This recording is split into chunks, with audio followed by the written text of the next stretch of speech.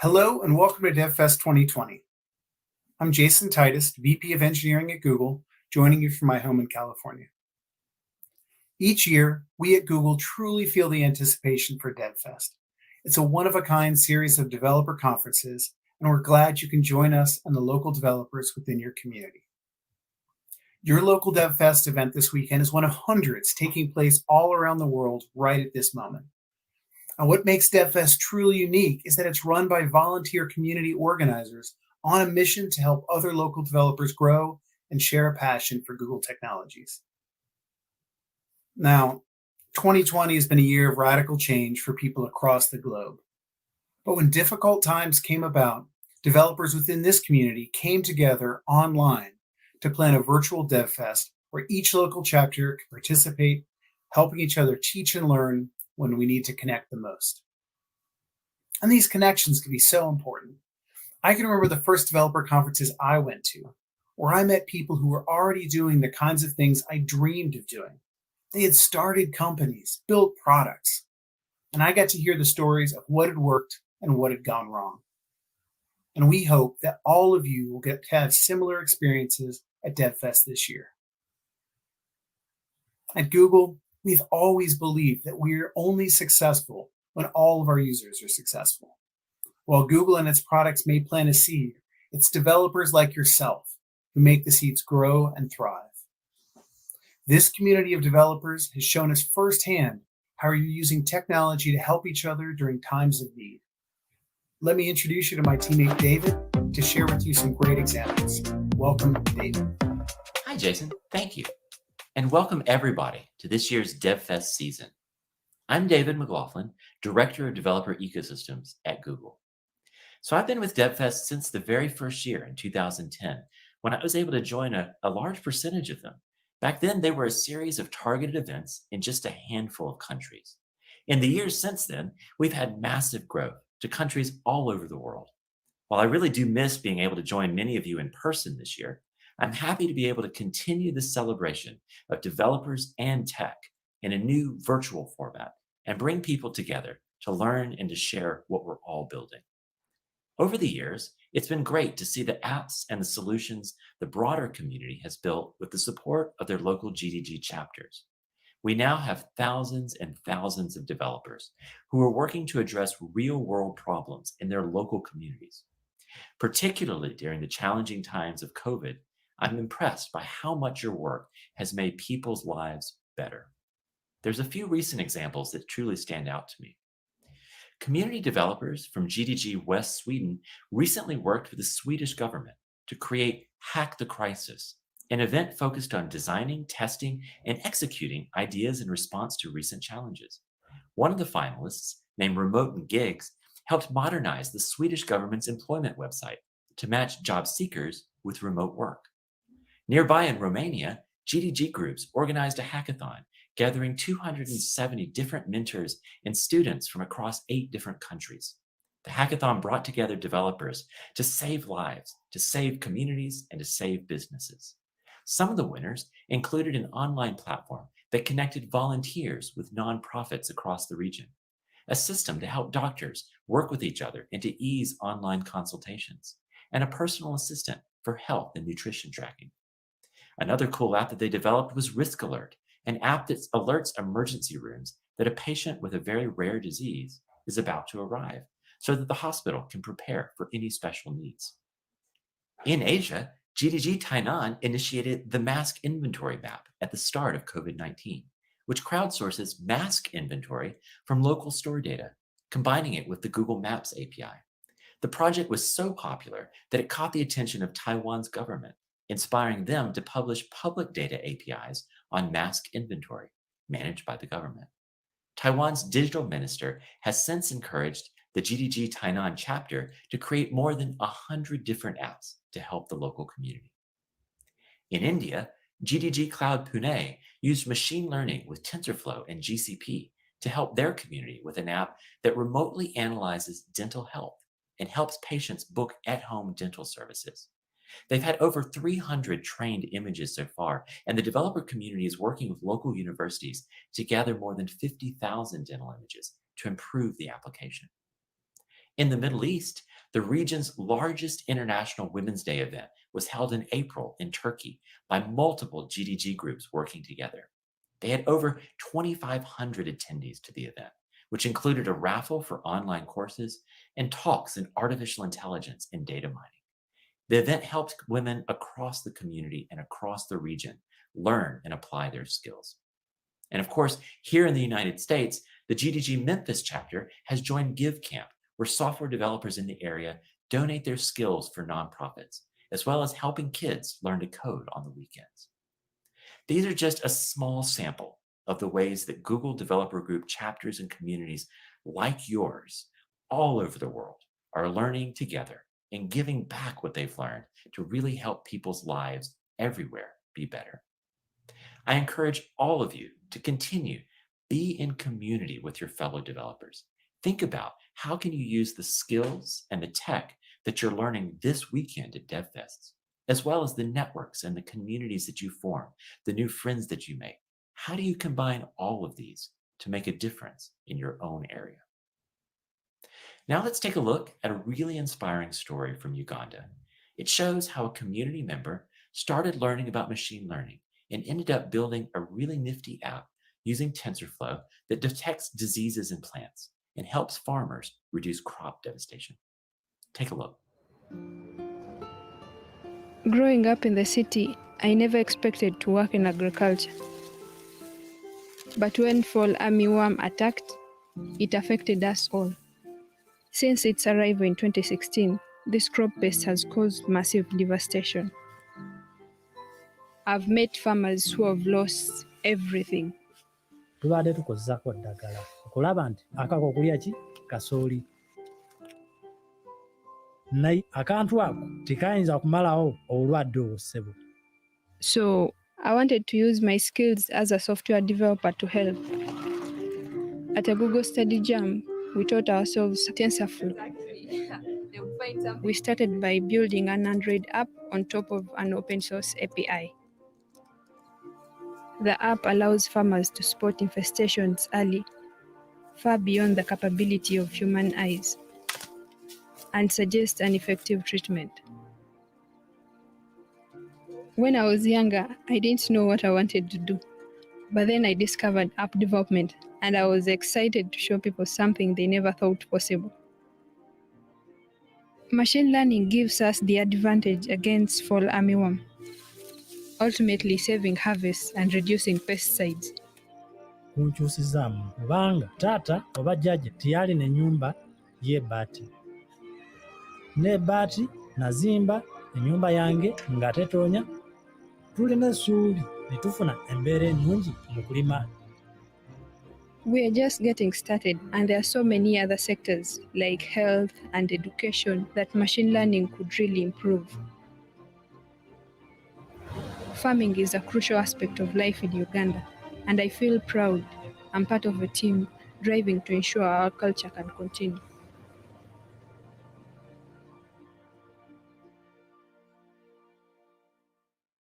Earlier, you saw a beautiful inspirational video about how machine learning and Android were used to create an app to detect crop diseases. So for DevFest, I wanted to get together a few of my friends from Google and beyond to show you how you could get started in building something just like that from scratch in a few minutes. We'll build an Android app and a web app. So to get started with Android, let's see what Chet can teach us. I want to create an app that's able to recognize information about plants. It's going to need camera functionality as well as machine learning inference. Let's see what that looks like in code. The app is written in Kotlin and uses Camera X to take the pictures and MLKit for on-device machine learning analysis. The core functionality is in Take Photo, where we take a picture, analyze it, and display the results. First, we call Take Picture on a Camera X image capture object that was created earlier. One of the parameters is a callback object, which has this on-capture success function. We get the received image into the format we need for MLKit, then we create an image labeler object and process the image. When this succeeds, we receive a collection of image labels, which we turn into text strings and display a toast with the results. Let's see what the demo looks like. So we'll take a picture and it says, I see an insect and a plant. So that was pretty easy, rigging up Camera X and MLKit to detect arbitrary objects in the camera view.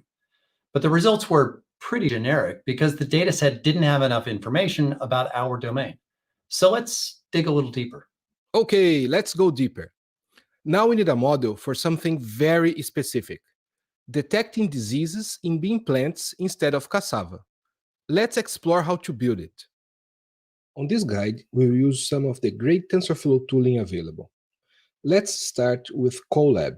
You can understand Colab as a cloud-hosted development tool. We will do all our coding on it, and you will not need to install anything on your machine. Let's start with a new notebook. Let's just turn the title to beans.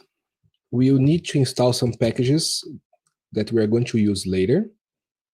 These packages are not installed on your machine. They are on a cloud machine that was created for your Colab. Nice, it finished installing the packages. Let's download the data and do some visualization to understand how our data is separated. Perfect. We download the data. Let's take a look on some of the images so we can have a better understanding of what we are doing here. Here they are. These are some of the images that will be used for training our model later. Now we have the data. We need to create a model. We are not going to create one from scratch. We are going to use a technique called transfer learning. TensorFlow Hub is a repository for TensorFlow models. You can find all kinds of models here. Let's start with this one. Let's go back to our Colab. Let's define a model handle. Nice. Now we have the data and the base model. How can we do transfer learning? To do that, we are going to use one of the tooling that I mentioned before called Model Maker. Model Maker makes your life way easier when you need to do transfer learning. Let's create the spec for our base model. Let's create our train variables here using the dataset beans that we've just seen. And now we're going to put everything together with Model Maker by defining a model with the training data and the spec that we got from TensorFlow Hub. This will take a couple of minutes. It finished training. And as you can see here, our accuracy is at 87%. Of course, let's evaluate the model with some data it didn't see yet and see how good it is. Nice, 95%. The TensorFlow Lite model Gus just created contains all the metadata Android Studio needs to recognize it and automatically build classes for it. To get started, you can update your build.gradle file to include the following TensorFlow Lite dependencies. Then, you'll want to import your generated TF-Lite file into the ML folder of your project. Let's check out the details of our imported model. From here, we can see an example of how to use the model in our app. Let's move over to the main activity class to take advantage of it. Inside of our image capture callback, here on line number 78, we create an instance of our model. Next, we use it to process the captured image here on line number 84. And finally, here on lines 92 through 98, we display the results of consuming the output inside of a toast message. Let's run our app. Now, instead of telling us it's looking at a leaf or a plant, it can actually tell us if it's looking at a bean leaf and give a diagnosis. Sweet. So this concept works, but it's very much a raw demo. What if we want to make this a more successful app? Well, we'd probably need to add services like authentication so our users can sign in, analytics and A/B testing so we can find out how our users are really interacting with our app, some crash reporting or performance monitoring, and an easy way to save our users' data to the cloud. Luckily, that's where Firebase comes in. Now, the new and improved Firebase plugin in Android Studio makes this simple. I'll start by adding some analytics so I can find out exactly how our users are interacting with our app. And the plugin does most of the work to get the library integrated into my project. Now that I've done that, well, we can get an instance of the library up here, and then we can log what kind of results we're getting from MLKit. And then once we've done that, there's a lot of ways to get at this data. It'll start showing up here in the Firebase dashboard, but I find one really fun way of viewing this data is to use Stream View, which kind of gives you a real-timey sample of what kinds of analytics results we're seeing.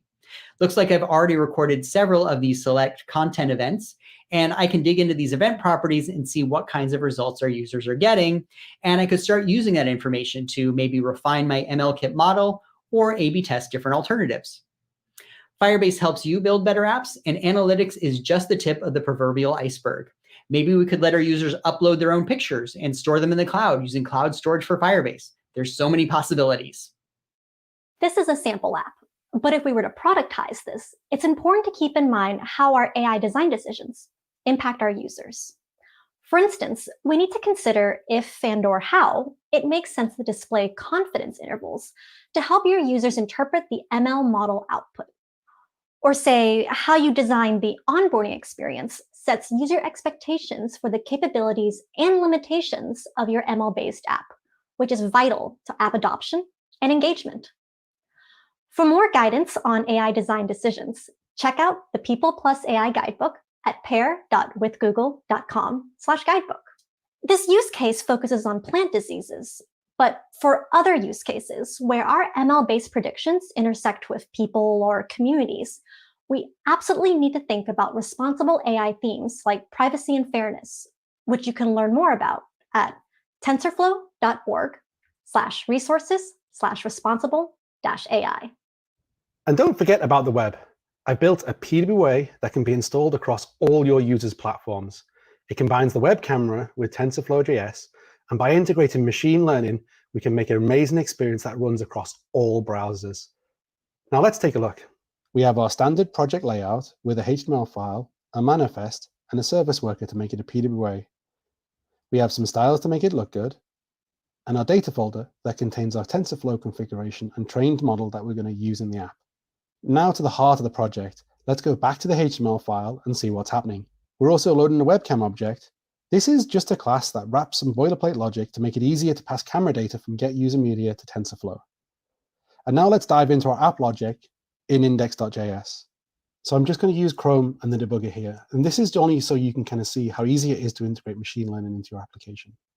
So let's get started by clicking the classify button, get the machine learning gears into action, and immediately we break into the TensorFlow tidy function. This is just there to help you kind of clean up any of the memory that TensorFlow uses whilst it makes a prediction. We get our image from the web camera, and then we pass our image back into the machine learning algorithm to make it a prediction. And once we've got a prediction, we access the data, and then we can use that data to update the user interface kind of based on any application logic that we want. And that's pretty much it. Great. So now you have the platform for building a real app. With the tooling from Android Studio, the APIs from CameraX, Jetpack, MLKit, Colab, TensorFlow, Firebase, Chrome, and Google Cloud, you have a lot of things that just work better together.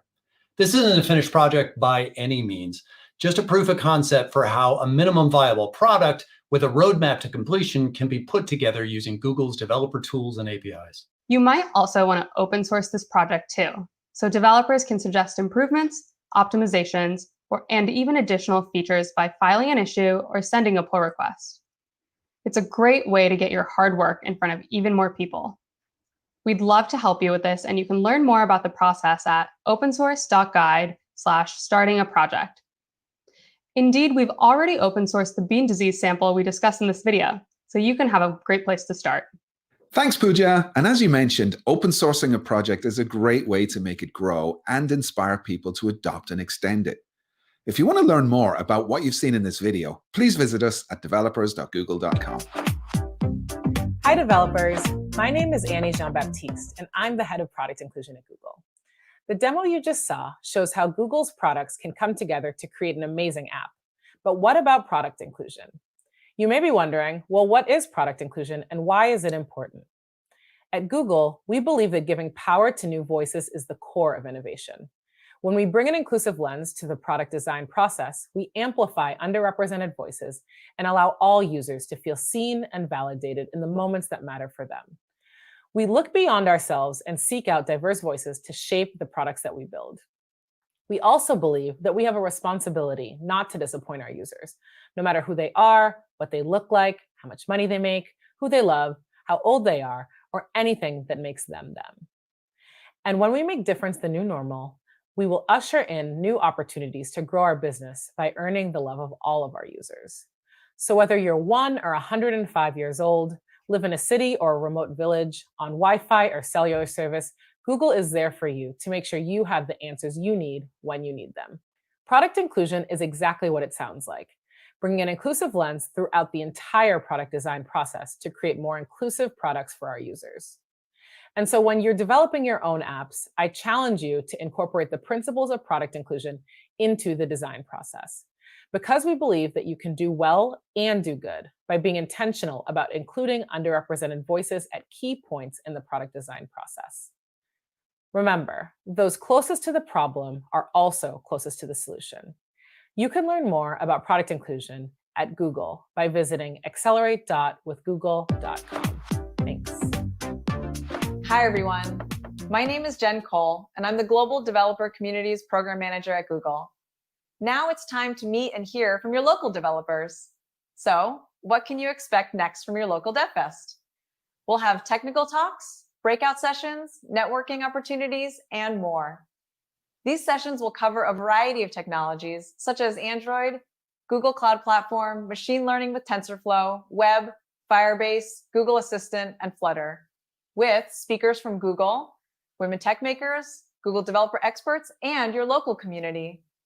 Be sure to claim your badge for participating in DevFest 2020 by going to google.dev/DevFest2020. You can earn even more badges by mastering different Google technologies available on developers.google.com/learn. As a reminder, one of the most important parts of DevFest is providing an inclusive and harassment-free experience for everyone. As an active participant of DevFest today, we can all agree to treat everyone with respect and to speak up if we see or experience harassment of any kind. Together, we can create an environment that is welcoming and inclusive to everyone with us here today. Follow @GDG on Twitter for highlights from DevFest around the world, and try out the DevFest AR filter and avatar. Share what you're learning or your favorite part about the event on social media with #DevFest. And lastly, don't forget community is all about getting to know one another. Use the virtual breakout rooms and chat feature to connect with other developers near you with shared interests. We hope you enjoyed DevFest 2020.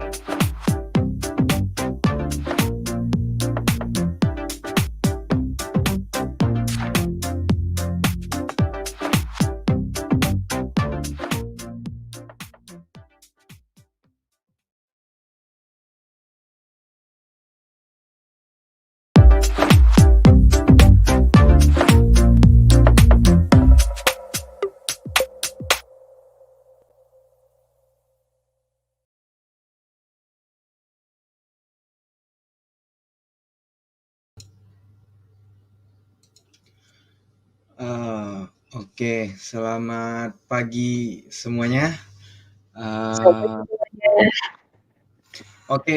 Jadi pada hari ini terima kasih buat teman-teman semuanya yang udah hadir di streamnya GDG Indonesia. Overall kepada seluruhannya pada rangkaian acara DevFest Indonesia, benar ya Kak Ine ya? Iya, betul banget. Oke, di hari ketiga ini kita khusus membawakan Cloud Track, di mana satu hari ini, jadi kita dari siang sampai sore ya Mas Raffi ya, kita bakal bahas tentang cloud. Terus Oke, mungkin penasaran nih?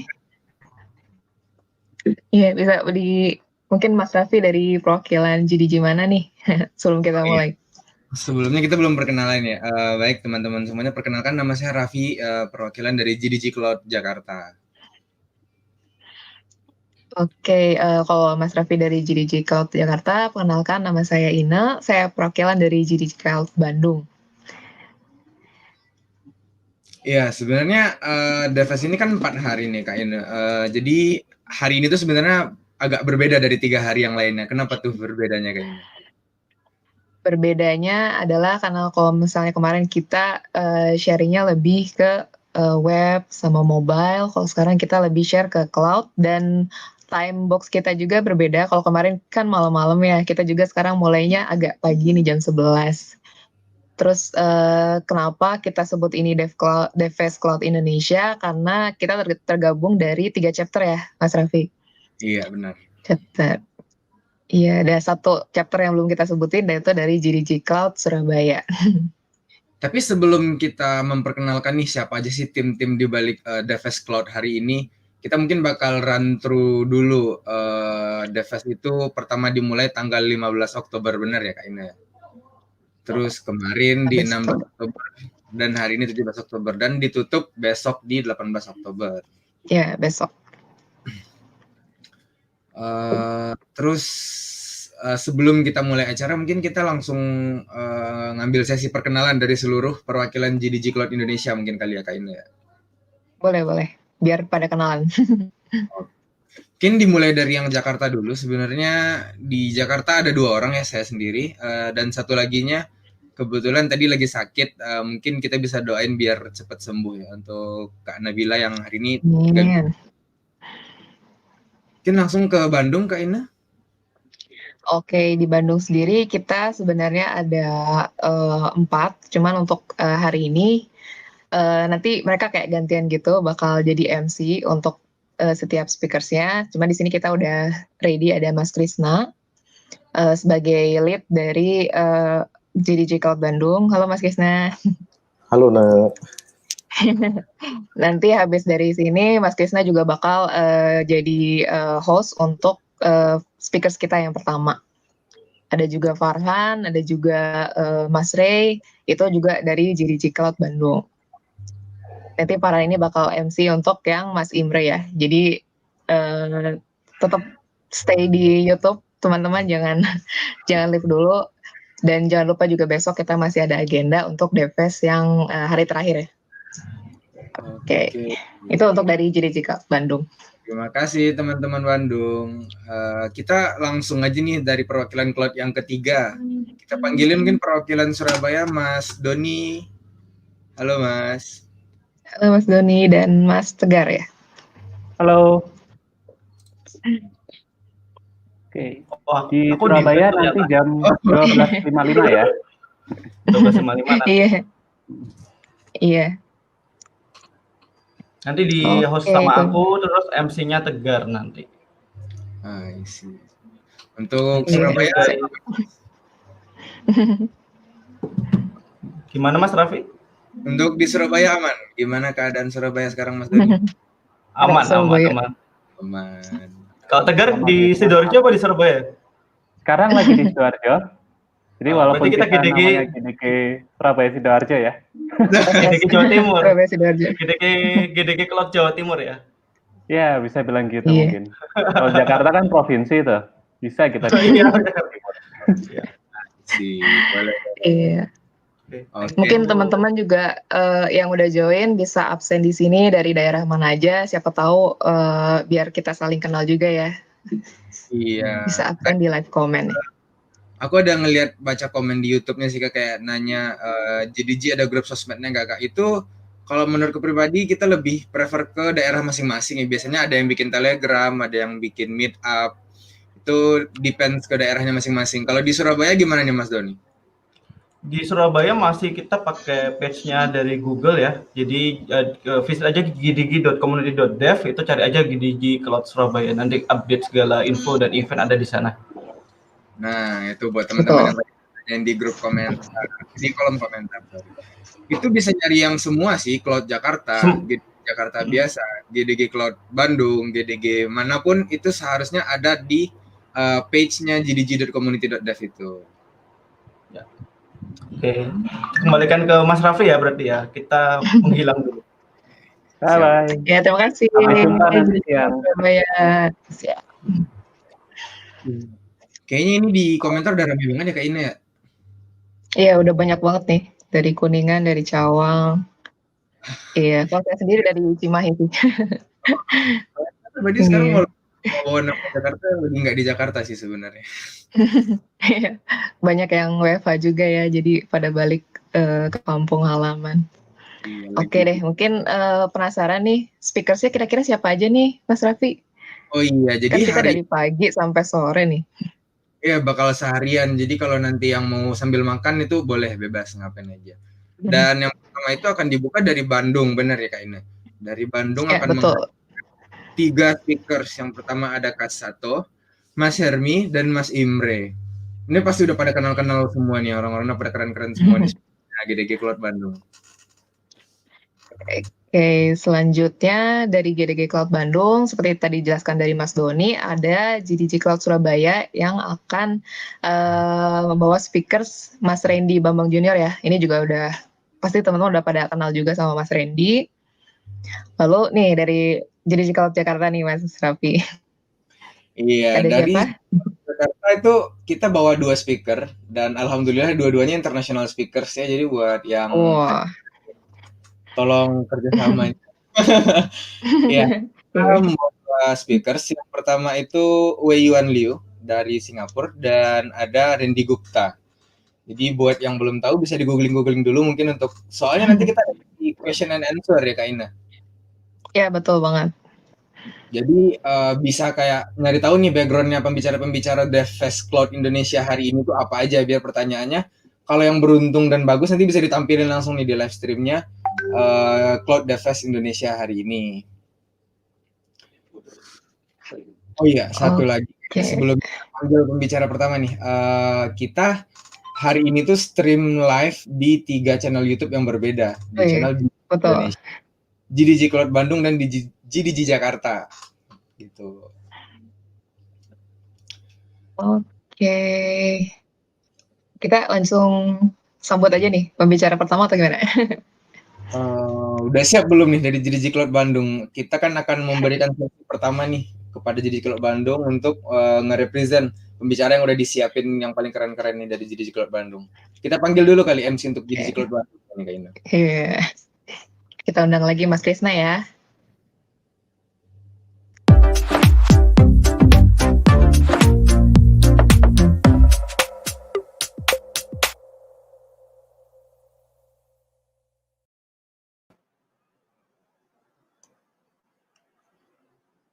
Ya, halo semuanya. Selamat siang.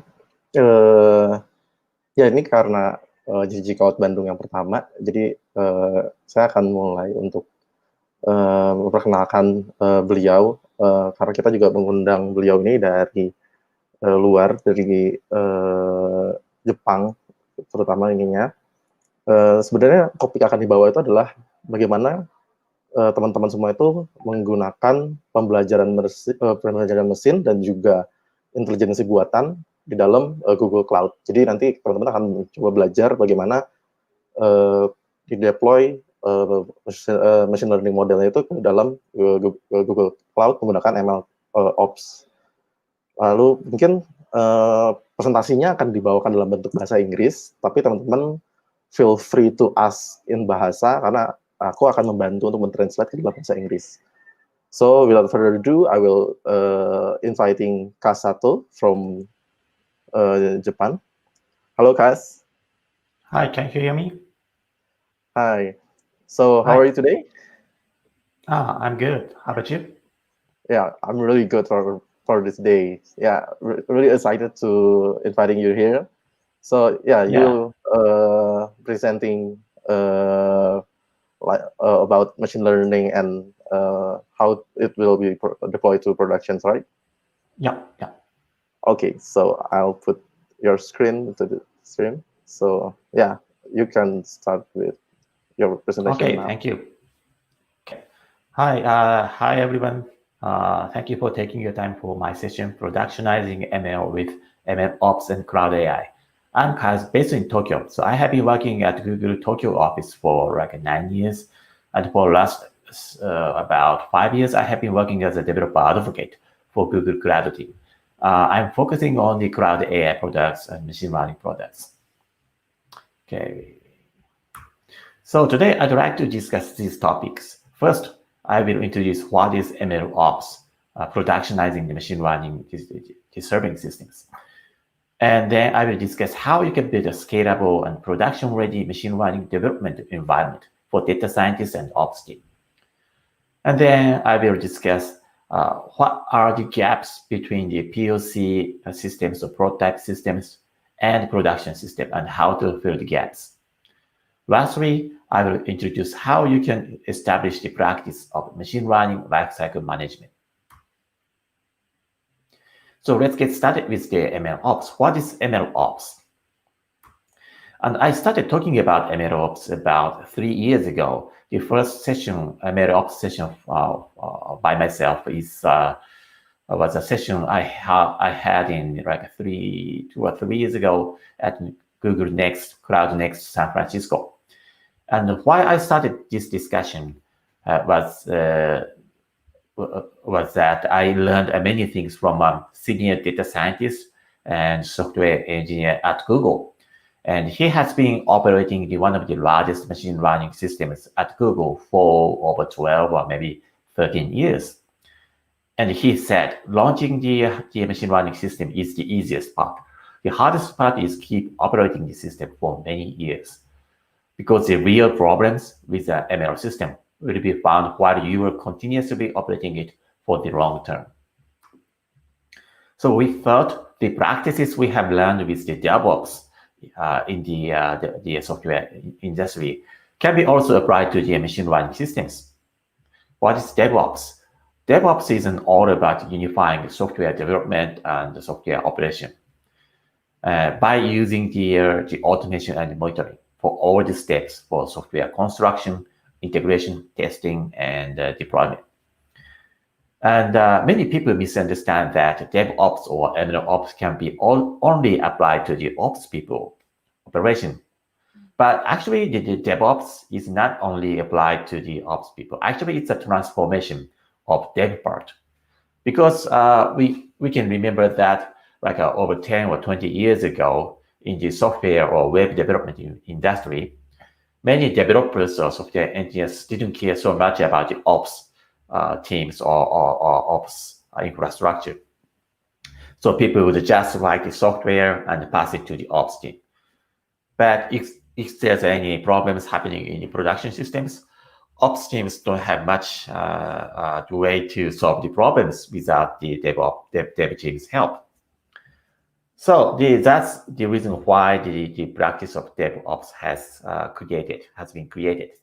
So instead of just passing the softwares to the ops teams, dev team have to collaborate with the ops team to design and think about what would be the best software design and operation infrastructure for the continuous and stable operation of the production system. So dev and ops have to collaborate together to build the DevOps practice.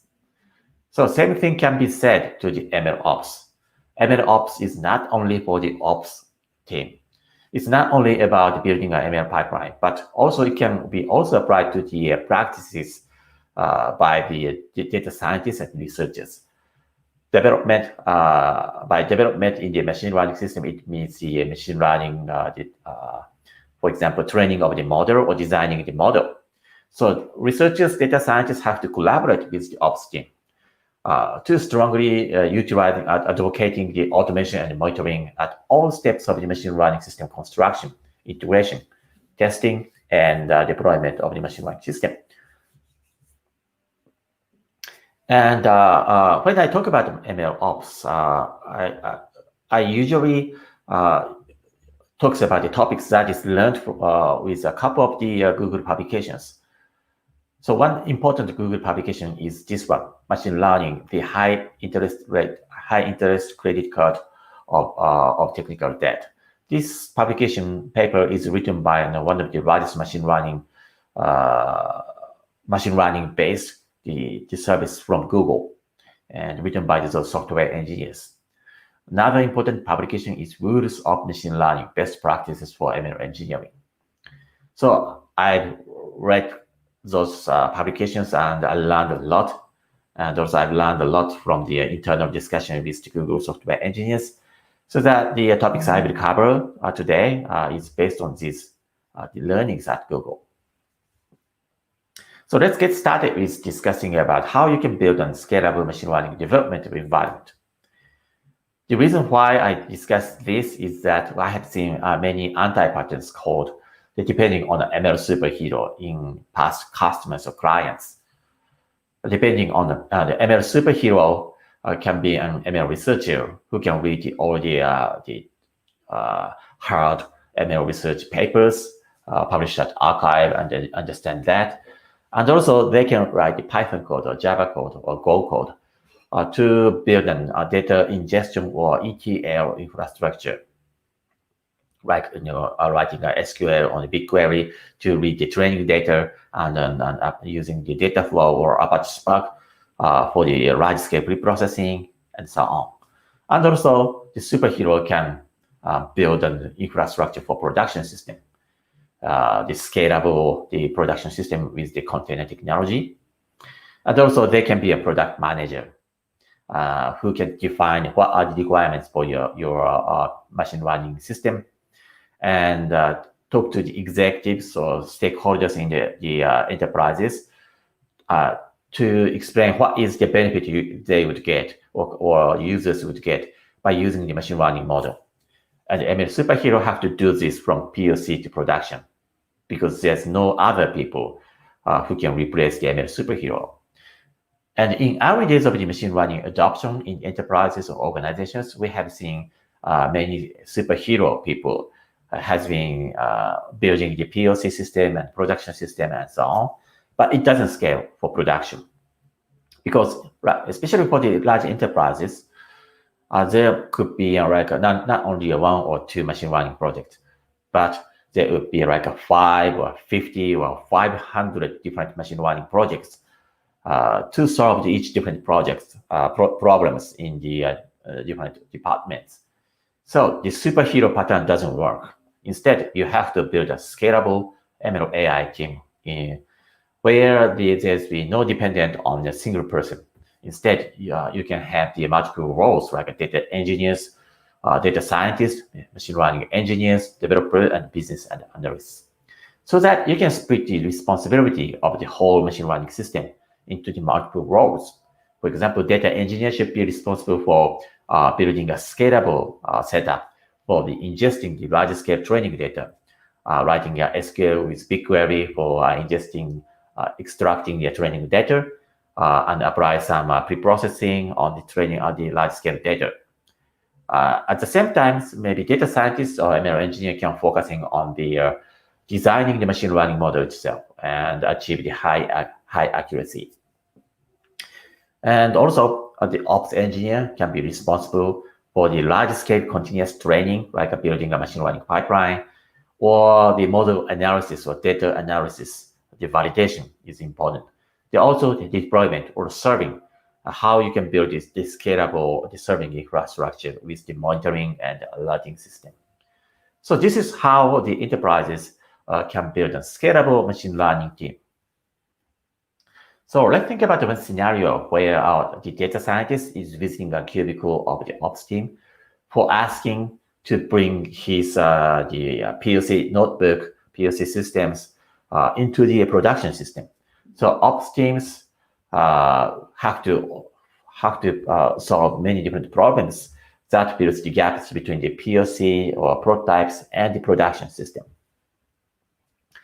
And at this time, the one anti-pattern you have to avoid is the black box anti-pattern, a black box that nobody understands. And this is not the black box problem that is discussed for the machine learning model itself. In many cases, the deep learning machine learning model can be a black box. It's very hard to interpret what's happening inside it. But this is not about that. This is about a machine learning system that is not fully understood by anyone.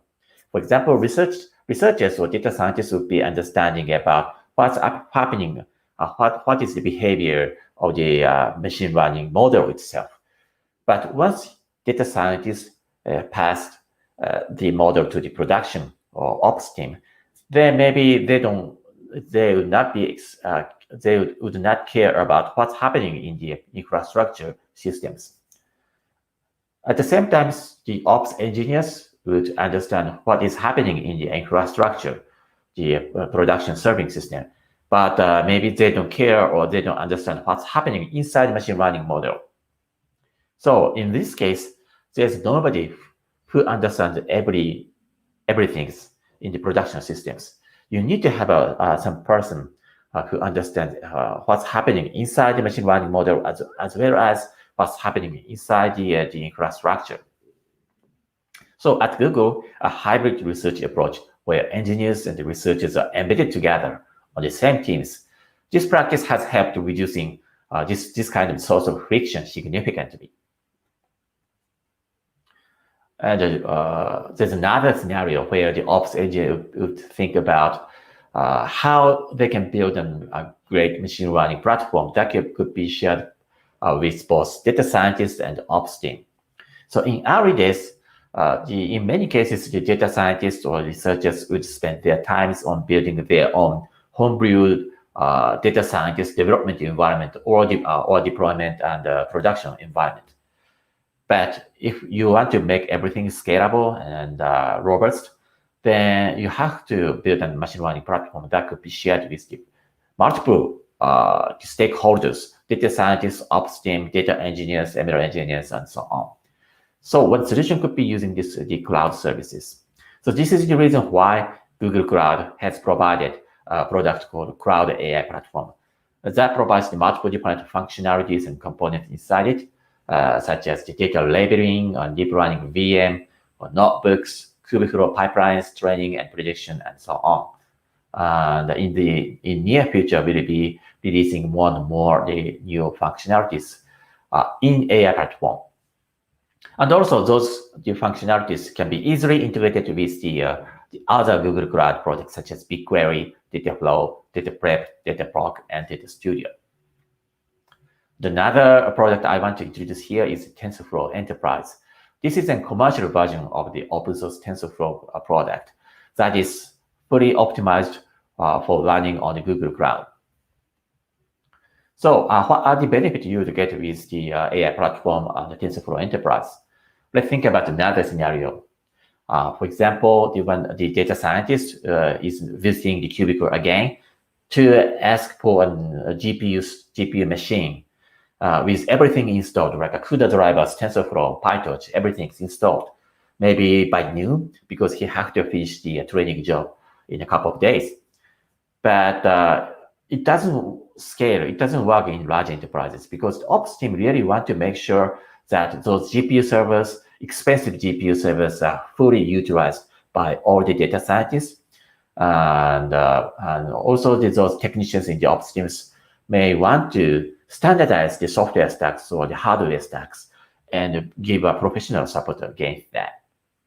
There are many challenges between the homebrew data science platform and the scalable production quality development environment for data science. For example, GPU procurement could be expensive and it takes too long time. You don't want to avoid that. And software installation, in early days, data scientists would spend like a half a day or maybe a single day just for installing the CUDA drivers, TensorFlow, NumPy, and so on. I remember that myself, like 3 years ago, when for the first time I installed the TensorFlow, I installed the CUDA drivers, the latest CUDA driver, and the latest TensorFlow, and then it didn't work because the latest TensorFlow version doesn't support the latest CUDA driver.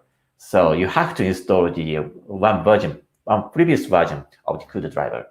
So I wasted like half a day just for installing the TensorFlow. And many data scientists are doing that.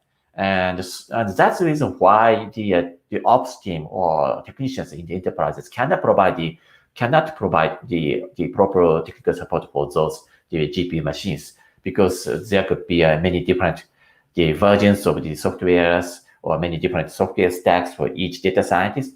So it's a homebrew environment, not standardized software development environment. And also over-provisioning of GPU resource can be a big problem. One data scientist would need 8 GPUs right now, but the other data scientist would forget about his old GPU server because the system has launched and his job has been finished. So those are the problems. So to solve these problems, the one solution you can get from the Google Cloud is the deep learning VM of TensorFlow Enterprise. What is deep learning VM or DLVM? DLVM is a standardized virtual machine images for data scientists. So you don't have to install all the softwares from scratch. Everything's like a CUDA drivers, NumPy, Scikit-learn, Jupyter Notebook, TensorFlow 1.15 or 2.1, 2.3. or even PyTorch and everything are already installed in a single image.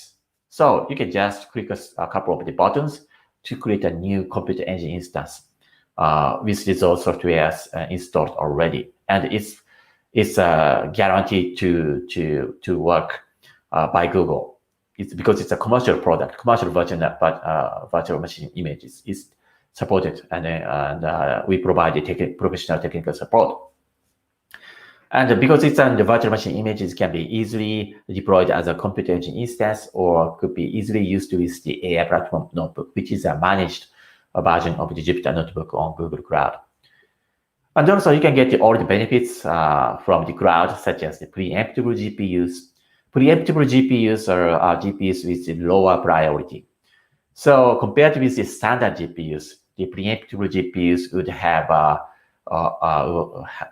higher downtime.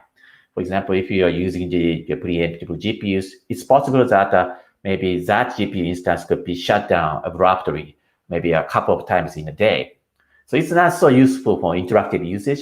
But if you are just training your the image training job for many hours or maybe a couple of days, maybe preemptible GPU is the best solution, because preemptible GPUs provides much higher cost performance ratio.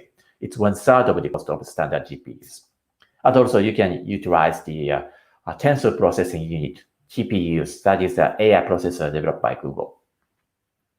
Let's take a look at how you can build a new the DLVM instance with the console. So you can go to the computer engine and creating a new virtual machine instance, and you can find the DLVM images on the marketplace. Deep learning VM, and specify it. And also you can choose any number of the CPUs, virtual CPUs, or any number of the GPUs you want to use. So this is the same as the usual computer engine. And also you can specify the version of the TensorFlow Enterprise, 1.15, 2.1, or 2.3, and press the deploy button. So in a couple of minutes, you would get the standardized and guaranteed software stacks for the data scientists. Another product I want to introduce here is the AI platform training. That is a managed service for the large-scale training job.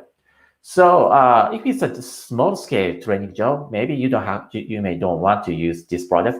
But if you are training a large-scale, for example, CNN with the tens of thousands of the images, that would take maybe 5 hours or maybe a couple of days. Maybe AI platform training could be a best solution for you, because it provides the managed distributed training environment with the multiple GPUs.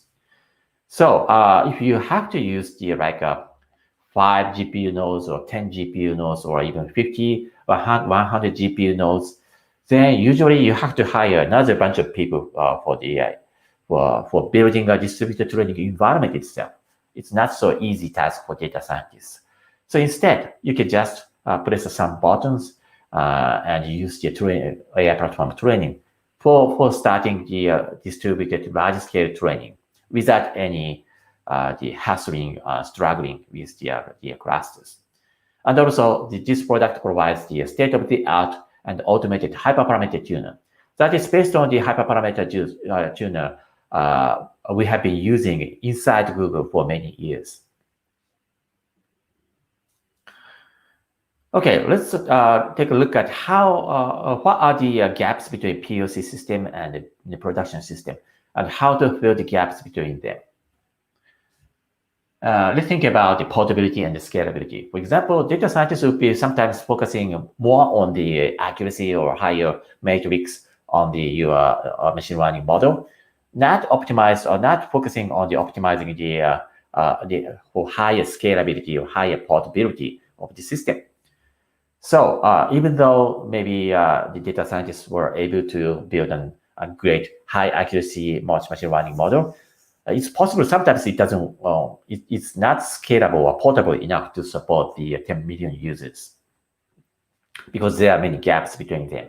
For example, POC systems sometimes are too dependent on a single environment or a single person, but production systems should be portable and shareable or with multiple ops engineers. And also, a single notebook instance cannot support 1 million users or 10 million users. Instead, you always have to manage the multiple instances, and sometimes one of those instances can be failing. In that case, you have to have some watchdog systems and keep the old instances up and running. And sometimes you have to add more and more instances automatically based on the workload you are getting at that time. With the load balancers. So the load balancers should be dispatching all the, for example, prediction requests for the images to the appropriate instances. So if you want to implement those things for the productions from scratch, maybe you have to write like 100,000 lines by yourself, taking like 3 months with the ops team engineers. And also everything should be reproducible and cannot be dependent on the fragile manual process. And lastly, you need to think about monitoring. So instead of asking a data scientist to keep watching the machine learning model is working properly for all the time, instead it should be a responsibility for the ops team with the proper continuous monitoring and alerting setup. So one product you can utilize for solving this problem is the AI platform prediction that provides the managed service for the online prediction or batch prediction with the auto-scaling feature. And this is based on the scalable container-based infrastructure called Google Kubernetes Engine or GKE. So everything is scalable. I'll discuss what are the benefits you would get from the GKE later, but it's a proven the production-ready infrastructure. But it's managed, so you don't have to hire another cutting-edge engineer who knows everything about Kubernetes engine. But you can just press a couple of buttons to use this managed prediction service. Let's take a look at the short video that demonstrates how the data scientist and ops engineer can work together by sharing a single Jupyter notebook and bringing the model into the production system. So you can get started with the usual Jupyter notebook instance. In Google Cloud, we provide the AI platform notebook that is a managed Jupyter notebook environment. So you can use that and execute a couple of the SQL against the BigQuery to extract the training data, so that the data scientists can, write the usual code. In this case, they use the scikit-learn for building the machine learning training pipeline by using the pipeline API, and call the fit function to train the model with scikit-learn. After that, maybe data scientists would want to make sure the model provides the enough accuracy with the test data. So this is the usual data scientist tasks on the Jupyter notebook. But once you have finished the training of the scikit-learn model or maybe TensorFlow model, you can upload that model to Google Cloud Storage, as you can see right now. And then so that you can pass this Jupyter notebook to the ops team engineer. The ops engineer can be responsible for registering the machine learning model, the scikit-learn model with the AI platform prediction, so that now the serving system with the scikit-learn model is scalable and available for the production use cases. There's also another interesting product here is the deep learning containers or DLC. This shares the standardized software stack with the CUDA drivers, NumPy, scikit-learn, TensorFlow, and so on, shared with the DLVM. But the difference is that this is a container image, not the VM images. So that means you can easily deploy the container to the container-based environment, such as the Google Kubernetes Engine, GKE, or the AI platform training and AI platform prediction. What are the benefits you would get with the container environment instead of the just a plain virtual machine? With the container environment, you can get all the benefits, such as the scheduling of each instances or pods, they call them pods, or lifecycle management. If you have any failure pod, then the GK would automatically take it down and up and running new pods instead. And also scaling out and scaling in with the load balancing algorithms, or logging and monitoring all the activities troubleshooting and security and controlling the permissions and everything. Those should be implemented by yourself if you don't have anything, just like the GKE or container environment. But with GKE or AI platform prediction or AI platform training, you can get those benefits from the start. You don't have to take care about them by yourself. So that you can build the whole system architecture like this. So you combine these products with the other products such as BigQuery or data flow for ETL or ingesting the training data to the AI platform training, so that AI platform training can train the model at scale. And then that machine learning model could be deployed with the AI platform prediction. So everything is scalable and robust, available. So it's ready for the production, building production system. Next topic is performance. So maybe the data scientist has been focusing on the accuracy or how they can design the model, but not focusing on the performance yet. So it would work with the 10K rows, but ops team sometimes should be responsible for handling the raw data with the 10 million rows. How you can build the scalable continuous training pipeline. So one benefit you could get with the cloud AI, especially the TensorFlow Enterprise, is the cloud scale performance, because we provide cloud storage reader and BigQuery reader with TensorFlow Enterprise that is fully optimized for the Google Cloud products. For example, the data scientists don't have to change anything on the TensorFlow code. They can keep using the usual dataset API like a tf.data. Blah, blah, blah, like the code you are seeing on this screen.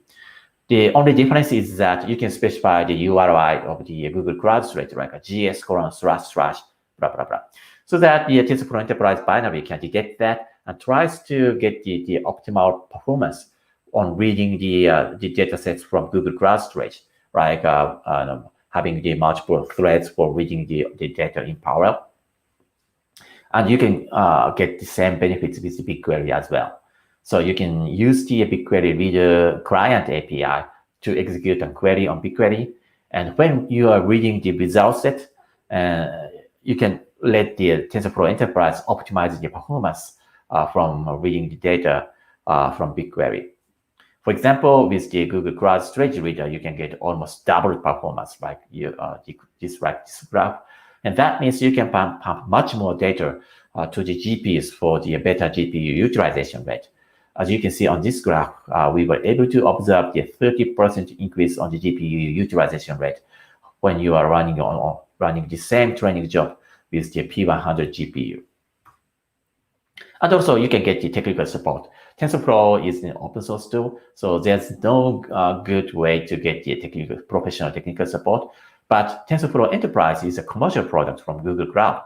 So you can just open a new issue and new ticket with the Google Cloud technical support service. We provide a professional support for each TensorFlow Enterprise versions up to 3 years. Lastly, I'd like to discuss how you can build a machine learning lifecycle management practice. Because in early days, the data scientists would spend so many times with the fragile manual process for extracting the training data from data source and do the cleansing and pre-processing the data and train the model and deploy it and so on, all by manually or maybe all by handwritten homebrew scripts on the notebook. And this doesn't actually work well in the production system. Because maybe 1 or 2 or 3 years later, after the production launch, the data scientist would get the emergency call from a director of the business that your machine learning model's accuracy is dropping. The accuracy is dropping significantly. So please retrain the model ASAP. Just like that. So, but that kind of the emergency planning or emergency troubleshooting is not the responsibility for the data scientist. And also the continuous monitoring, the data scientists should not be responsible for the continuous monitoring. Instead, the ops teams have to build the continuous monitoring and alerting system to make sure that the machine learning model is performing properly and providing the benefit to the business KPIs continuously. So to build that kind of the machine learning, the scalable machine learning pipeline on the monitoring setup, we provide a cloud AI pipeline, cloud AI platform pipelines. That is based on the open source tools such as the TensorFlow Extended and also the Kubeflow pipelines. And we provide it as a commercial managed services. So that the data scientists or ops team can build an orchestrated pipeline, just like the combining the different bricks from the Legos. And we use the GKE as the infrastructure for the AI platform pipeline. And we learn the Kubeflow pipelines, the open source based orchestration tool, with the managed metadata store that manages all the metadata for the data sets and the models and the hyperparameters and so on. Let's take a look at some the demonstration of the Kubeflow pipelines in this video. So on the user interface of the Kubeflow AI platform pipelines, you can see this kind of the graph of data flow. And each rectangle block represents each phase of the machine learning pipeline, such as ingesting the data, pre-processing the data, or the training the model, and so on. Those are all called artifacts. The artifacts include the data sets with the pre-processed data sets, or the trained model, or set of the hyperparameters, and so on. And the thing is that the pipelines product can manage all the lineage of those dependencies between the versions of data sets or versions of the hyperparameters or versions of the models. So everything could be reproducible. If you are able to train a model with the highest accuracy, because of this lineage explorer and the lineage management and the metadata store, you can easily reproduce the same training environment with the exact version of the dataset, exact version of the hyperparameters, exact version of the model design, and get the same result again and again. So those are the topics I wanted to cover in these topics. First, I introduced the concept of ML ops, and then I discussed how you can build a scalable machine learning development environment in cooperation with the ops team. And also, I have seen all the problems and the solutions for filling the gap between the POC and production. And lastly, I discussed how it is important to build a machine learning lifecycle management with the pipelines and provide the continuous and reproducible machine learning pipeline with the continuous monitoring setup. So that's it. Thank you so much. Wow, what a great presentation, Kaz. Thank you. Yeah, so we're going to have several questions from our audience in the live chat. But currently, yeah, so no one asking questions now. I think we wait for 2 minutes before we go to the next sections.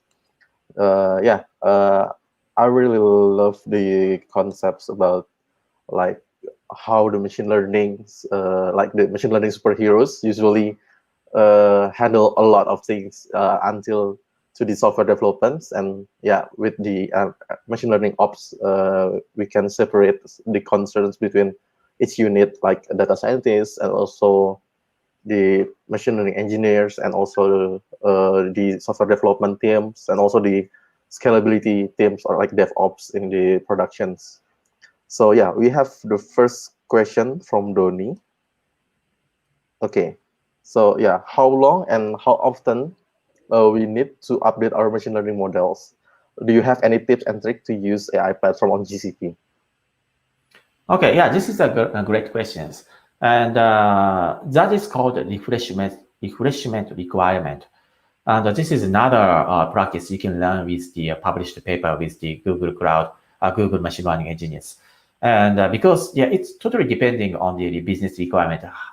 What is the interval or period to retrain the model, your model?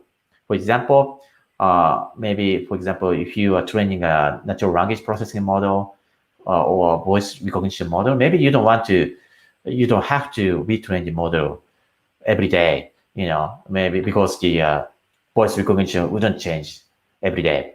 But so that maybe you have to retrain the model every year or maybe every quarter.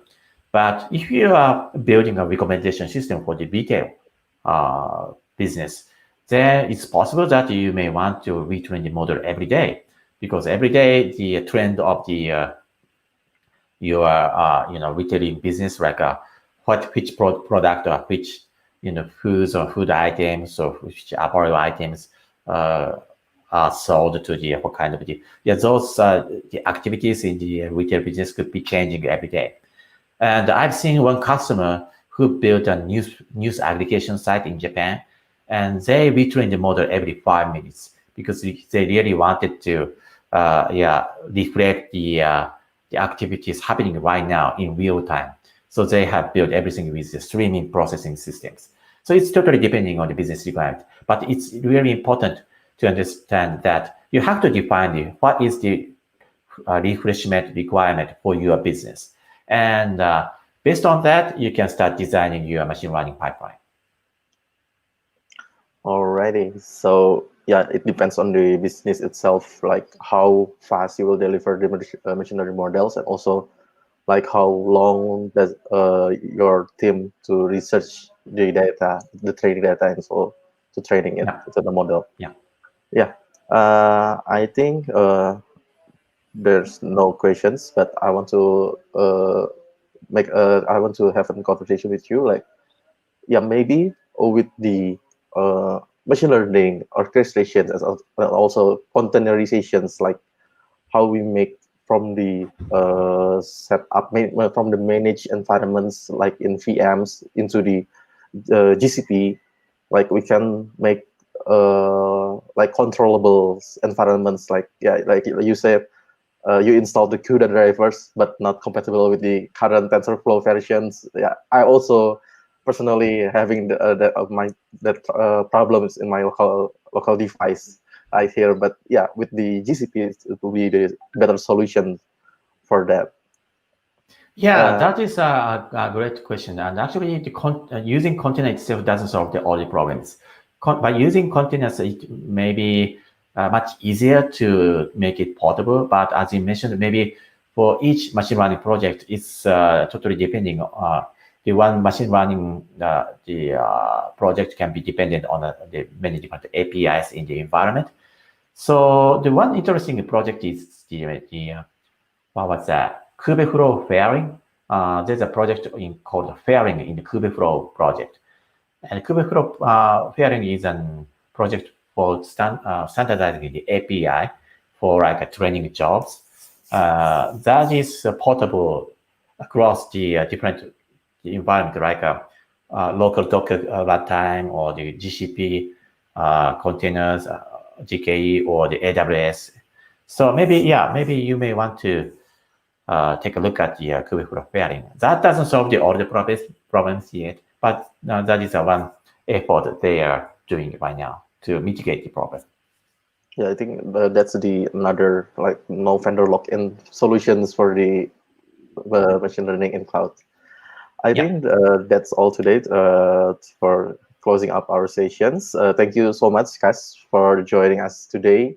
It's really inspiring presentations you have today. Okay, yeah, thanks so much for inviting me. Okay, bye. Okay, so we are going to do the next sections. Kita bakalan bahas digital transformasi nih di ini enterprise. Ini saya jadi format bahasa Indonesia lagi sekarang karena kita bakal mengundang nih salah satu pembicara dari perusahaan enterprise di Indonesia. Untuk itu saya akan memanggil Mas Ray untuk sedikit memperkenalkan nih siapa sih speaker kita. Ya, Mas Ray, saya masukin ya.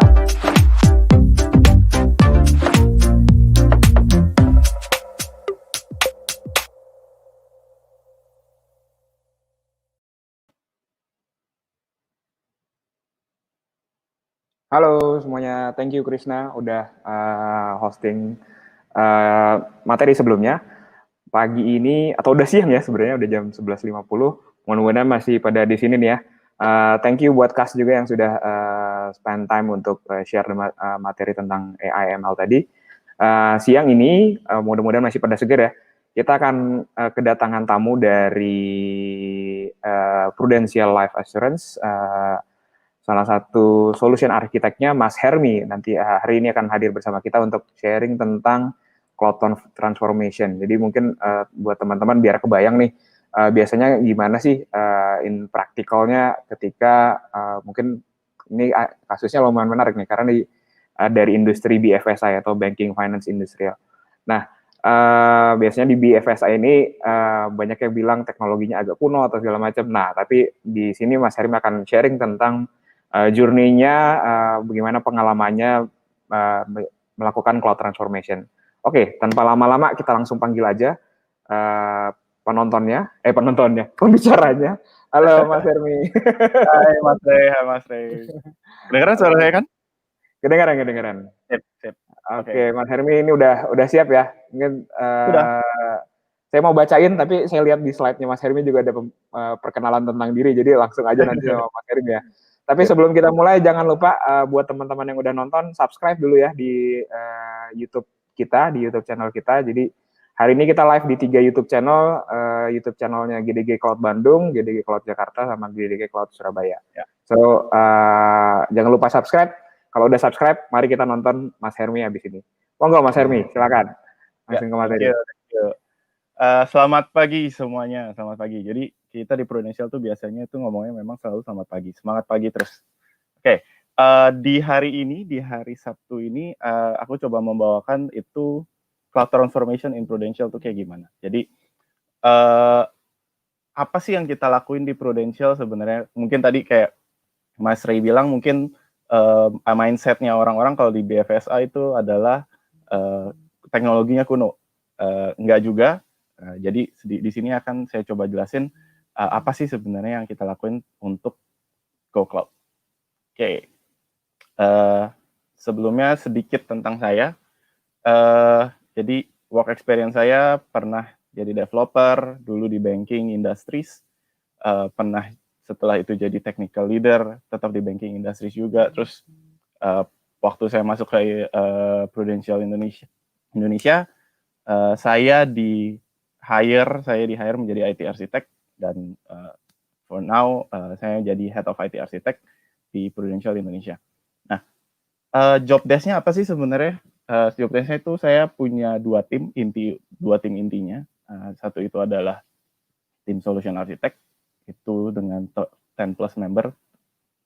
Mereka ada tujuannya, job desk mereka adalah basically adalah solutioning, designing aplikasi yang semua aplikasi yang ada di Prudential Indonesia.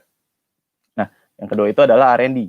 Jadi saya lead R&D team yang kita coba untuk explore new technologies, kita coba prototyping new technologies, coba-cobain dan yang mana yang fit untuk future Prudential. Gitu. Nah, beberapa project highlight saya juga ada pernah ngerjain corporate internet banking, retail internet banking, microservices solution, CI/CD pipelines, DevOps, semua. Gitu.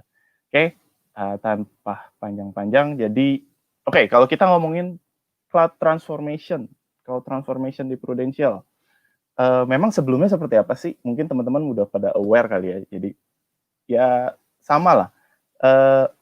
Kita punya data center, kita punya DRC di dua tempat yang berbeda, di mana itu seperti yang ada di gambar, itu kita punya 1 rak, 2 rak, beberapa rak penuh dengan mesin, dan itu di-manage manual, di-operate manual oleh tim infrastrukturnya kita.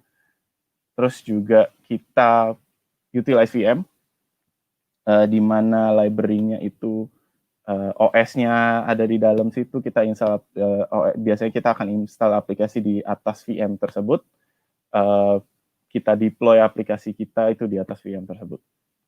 Lalu secara arsitektur, itu kita menggunakan monolithic application, monolithic arsitektur, di mana setiap business function itu punya satu apps besar sendiri, UI layer-nya, functions layer-nya, services layers-nya, database layers itu di dalam satu aplikasi. Gitu. Jadi kita punya banyak multiple apps untuk setiap business functions. Terus juga proses development-nya kita dulu ya untungnya kita sudah menggunakan source control.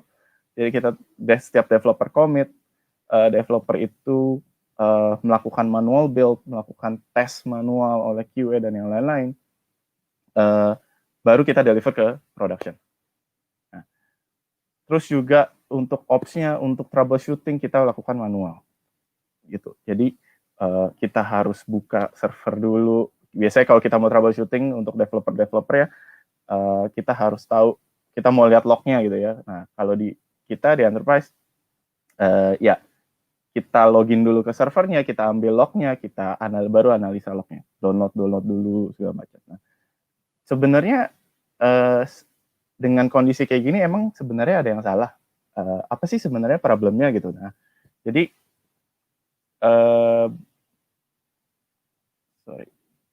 beberapa problemnya kalau kita lihat untuk yang data center di RC itu rigidnya kakunya kenapa? Kakunya karena ya kita terbatas pada kapasitas spek yang kita punya di data center kita. Untuk setiap kali kita mau menambahkan kapasitas baru, kita otomatis harus procure baru, harus beli baru, di mana kalau di enterprise, proses pembelian hardware itu makan waktu yang cukup lama. Kayak time consuming banget. Gitu. Terus VM kenapa sih pain point-nya apa? Itu VM itu yang kita tahu itu inefficient karena untuk satu aplikasi, untuk satu business functions kita harus deploy di setiap virtual machine-nya, di mana di situ banyak library yang sebenarnya tidak kita pakai, tapi dibutuhkan mungkin oleh OS-nya atau kebutuhan lain, gitu. Nah, itu tidak efisien. Nah, monolitik mungkin yang teman-teman tahu itu hard to scale dan tightly coupled. Hard to scale-nya gimana? Kalau kita mau scale satu monolithic application, yang kita scale adalah ya satu aplikasi gedenya. Dan itu cost-nya lumayan besar dan nggak gampang. Tightly coupled-nya gimana? Setiap kali kita melakukan perubahan di satu fungsi di aplikasi tersebut, pastinya kita nggak bisa yakin bahwa bakal nyenggol ke yang lain atau enggak, aman atau enggak. Gitu. Jadi, kira-kira kayak gitu. Nah, untuk proses development-nya udah pasti time consuming, karena setiap proses itu dilakukan manual. Mulai dari building, mulai dari testing, mulai dari delivering, mulai dari sampai deployment ke production itu manual. Gitu.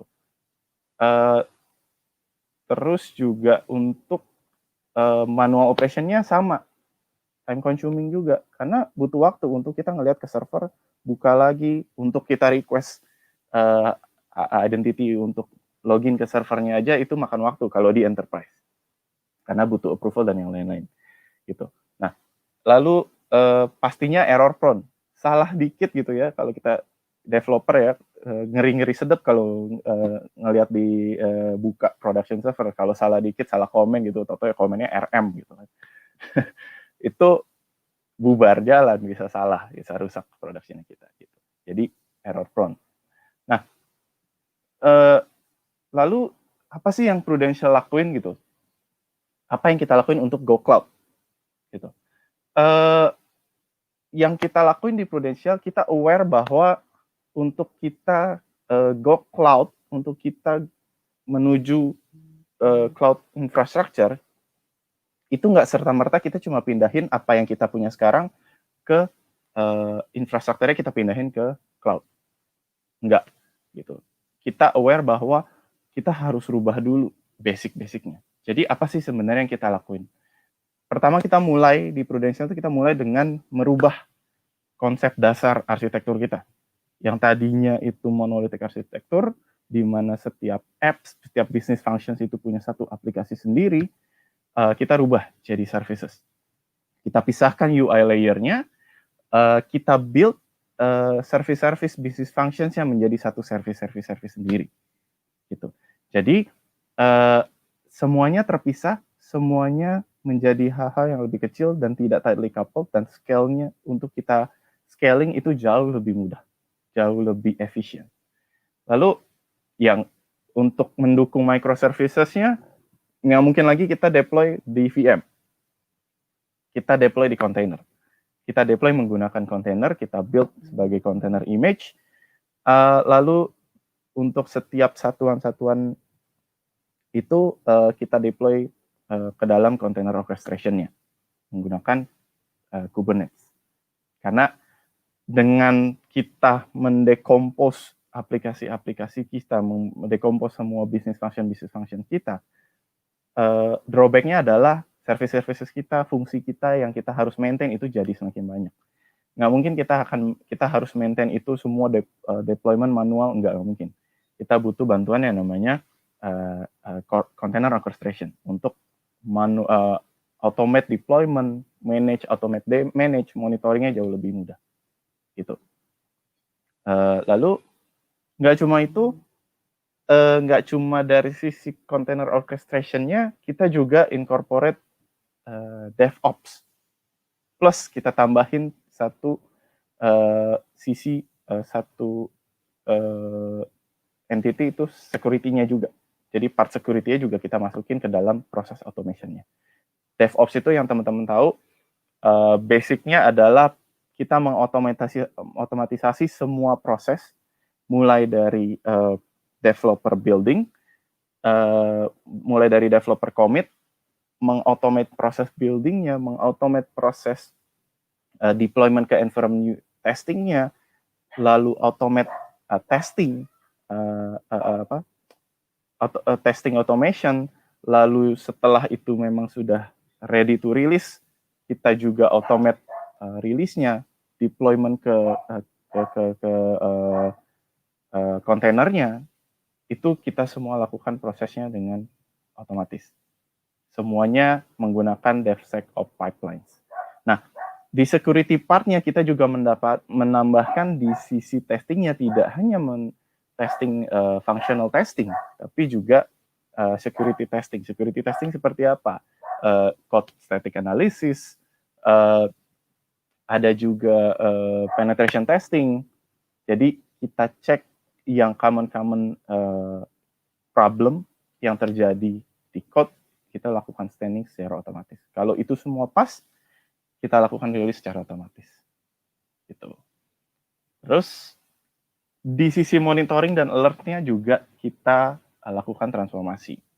Apa yang kita lakukan di sini? Nah, kalau yang sebelumnya kita lakukan itu biasanya kita login dulu ke server, baru kita ambil, download, dan baru kita bacain. Dengan kondisi kita rubah konsepnya menjadi microservices, ini akan ada banyak sekali log yang harus kita lihat. Nah, nggak akan bisa kalau kita satu-satu ngeliatin, oh ini di jam segini errornya di mana, kita liatin satu-satu, habis itu ambil lagi dari log yang sebelah gitu. Nggak. Kita implement, mungkin yang teman-teman tahu itu Elasticsearch. Kita implement Elasticsearch, kita aggregate semua log-lognya dari setiap kontainer, kita jadikan satu di dalam satu tempat Elasticsearch, di mana pada saat kalau kita ada ketemu error, kita tahu jamnya jam berapa, kita bisa drill down di jam itu sebenarnya apa yang terjadi, dan itu kita bisa lihat dari lognya itu kita bisa lihat dari berbagai kontainer. Gitu. Jadi kita bisa tahu, kita bisa cukup lihat ke satu dashboard, cukup kita lihat ke dalam satu UI, kita bisa tahu kira-kira apa sih yang terjadi, dan itu apa sih yang terjadi di microservice kita yang A dan yang B dan yang C. Apa penyebabnya? Jadi prosesnya itu jauh lebih cepat lagi, alertingnya juga pasti jauh lebih cepat. Kita nggak perlu lagi yang namanya kita login ke minta approval dulu untuk login ke server, untuk habis itu kita download lagi, enggak, tapi kita bisa langsung lihat di dalam satu dashboard. Nah, kalau teman-teman lihat, sebenarnya ini nggak ada di sisi cloud, kita nggak ada bilang bahwa kita pindah ke cloud infrastructure sama sekali. Karena memang benar, jadi Prudential itu karena itu masih BFSI, kita masih financial industries, kita masih belum boleh untuk melakukan proses memindahkan data center kita di cloud. Gitu. Jadi makanya saya bilang belum. Kita berharap boleh karena yang kita tahu ada beberapa cloud provider yang udah mulai masuk ke Indonesia. Nah, untuk itu sampai pada saatnya ready, kita berpikir bahwa proses ini pasti akan proses yang panjang gitu. Jadi pada saatnya itu ready, kita juga harus sudah ready untuk langsung pindah ke cloud. Untuk itulah kenapa kita mulai prosesnya duluan. Jadi kita tidak mulai pada saat oke, boleh di cloud baru kita mulai prosesnya, karena menurut kita proses ini untuk kita pindah ke cloud itu harus dilakukan. Nggak serta-merta yang tadi aku bilang, nggak serta-merta kita cuma pindahin infrastruktur kita ke cloud. Nggak, tapi ada yang harus dirubah. Gitu. Nah, dengan banyak transformasi itu sebenarnya di Prudential gimana sih cara ngerjainnya gitu. Tadi dari sisi teknologinya, kita aware juga bahwa nggak cuma dari sisi teknologi yang harus dirubah, tapi dari cara kerja kita juga berubah. Nah, cara kerja kita di Prudential, kita menerapkan cara kerja baru. Kita bilang adalah NWOW, New Way of Working. New Way of Working itu apa aja? Pertama, Agile. Yang teman-teman mungkin pernah dengar, udah pasti pernah dengar lah ya, karena konsep Agile itu sudah digaungkan berapa tahun? Mungkin 4-5 tahun terakhir itu sudah digaungkan sangat kencang. Kita implement Agile yang tadi waterfall, di mana semua proses itu harus selesai dulu requirement-nya, baru kita mulai build. Itu kita tidak bisa survey dengan cara itu. Kita harus bisa Agile. Kita adopt Agile methodologies, kita engage dengan Agile coach, kita jalankan gimana sih sebenarnya kita coba jalani Agile, gimana sih cara jalanin Agile yang baik, gitu. Dan kita adapt sesuai dengan kebutuhan enterprise kita. Terus work from home, kita juga adapt work from home. Nah, mungkin teman-teman kalau dengar work from home sekarang itu sudah sangat common. Di mana di kondisi pandemi kayak gini, kita kebanyakan perusahaan enterprise itu work from home. Tapi jauh sebelum pandemi ini mulai, Prudential Indonesia itu sebenarnya sudah menerapkan work from home dulu. Tapi mungkin kadarnya lebih sedikit. Yang tadinya kita sekarang sudah full work from home, tapi dulu itu kita 4+1. Jadi 4 hari bekerja di kantor, 1 hari kita boleh work from home. Gitu. Terus juga casual office, kita pakai casual attire, flexi time, kita fleksibel untuk menentukan jam kerja kita selama di rentang waktu yang ditentukan. Kita increase collaboration, kita increase talent development-nya kita rubah mindset dan culture-nya kita. Karena Agile itu tidak hanya metodologis, tidak hanya cara menjalankan project, tapi mindset dan culture-nya kita juga harus dirubah. Gitu. Lalu kita juga going green dan menjaga sustainability. Gitu. Nah, dari sisi way of working kita rubah. Lalu dari sisi struktur pun kita rubah. Yang tadinya kita, yang teman-teman tahu mungkin umumnya adalah silo. Developer punya satu tim developer sendiri, QA punya satu tim QA sendiri, lalu juga product owner punya satu tim product owner sendiri. Di sini enggak. Gitu. Jadi kita mencoba implement yang namanya tribe squad model, di mana satu tribe itu menghandle hanya satu produk, hanya satu aplikasi, lalu setiap squad di dalamnya itu menghandle masing-masing features yang ada di aplikasinya. Gitu. Nah, di setiap squad itu punya dedicated capabilities-nya. Jadi developer-nya punya dedicated sendiri, QA-nya punya dedicated sendiri, Scrum Master-nya punya dedicated sendiri. Meskipun pada praktikalnya memang ada beberapa orang yang masih cross functions, tapi kita mencoba semaksimal mungkin untuk dependent. Jadi benar-benar independent, dedicated semuanya. Gitu. Nah, ini kita dibantu dengan agile coach kita untuk menjalankan tribe model dan juga new way of working ini dengan beberapa guiding principle di mana satu squad team itu seperti yang tadi saya bilang deliver satu particular product di dalam product roadmap-nya, deliver satu particular functions. Terus juga setiap orang itu di-assign dedicated. Kita mengharapkan satu squad itu self-organizing. Gitu. Jadi kita mengharapkan satu tim itu self-organizing dan juga kita memberikan mereka empowerment untuk bisa melakukan decision di squad-nya. Gitu. Terus, ngapain sih sebenarnya? Kenapa sih Prudential itu capek-capek gitu ya?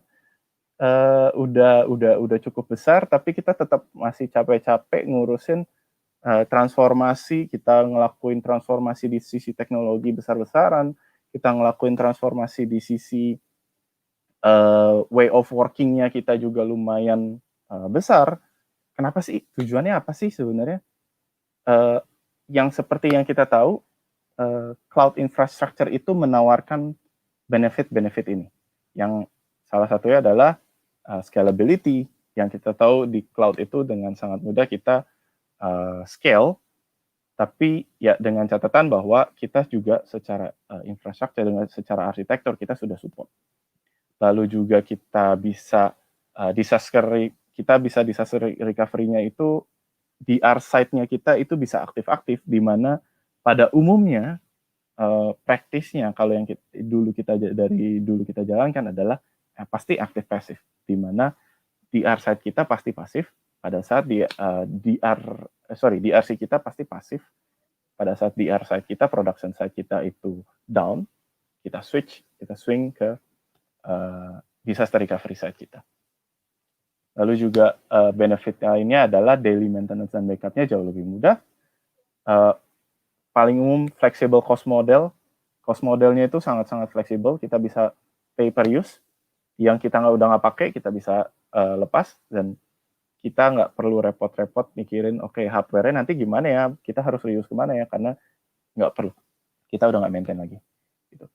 Pastinya improve agility dan time to market. Karena prosesnya jauh lebih cepat, jauh lebih banyak proses otomatisnya, kita incorporate banyak automation proses, pipeline, CI/CD pipelines, DevOps, dan lain-lain.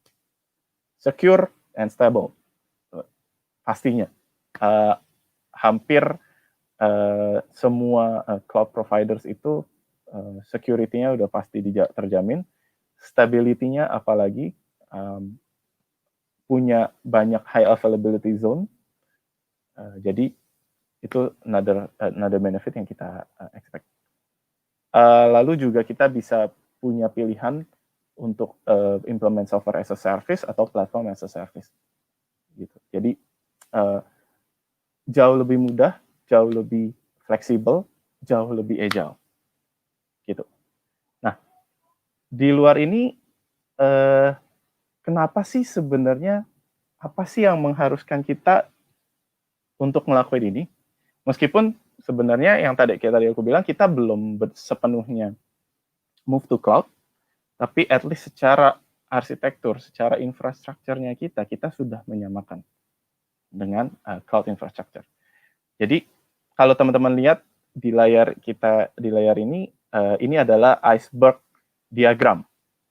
Ya, biasanya iceberg diagram itu mencoba menggambarkan sebenarnya data kita itu seberapa iceberg ini, bongkahan es ini adalah data kita.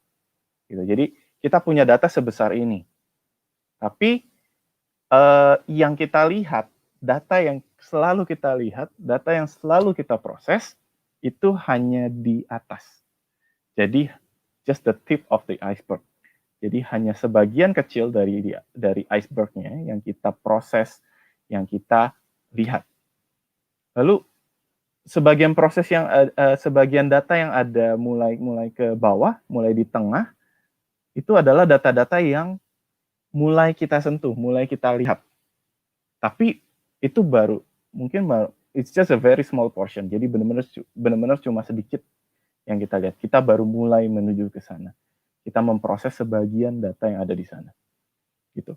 Terus yang terakhir di bagian-bagian paling bawah itu adalah data-data yang nggak pernah kita lihat, data-data yang sebenarnya harus kita antisipasi. Karena kita nggak tahu. Karena kita nggak pernah lihat, kita nggak pernah proses, kita nggak tahu. Dan itu adalah target kita. Gitu. Itu adalah target Prudential. Jadi sebenarnya hubungannya apa sih iceberg model ini dengan cloud transformation? Gitu. Nah, di sini saya mau coba gambarin bahwa dengan kita leverage cloud, umumnya tuh jadi gini. Umumnya kita sering kali benar-benar ngelupain yang namanya kita terlalu fokus dengan platform. Kita terlalu fokus dengan platform, kita lupa dengan business solution kita. Kenapa begitu? Jadi pada saat kita bilang, oke, kita mau proses nih seluruh data yang ada di yang kita punya. Gimana caranya? Apa yang pertama kali kita proses? Berarti kita harus mikirin, oke, hardware-nya butuh berapa? Hardware-nya butuh berapa banyak? Cost-nya berapa? Dan untuk memproses data sebanyak ini, udah pasti hardware yang dibutuhkan juga sangat besar. Resource yang dibutuhkan juga sangat besar. Gitu.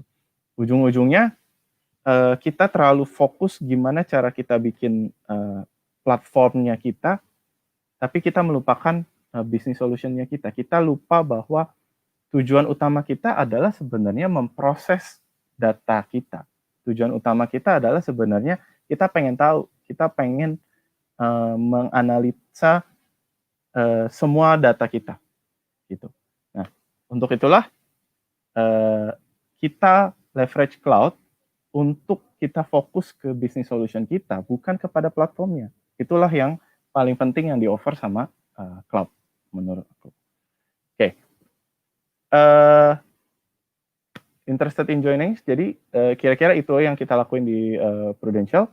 If you interested in joining us, bisa ke sini, careerprudential.co.id. Saya sudah juga di info, udah habis waktunya. Dan terakhir, pesan sponsor terakhir, if you think about health and wealth, remember us. We are Prudential, we are the people that do. Terima kasih. Balik ke Mas Ray. Halo, wah, materinya sangat-sangat ini nih menarik banget nih. Saya pengen nanya banyak ya. Cuma waktunya kita sisa waktu 2 menit lagi sampai 12.20. Okay. Ini udah ada beberapa pertanyaan yang masuk. Pertanyaannya ada 4 ini. Kita coba jawab satu-satu ya. Kalau nggak kejawab nanti mungkin Mas Hermi bisa sharing kontaknya nanti di akhir ya, biar boleh. Oke, ini pertanyaan yang pertama masuk nih dari Mas Doni.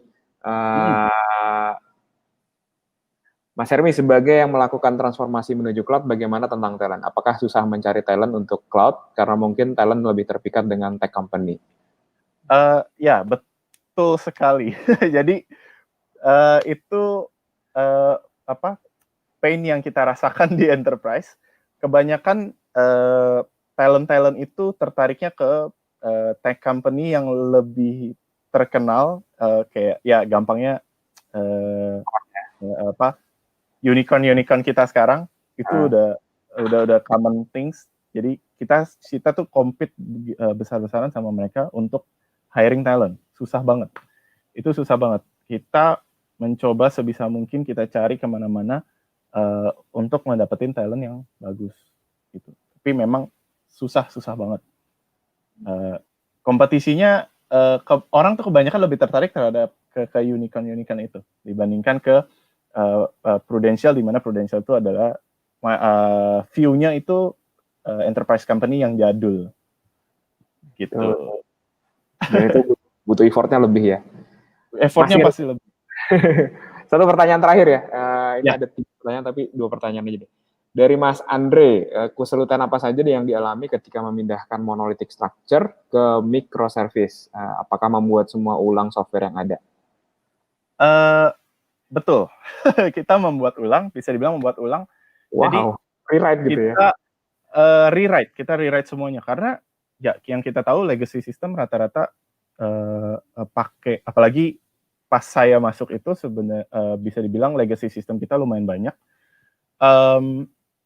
Itu semua monolithic application, kita punya multiple applications, kita build satu persatu, kita keluarin dulu fungsi-fungsinya, kita mau build fungsi apa, kita build secara microservice, kita expose API, kita build satu app sendiri untuk incorporate semua service-nya. Gitu. Jadi memang proses ini lumayan painful dan lumayan lama, karena kita mulai proses untuk konversi ke microservice itu udah dari sekitar 4-5 tahun lalu. Oh, I see. Sudah Dan 4 sampai ya? Ya, dan sampai sekarang itu kita masih ongoing. Wah, menarik sekali. 4-5 tahun. Jadi buat teman-teman yang nonton di sini, petualangan cloud transformation tuh bukan simple as pindahin doang ya. Walaupun sekarang ada katanya lift and shift segala macam, tapi sebenarnya persiapannya panjang. Sayang sekali waktunya udah habis nih. Mas Hermi, terima kasih sekali waktunya udah sharing bersama kita di DevFest Indonesia hari ini 2020 ya. So buat teman-teman, terima kasih sekali lagi sama Mas Hermi. Mungkin bisa ketemu lagi di backstage ya hari ini ya. Terima kasih sudah insight. Thank you GDG. Thank you Mas Hermi. Selanjutnya kita akan kedatangan GDE ya. GDE akan sharing tentang Kubernetes. Tapi saya gantian dulu nih, MC-nya habis ini adalah Mas Farhan. Saya transisi dulu ya, saya pindahin dulu ke Mas Farhan. Mas Farhan, silakan.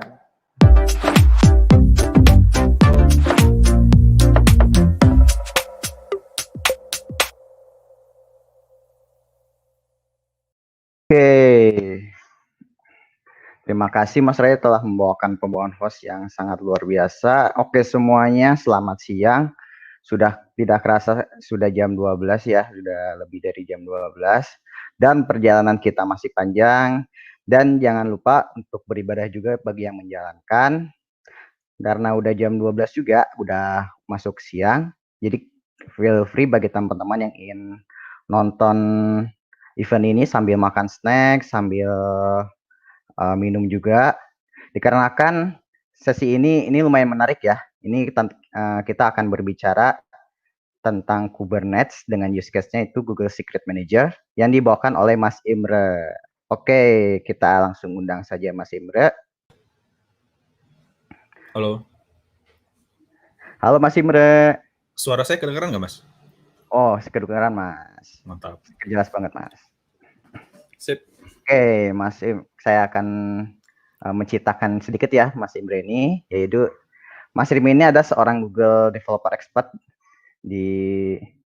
kalau boleh tahu Mas ini GDE-nya di mana Mas?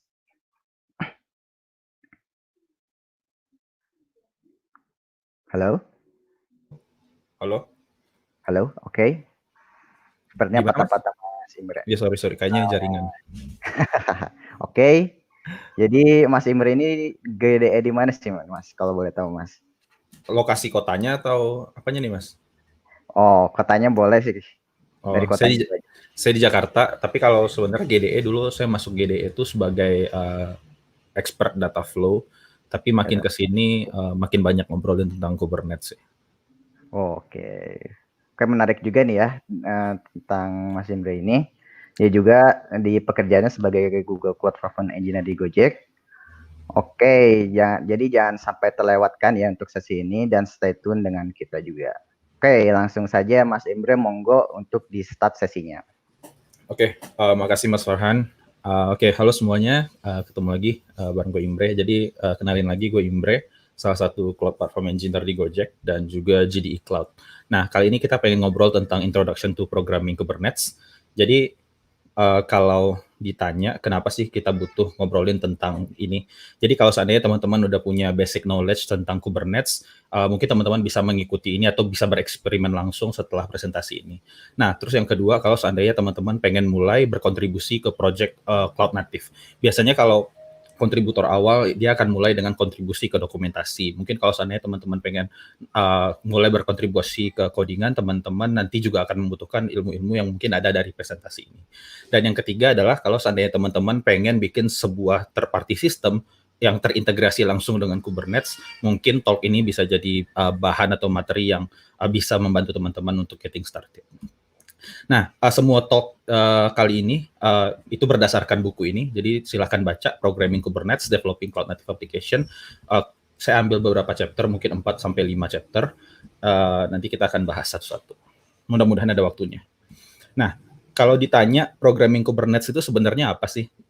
Programming Kubernetes itu simple. Kalau biasanya teman-teman pakai kubectl itu kan user interface dari si Kubernetes. Nah, yang dilakukan oleh si kubectl itu adalah connect dengan API server. Jadi ketika teman-teman misalkan contribute ke kubectl project, itu sebenarnya kubectl itu adalah salah satu cloud native project Kubernetes. Kenapa? Karena dia berinteraksi langsung dengan API server. Jadi kalau teman-teman lihat di sini ada aplikasi yang mungkin namanya COTS, kemudian ada Bespoke, dia berkomunikasi dengan kubelet, bukan dengan API server. Nah, kubelet ini nanti yang akan berkomunikasi dengan si API server. Tapi kalau cloud native, dia akan ada komunikasi langsung dari aplikasinya ke Kubernetes API. Simpelnya seperti itu. Sebelum kita lebih lanjut, saya pengen bahas sedikit tentang arsitektur dari Kubernetes. Jadi Kubernetes itu punya beberapa komponen. Ada worker, yang pertama. Worker itu di dalamnya ada kubelet. Kubelet ini nanti yang akan ngecek apakah pod atau aplikasi yang teman-teman deploy ke nodes itu jalan atau enggak, apakah dia crash dan segala macam. Nah, si worker ini lewat kubelet akan berkomunikasi dengan komponen yang namanya API server. Nah, API server ini adalah salah satu komponen, satu-satunya komponen di Kubernetes yang berinteraksi dengan storage layer, yaitu etcd namanya. Ini adalah key value storage kalau nggak salah. Dan si API server ini juga komponen yang berinteraksi langsung dengan komponen lain, kayak controller manager, ada scheduler. Jadi kalau controller manager ini nanti dia yang akan nge-manage controller-controller yang ada di Kubernetes. Controller itu apa nanti kita bahas. Scheduler ini nanti dia yang akan menentukan pod itu mau di-run di node mana, mungkin kapan, dan seterusnya. Sementara kubectl, mungkin kalau teman-teman udah pernah pakai Kubernetes, teman-teman udah lumayan familiar dengan kubectl. Nah, salah satu tools yang sering digunakan kalau kita ngoding Kubernetes adalah project namanya Client Go. Jadi, kalau seandainya teman-teman pengen nge-get, create, patch, delete, dan segala macam, tiap resource dari Kubernetes kayak pod, deployment, kemudian service, dan config map, dan lain-lain, itu semuanya udah ada API-nya di sini. Jadi, teman-teman nggak perlu lagi bikin traditional REST API call, pakai curl, dan segala macam.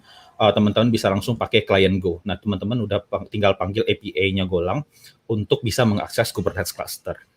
Nanti kita akan bahas juga tentang library ini sedikit. Kemudian, kalau kita ngobrolin tentang gimana sih sebenarnya Kubernetes itu ngeproses komen yang kita kirim. Misalkan kita kubectl apply pod YAML, misalkan kayak gitu. Yang terjadi adalah kubectl itu akan berinteraksi dengan HTTP API handler. Kemudian setelah itu si Kubernetes akan ngecek apakah user yang melakukan request, misalkan saya yang melakukan request itu punya autentikasi ke cluster Kubernetes-nya.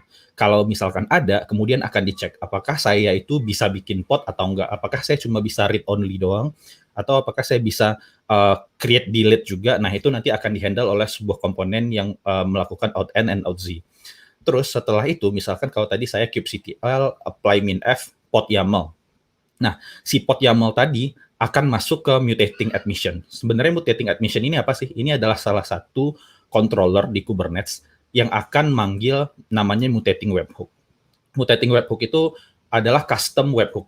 Itu jadi kita bisa bikin custom webhook yang nanti misalkan kalau seandainya ada pod yang disubmit oleh user, kita bisa ngerubah informasi dari pod. Misalkan namanya kita tambahin sesuatu, atau nanti kita kasih annotation atau label, atau kita inject dengan sidecar container atau init container. Nah, kita tinggal nyiapin mutating webhook-nya. Nanti kita akan tunjukin juga gimana caranya. Kemudian ada object schema validation untuk ngecek apakah skemanya valid atau enggak. Nah, kemudian ada namanya validating admission. Kalau mutating admission, tugasnya itu cukup untuk merubah struktur dari resource yang kita submit. Tapi kalau validating admission itu tugasnya cuma ngevalidate. Jadi kalau teman-teman punya standar khusus, misalkan teman-teman pengen bilang, oh podnya namanya harus minimal 10 karakter. Nah, teman-teman nanti bisa bikin validating webhook. Setelah selesai nanti resource-nya akan disimpan ke etcd. Kira-kira kayak gitu. Controller. Jadi controller ini adalah sebuah komponen di Kubernetes yang akan melakukan kayak semacam, dia akan ngecek apakah status di Kubernetes clusternya itu sudah sama dengan status yang kita inginkan. Jadi yang terjadi, misalkan kalau teman-teman submit pengen bikin pod baru, kemudian ketika kita nge-submit resource-nya, si informer di Kubernetes akan ngasih tahu controller bahwa ada nih resource baru yang di-submit sama user. Pod baru, namanya engine X, image-nya engine X. Terus dia akan ngecek, sekarang di cluster itu udah ada nggak sih pod yang namanya engine X? Kalau nggak ada, tugasnya controller ini nanti yang akan make sure bahwa si pod engine X itu akan ke-create. Makanya tugasnya adalah make work look as desired. Nah, cuman karena kalau teman-teman pakai Kubernetes misalkan ada config yang salah atau image-nya nggak ke-update, kan si Kubernetes akan retry lagi untuk ngecek image-nya udah ada belum. Dia akan terus ngulang sampai image-nya ketemu. Nah, itu dilakukan oleh sebuah timer mungkin yang namanya resync period. Jadi dia akan punya resync period tertentu setiap 5 menit atau mungkin 1 menit, dia akan melakukan sinkronisasi lagi untuk ngecek apakah state-nya sama atau enggak. Nah, sama juga case-nya kalau seandainya ada error, teman-teman bisa masukin lagi task itu ke dalam controller supaya controller bisa ngeproses lagi. Kira-kira kayak gitu tugasnya si controller. Nah, kita nyampe ke yang namanya Kubernetes Operator. Jadi Kubernetes Operator ini biasanya dipakai untuk 2 hal. Pertama, kita membuat namanya CRD atau Custom Resource Definition. Kemudian yang kedua adalah Custom Controller. Jadi CRD ini apa? Misalkan teman-teman udah tahu kan, kalau kita bikin Kubernetes, ada deployment, ada pod, ada replica set, ada config map, dan lain-lain. Cuman kalau saya pengen bikin custom resource saya, namanya misalkan Imbre Nagi, misalkan kayak gitu. Nah, saya akan bikin yang namanya sebuah CRD. Kemudian, kalau seandainya saya pengen ngecek, kalau seandainya ada resource namanya Imbre Nagi, nanti tolong dong bikin pod 10 biji, misalkan kayak gitu. Nah, itu akan dilakukan oleh sistem yang namanya custom controller. Jadi saya selain bikin CRD custom resource definition, saya juga bikin custom controller yang nanti ngecek, kalau seandainya ada yang bikin resource namanya Imbre Nagi, kemudian speknya ABCD, nanti custom controller ini yang akan memastikan bahwa apa yang diharapkan oleh custom resource itu bisa ada di Kubernetes. Jadi dia akan bikin state-nya sama dengan apa yang diinginkan oleh CRD. Kira-kira kayak gitu. Terus, cara bikin operator di Kubernetes itu gimana? Jadi kita pakai namanya operator SDK. Ini paling gampang. Sebenarnya teman-teman kalau mau hardcore bisa langsung dari klien Go-nya teman-teman otak-atik sendiri. Tapi operator SDK ini gampang banget. Jadi teman-teman tinggal download operator SDK, terus bikin run command namanya operator SDK init. Terus kasih tahu lah domain kita apa. Misalkan saya bikin di sini security.imbrenagi.com. Saya kasih tahu reponya apa. Kemudian si operator SDK ini nanti akan bikinin sebuah golang project yang bisa kita pakai untuk starting ngoding si CRD dan custom controller. Nah, terus kalau andainya kita udah punya project-nya, kita harus bikin yang namanya CRD. Misalkan saya akan run satu command lagi namanya operator SDK, create API, terus saya kasih tahu nih grupnya apa. Grupnya misalkan secret. Berarti nanti saya bikin grupnya, grup secret, kemudian saya kasih versionnya V1 Alpha 1. Nah, kalau teman-teman biasa pakai pod YAML atau Kubernetes Kind dan segala macam, itu kan di atasnya ada API version, kemudian app/V1. Nah, itu adalah grup versionnya. Berarti nanti kalau seandainya saya bikin kayak gini, berarti di API version dari CRD saya adalah secret.security.imbrenagi.com/V1 Alpha 1. Sementara kainnya adalah Google Secret Entry. Kira-kira kayak gitu. Ini simple banget cara bikinnya, cuma butuh 2 komen ini. Kemudian kalau contohnya nanti akan jadi seperti ini. Jadi ini adalah Kubernetes resource yang saya bikin, secret.security.imbrenagi.com, V1 Alpha 1, kainnya Google Secret Entry. Kemudian ada metadatanya, namanya apa, kemudian namespace seperti biasa. Nah, di sini ada secret ref dan secret. Jadi yang saya lakukan di sini adalah saya akan ngasih tahu nih, kalau saya pengen ngambil secret dari Google Secret Manager, GCP service account yang akan saya pakai itu disimpan di mana? Oh, dia disimpan di Kubernetes Secret yang namanya My Secret, ada di namespace default, dan key-nya nanti adalah SA key JSON. Nah, ini service account yang akan kita pakai untuk mengakses si Google Secret Manager. Terus di sini saya juga bikin namanya secret, kemudian ada path, ada name. Path ini adalah path dari Google Secret Manager saya di Google Cloud. Jadi saya nyimpan secret namanya DB di projectnya AB dan versinya 1. Nah, terus setelah nanti diambil secretnya akan disimpan ke sebuah file yang namanya dbcreds. Kalau teman-teman bingung nggak apa-apa, nanti akan saya tunjukin gimana caranya kita bisa menjalankan ini dan menggunakan ini. Oke. Sekarang karena kita pengen bahas use case-nya Google Secret Manager, saya pengen jelasin dikit tentang Google Secret Manager. Jadi Google Secret Manager itu adalah salah satu produk dari Google Cloud yang digunakan untuk nyimpan API key, password, certificate, atau sensitif data yang lain. Jadi kalau teman-teman tahu HashiCorp Vault, dia sama, tapi kalau HashiCorp Vault teman-teman akan deploy sendiri atau bisa pakai manage versionnya juga. Tapi Secret Manager ini udah di-manage langsung sama Google. Google punya secret storage sendiri, namanya Secret Manager, teman-teman bisa pakai. Ada banyak fitur, ada banyak kegunaan. Teman-teman kalau mau bisa nonton video saya satu lagi. Saya pernah cerita tentang Google Secret Manager di YouTube saya. Jadi kalau mau silahkan nanti setelah ini tonton dikit. Nah, jadi kalau seandainya kita pengen pakai Google Secret Manager, kita akan download Golang SDK-nya, namanya Google Cloud Secret Manager API V1, kemudian saya juga punya package yang lain. Saya akan pakai package ini, kemudian saya akan bikin Secret Manager new client untuk membuat klien dari Google Cloud-nya. Nah, dengan menggunakan klien ini, nanti saya akan panggil function yang namanya access secret version konteks request. Request ini adalah nama secret yang saya simpan di Google Storage. Jadi setelah saya nge-run function ini, nanti saya akan dapat data dari secret tersebut. Oke? Nah, permasalahannya adalah kalau seandainya teman-teman punya aplikasi Kubernetes, ada pod aplikasi backend A, backend B, backend C, kalau dia pengen ngambil data dari Google Secret Manager, kan kita harus naruh API ini ke dalam codingan kita. Dan itu sebenarnya ini banget kan, berulang banget kan, dan kita pengen menerapkan prinsip dry, don't repeat yourself. Artinya, komponen ini bisa kita take out keluar, dan kita pindahkan ke tempat lain. Makanya di sini kita pengen bilang bahwa kita pengen bikin si Google Secret Manager itu sebagai Kubernetes first citizen. Artinya, si developer yang pakai Kubernetes nggak perlu tahu lagi bahwa sebenarnya si secret yang dia pakai di aplikasi, kayak DB password, DB host, DB name, dan segala macam, itu mereka nggak perlu tahu lagi itu disimpan di mana. Yang penting ketika mereka ngejalanin app, mereka langsung dapat secretnya ada di suatu tempat. Kira-kira kayak gitu. Nah, saya punya pod Engine X, cuma ada satu kontainer di sini, namanya Web Engine X, kemudian dibuka di port 80, namanya static web, ada label, ada namespace default. Kemudian, nah, kalau teman-teman lihat di sini, ini cuma Web Engine X, saya nggak ada codingan saya di sini, tapi saya juga saya pengen naruh secret yang ada di Google Secret Manager somehow untuk dipakai oleh si Engine X. Terus gimana caranya? Kita bisa nge-handover responsibility untuk ngedapetin secret tadi ke sidecar container.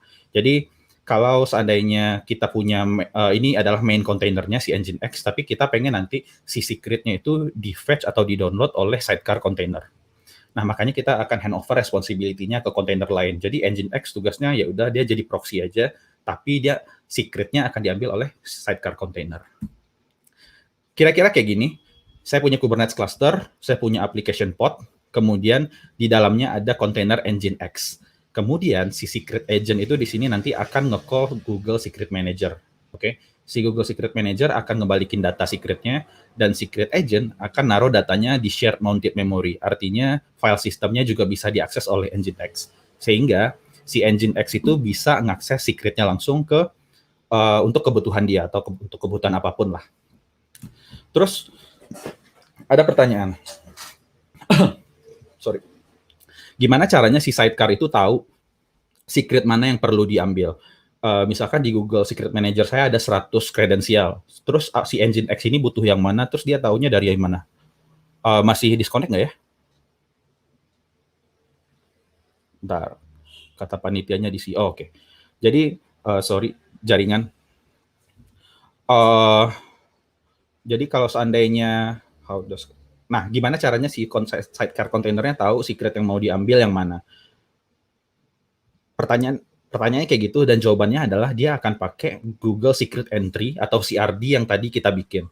Jadi kita akan bikin sebuah CRD. CRD ini akan nyimpan, oh kalau si aplikasinya Engine X, dia akan butuh secret DB password, DB username, dan DB host misalkan kayak gitu. Nah, nanti dari informasi ini, si secret agent-nya akan ngambil informasi tersebut ke secret manager dan naruh di share mounted memory. Nah, disitulah nanti si Engine X bisa ngakses si secret-nya. Oke, kira-kira seperti itu. Jadi Google Secret Entry tadi ini, secretnya adalah ini. Jadi misalkan si engine X cuma butuh secret yang namanya DB, kemudian nanti secretnya akan ditulis ke dalam DB creds. Oke, jadi ini Google Secret Entry yang tadi saya tunjukin juga di awal. Terus saya akan tunjukin gimana sih CRD controller itu. Nah, kalau kita ngelihat di sini, ini adalah secret operator, ini adalah sebuah project yang dibikin oleh si operator SDK. Kemudian di sini ada type Google Secret Entry. Jadi ini Google Secret Entry, ada Kubernetes metadata dan objek meta. Kemudian ada spec dan status. Nah, yang perlu kita implement itu nanti adalah speknya dan status. Jadi, kalau teman-teman lihat di sini, saya udah nambahin 2 hal.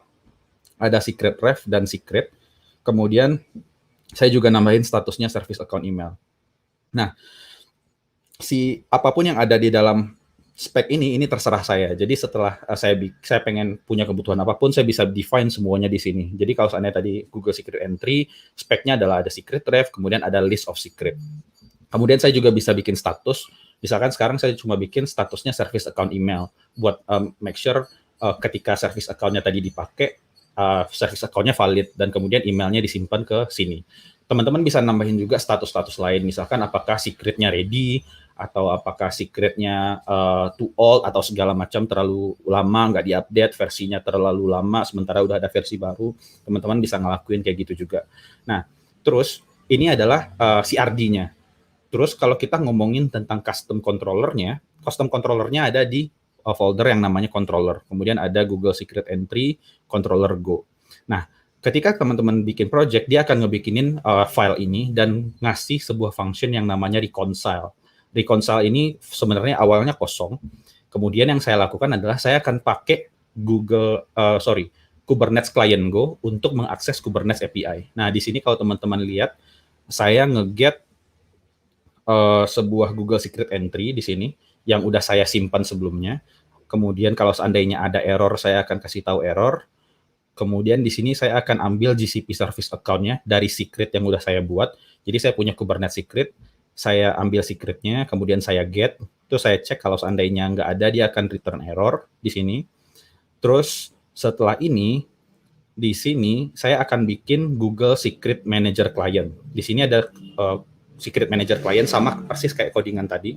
Nah, dan di sini untuk setiap secret yang ada di Google Secret Entry Type tadi ini akan dicek ke Google Secret Manager apakah secretnya ada atau enggak. Kalau seandainya nggak ada, dia akan error. Dan menariknya, kalau tadi saya bilang kalau seandainya si controllernya tuh ada error, dia bisa nge-requeue lagi untuk ngasih tahu Kubernetes, tolong dong nanti setelah sekian menit dicoba lagi. Caranya adalah dengan control result requeue true. Kemudian kasih tahu mau di-requeue setelah berapa menit, setelah 1 menit. Jadi nanti dia setelah 1 menit dia akan nge-execute si ini, kira-kira kayak gitu. Nah, kira-kira controller ini tugasnya kayak gitu. Kalau seandainya nanti teman-teman submit data baru, controllernya akan jalan lagi dan melakukan pengecekan lagi. Kalau seandainya nanti dihapus, dia juga akan jalan dan seterusnya. Kira-kira kayak gitu. Ada banyak boilerplate code, tapi nggak perlu saya jelasin karena nggak terlalu penting sebenarnya. Tapi intinya yang penting adalah ada CRD dan ada controller. Itu untuk teman-teman implementasi. Saya akan balik ke slide. Oke, slide. Nah, terus pertanyaan, saya lupa ya untuk ngasih tahu gimana caranya si sidecar container tadi tiba-tiba muncul. Tadi kalau seandainya teman-teman lihat podnya itu cuma ada 1 container. Terus kenapa di penjelasan sebelumnya saya bilang ada sidecar container, sementara di sini nggak ada sidecar container. Terus kenapa sidecar container itu bisa ada? Nah, ini sidecar container yang saya maksud, padahal di definisinya saya cuma punya engine X. Terus kok bisa? Kalau kita bahas lagi di sini, kita balik lagi sedikit, kita ada sesuatu yang namanya mutating admission. Mutating admission ini nanti yang bisa kita pakai untuk ngerubah si resource Kubernetes. Makanya ketika tadi teman-teman submit pod YAML-nya, kita bisa melakukan penambahan sidecar kontainernya di sini dengan menggunakan mutating webhook. Jadi yang saya lakukan adalah saya akan bikin sebuah service, kemudian saya provide sebuah endpoint, katakan namanya /mutate. Kemudian ketika ada resource baru yang masuk ke sini, si Kubernetes akan manggil endpoint saya. Nah, ketika endpoint saya dipanggil, saya akan ngecek beberapa hal, kemudian saya akan ngasih tahu, tolong dong Kubernetes tambahin sidecar container ke dalam pod YAML tadi. Kemudian dia akan terus sampai di persis kayak CD. Kira-kira kayak gitu. Nah, Tapi pertanyaannya gimana caranya si service saya bisa tahu bahwa si pod yang dibikin itu harus diinjek dengan sidecar container. Nah, saya punya sesuatu yang namanya annotation. Jadi saya kasih tahu lewat annotation, kalau si pod itu punya annotation namanya Google Secret Security imbrenagi.com/agent inject, kemudian tolong inject sidecar container ke dalam si pod ini. Nah, terus pertanyaannya, terus Google Secret Entry-nya pakai yang mana? Saya juga kasih tahu lewat annotation. Jadi Google Secret Entry-nya, CRD-nya adalah Google Secret Entry -sample. Jadi nanti dia akan menggunakan si CRD tersebut untuk ngambil secret mana aja yang akan di-fetch oleh sidecar container. Kira-kira kayak gitu. Nah, jadi kayak gini, nanti jadinya arsitekturnya kurang lebih ada agent injector. Kalau seandainya si engine export ini punya annotation, nanti dia akan ngecek kalau annotation-nya sesuai, dia akan nambahin secret agent, dan dia juga akan ngasih tahu Google Secret Entry-nya yang mana. Nah, seperti itulah nanti prosesnya kenapa secret agent itu bisa ada di sini. Sidecar injector and init container. Saya akan nunjukin codingannya dari gimana caranya kita nge-inject sidecar-nya. Jadi saya akan ngeliatin lagi satu codingan. Jadi sini saya punya project agent inject. Oh, BTW si repo ini ada di GitHub saya, github.com/imbrenagi/Google Secret K8S. Jadi teman-teman search saja nanti. Terus agent inject ini adalah project yang saya pakai, service yang saya pakai untuk nge-inject si sidecar container tadi. Nah, di sini saya punya namanya injector. Kemudian ada handler.go. Handler.go ini sederhananya cuma HTTP handler. Dia nerima response writer dan HTTP request. Kemudian di sini dia akan melakukan mutate. Jadi dia akan melakukan beberapa pengecekan. Kemudian di sini dia akan manggil function yang namanya mutate. Admission request ini adalah request yang dikirim oleh si Kubernetes. Oke. Mutate ini apa? Ini standar. Dia akan decode podnya. Tadi saya submit podnya akan dibaca supaya kita bisa ngebaca podnya itu namanya apa, datanya apa, dan segala macam. Kemudian di sini saya akan bikin saya akan init agent-nya. Init agent ini sebenarnya untuk nge-setup aja. Kemudian di sini akan saya bikin agent baru. Agent baru ini tugasnya nanti adalah nge-inject ya. Nah, kemudian di sini saya lakukan validasi. Agent sidecar validate gunanya untuk ngecek apakah konfigurasi agent-nya itu udah benar atau enggak. Nah, kuncinya adalah di sini. Ada agent sidecar.patch. Agent sidecar.patch ini yang dipakai untuk nambahin si sidecar container. Terus nanti kalau teman-teman lihat di sini, dia akan nge-return patch. Patch inilah nanti yang akan jadi response yang di-return balik ke Kubernetes. Nah, patch ini sebenarnya adalah JSON patch. Jadi kalau teman-teman baru kali ini dengar JSON patch, search saja di Google. JSON patch itu adalah cara untuk ngasih tahu kalau seandainya kita punya JSON, gimana caranya kita melakukan perubahan terhadap JSON tadi. Karena sebenarnya si resource yang dikirim oleh Kubernetes itu adalah JSON juga. Jadi ketika kita pengen nambahin sesuatu, kita nggak ngasih balik full JSON ya, tapi kita cuma ngasih tahu untuk pet ABC, tolong dong tambahin sesuatu. Nah, kira-kira JSON patch itu kayak gitu. Nah, kita akan masuk ke agent sidecar patch ini. Di agent sidecar patch ini ada beberapa hal yang saya lakukan. Jadi saya akan nge-init volume namanya, container volume. Kemudian sebenarnya volume ini buat apa sih? Jadi kan tadi saya bilang bahwa ketika si file tersebut, ketika kita nambahin agent injector, ketika kita punya sidecar agent ini akan nge-write ke sebuah shared mounted memory kan. Nah, ketika kita bikin pod itu kan nggak punya shared mounted memory. Makanya yang dilakukan di sini adalah dia akan nge-patch untuk nambahin si shared mounted memory-nya supaya nanti dua podnya itu punya akses ke file system yang sama, kira-kira kayak gitu. Kemudian kuncinya adalah di sini. Kita akan bikin container init sidecar-nya. Kalau teman-teman lihat di sini, ketika kita bikin container init sidecar ini, yang sebenarnya yang kita return adalah core v1 container. Jadi ini adalah API-nya Kubernetes. Kita akan kasih satu container baru. Kemudian di sini kita akan kasih tahu bahwa si pod ini, si container ini, dia punya akses ke volume yang tadi udah kita define. Misalkan kayak gitu. Terus dia juga bisa kita tambahin config map, bisa kita tambahin environment variable. Kemudian di sini kita akan define, karena kita udah punya image-nya, sidecar container tadi saya udah bikin image-nya. Jadi saya di sini tinggal ngasih tahu cara ngejalanin image-nya adalah dengan G-Secret Agent init. Saya kasih tahu nama secret-nya apa, namespace-nya apa, dan secret volume path-nya apa. Nah, kemudian nanti di sini saya akan construct kontainernya. Core V1 kontainer namanya apa, image-nya apa, ini image-nya yang udah saya punya. Kemudian saya kasih tahu environment-nya apa, resource-nya apa, volume-nya apa, dan untuk ngejalaninnya saya pakai comment dan argumen apa. Dan kontainer inilah nanti yang akan di-return. Kira-kira seperti itu. Sorry panitia, saya masih ada waktu berapa menit ya? Mudah-mudahan masih lama. Masih lama, oh masih lama. Mana saya takut sebenarnya karena materinya banyak, saya takut terlalu menghabiskan waktu lama. Jadi nggak masalah. Pas 5 menit, oh pas 5 menit, oke. Nah, jadi ini kontainer yang akan kita balikin. Jadi kalau seandainya kita balik lagi ke sini, ke agent, di sini kita akan bikin sebuah kontainer, dan kontainer ini nanti akan dibikin patch-nya. Jadi lagi-lagi ketika patch kita bikin sebuah kontainer, kita harus ngasih tahu si JSON-nya itu bahwa JSON-nya itu pengen kita patch dengan init kontainer yang baru kita bikin. Oke, itu adalah tentang gimana caranya kita nge-inject si sidecar container. Untuk sidecar kontainernya sendiri, dia sederhana banget. Another Go project namanya agent sidecar. Saya punya function di sini namanya init.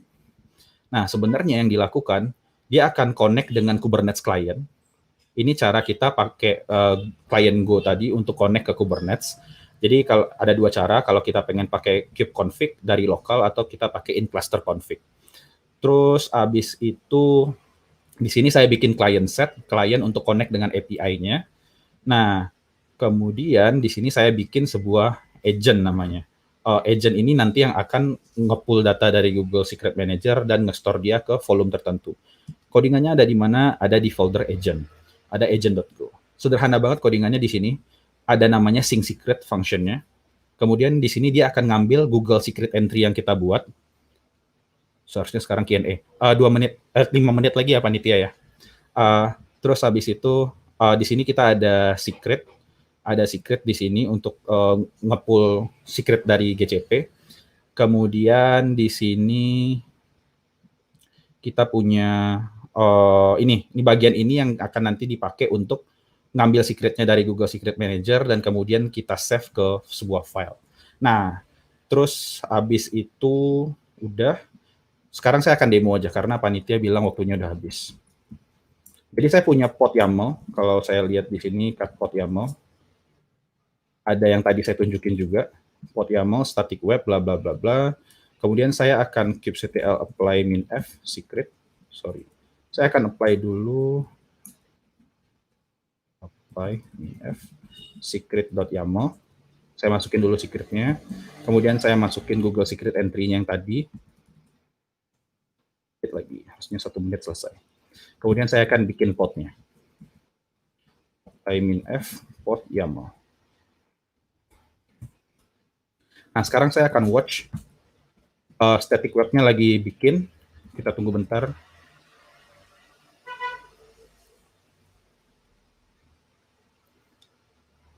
Oke, podnya initializing, dan kalau seandainya pod udah ready, kita akan SSH ke dalam si kontainernya.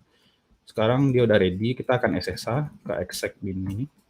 Kemudian nanti kita akan masuk ke folder yang namanya Google Secrets. Nah, semua kredensial yang akan kita butuhkan ada di folder ini. Jadi saya punya key 1 dan key 2. Jadi kalau seandainya saya cat key 1, saya bisa lihat value-nya adalah false 1. Nah, dengan kayak gini caranya si engine X itu nggak perlu lagi manggil Google Secret API untuk nge-fetch secret. Kira-kira itu aja. Dan saya masuk ke presentasi lagi dikit. Kayaknya nggak ada. Udah selesai. Terima kasih. Mudah-mudahan nggak terlalu lama.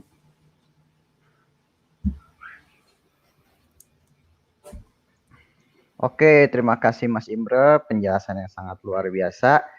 Ini pertama-tama saya kira ini saya kayak apa ya namanya? Kayak kalau misalkan kita ngomongin Kubernetes kan kita seringnya implementator kan ya. Tapi sekarang kita ngoding Kubernetes ya. Wah, sangat luar biasa.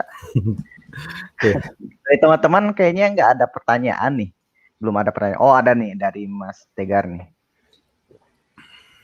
Oke, dari Mas Tegar. Apakah dengan CRD yang didemokan juga bisa diinjek secret as env var variable bukan shared volume? Jadi kan kalau misalkan kita di kalau misalkan kita ngoding itu ada environment variable ya. Kalau misalkan kita pakai misalkan Node.js, di Go juga bisa ada. Gimana Mas? Jadi kalau CRD yang tadi saya bikin itu cuma dipakai untuk nyimpen informasi secretnya aja.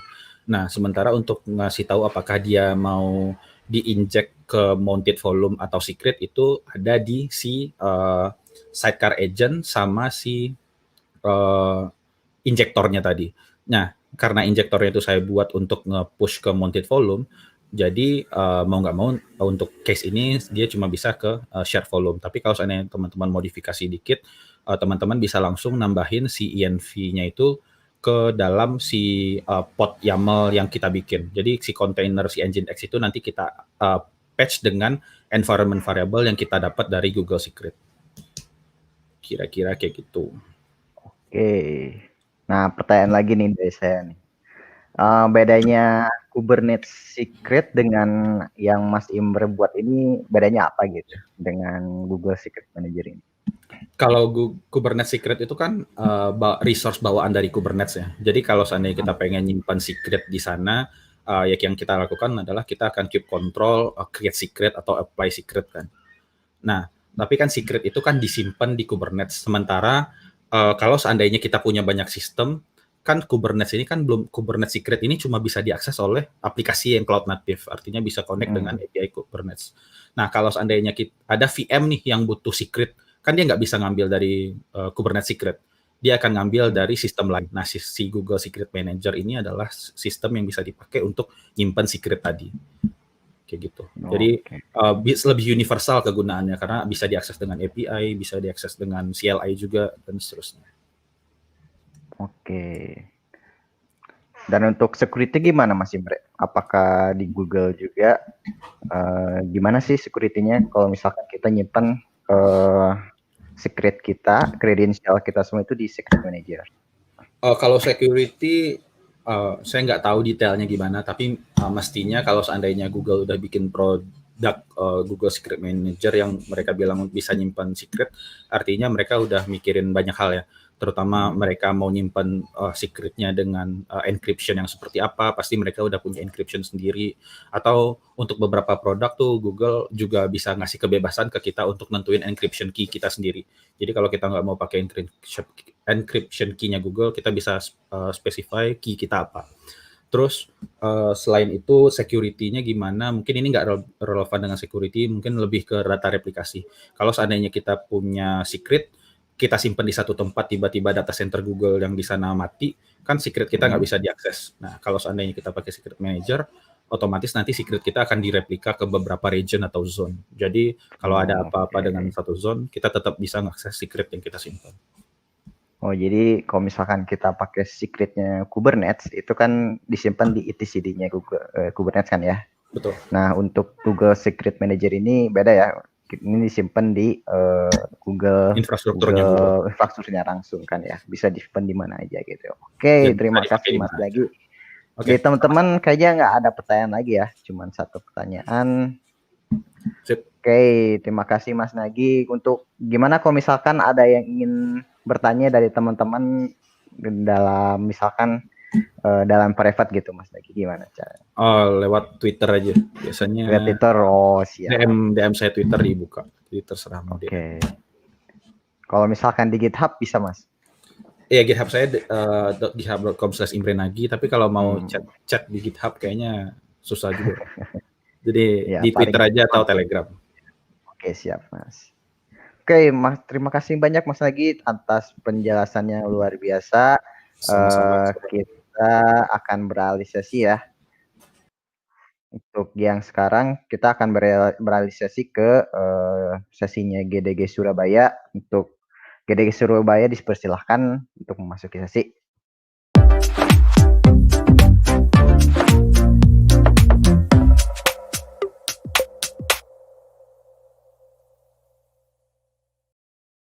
Halo.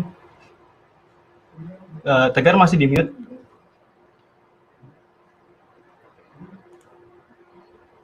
Sebelumnya thank you untuk Mas Farhan tadi dari Jakarta. Dari Bandung, sorry. Sekarang dari Bandung. Kami dari GDG Cloud Surabaya Halo Mas Doni. Halo Mas Tegar.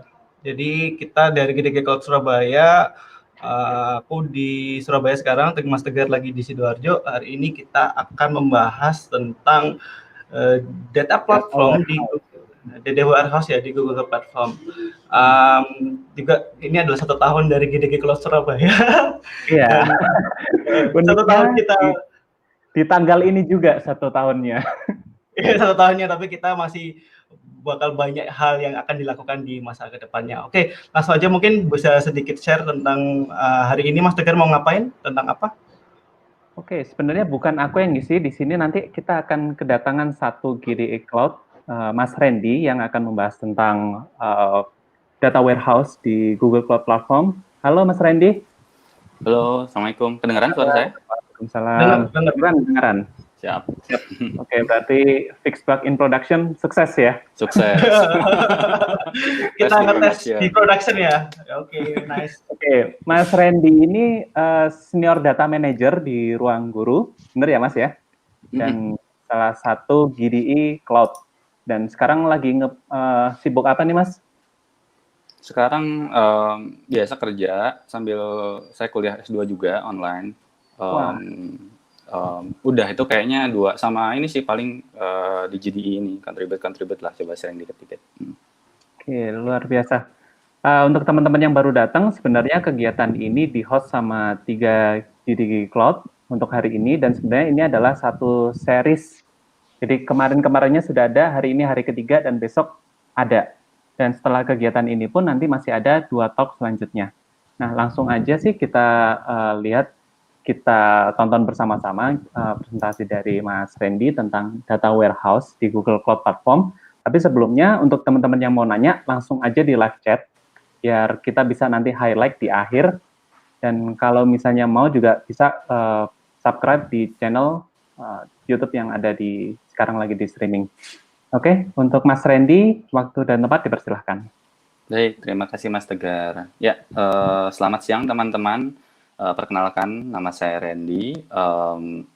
Ini saya ambil foto yang salah satu favorit saya. Karena kan kita semua cari-cari ya, Bapak di Kongguan itu sebenarnya di mana gitu. Jadi, saya sekarang lagi aktif di Ruang Guru as a senior data manager, handling data science sama data warehouse team, sama CRM marketing juga. Di sini saya akan share something yang saya harap cukup sederhana sehingga teman-teman bisa aplikasikan langsung di perusahaan atau nyoba-nyoba sendiri lah gitu.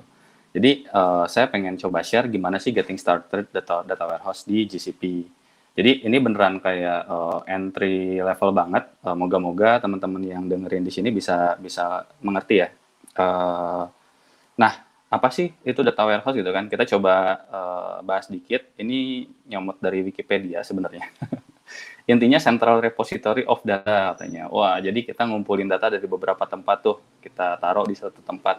Katanya itu data warehouse. Walaupun ada definisi-definisi lain juga dari beberapa ahli yang lain. Kayak misalnya data warehouse tuh harus enak buat di query. Data warehouse tuh harus enak buat di mengerti gitu kan. Nah, kalau saya sih tulis lagi kira-kira apa yang penting. Itu 1, datanya terkumpul di satu tempat. 2, datanya mudah dipakai dan di-query, dan 3, datanya seragam, bersih gitu. Mungkin kalau pernah dengar anekdotal curhat-curhatan dari teman-teman analytics gitu kan atau science, itu mereka lumayan ngabisin waktu dibersih-bersihin data. Gitu. Oh, saya ngambil datanya dari tim ini ngambil, dari tim ini ngambil, dari tim ini ngambil, ribet banget gitu. Jadi ada effort untuk ngumpulinnya, ada effort untuk bersihinnya juga. Nah, data warehouse ini kayak ya udah effortnya daripada semua ngerjain gitu kan, dikumpulin di satu tempat terus semua tinggal pakai satu data yang sama. Tuh, ini sedikit ilustrasi sederhana, aku bikin simple aja. Jadi bayangin di sebelah kirinya ada beberapa sumber data, dari database apa, misalnya MySQL, Postgres, atau database yang lainnya. Terus misalnya ada CSV file, JSON file, kita load semua ke data warehouse, terus kita bersih-bersihin dan dipakai buat beberapa use cases. Misalnya buat data mining, buat bikin machine learning model, buat bikin report, buat bikin dashboard, chart, sehingga perusahaan bisa ambil decision yang sesuai dengan data-data yang udah dikumpulkan gitu kan. Nah ini sebenarnya sedikit menyinggung aja, saya nggak bakal bahas ini di hari ini. Itu tentang star schema, itu cara modeling data di data warehouse. Jadi Kalau teman-teman yang background-nya software engineering mungkin udah sempat kayak third normal form gitu kan, boycott normal form. Jadi gimana caranya nge-model data supaya normalize banget di database, misalnya di relational database management system biasanya. Nah, star schema ini semacam kayak paradigm yang mirip-mirip modeling juga, tapi khusus buat analisis lah bisa dibilang. Kalau teman-teman lihat ada table yang di tengah dan ada table yang di pinggir-pinggir, makanya kayak bintang, ya mungkin cocok logi ya, tapi mirip-mirip bintang atau laba-laba atau apalah nggak tahu. Nah, yang tengahnya itu bayangin kalau misalnya pernah dengar 5W1H, what, why, when, where, dan sebagainya, itu yang tengahnya tuh what gitu, apa yang terjadi. Sedangkan yang pinggir-pinggirnya itu when, where, dan sebagainya lah gitu, kayak keterangan kapan itu terjadi gitu kan, produknya dan sebagainya gitu. Jadi skema ini data yang dimodel sedemikian sehingga biar gampang di-query. Mau cari lebih dalam bisa googling atau mungkin cari referensi-referensinya. Nah, tahapnya gimana sih bikin data warehouse? Tentu saja, karena data warehouse itu ngumpulin data dari beberapa tempat, kita mesti kumpulin dulu datanya, gitu kan. Ada beberapa paradigm yang umum disebutkan, ada ETL, ada ELT. Wah. ETL itu apa? Extract, transform, load. Kita ekstrak data dari sumber, kita ubah-ubah, terus kita load ke data warehouse. Ada yang L-nya di tengah, gitu kan. Kita ekstrak dari tempat, dari sumbernya, kita load ke data warehouse dulu, baru kita transform, gitu.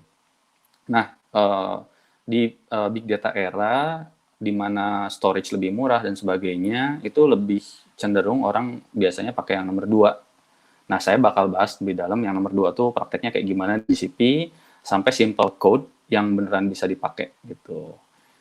Nah, kita bahas satu-satu ya. Jadi, ekstrak itu apa sih? Ngambil data dari data warehouse, misalnya kita punya MySQL database, ekspor dalam bentuk CSV, pakai dump, atau ekspor dalam bentuk JSON, macam-macam lah caranya. Tapi intinya ngekspor data dari database keluar dan load sendiri, hasil diekspor tadi di load ke data warehouse-nya. Misalnya dari data CSV atau JSON file tadi di load ke BigQuery misalnya. Nah, BigQuery ini adalah data warehouse, cloud data warehouse yang di-provide oleh GCP, Google Cloud Platform, yang serverless, kamu nggak usah ngurus mesin apapun, bisa mulai dari gratis, jadi nanti dicoba aja gitu. Create account itu udah ada langsung gratis.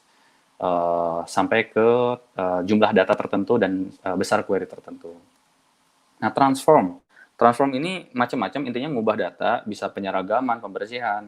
Ini contohnya nih, misalnya nomor HP kan suka macam-macam ya, +62, 0812, ada yang pakai strip, ada yang pakai kurung, macam-macam banget. Ini kalau nggak diseragamkan, nomor yang sama bisa teranggap nomor yang berbeda-beda gitu kan. Nah, ini contohnya diseragamkan gitu. Tadi extract, load, dan transform. Nah, ini gambar dari wiki lagi.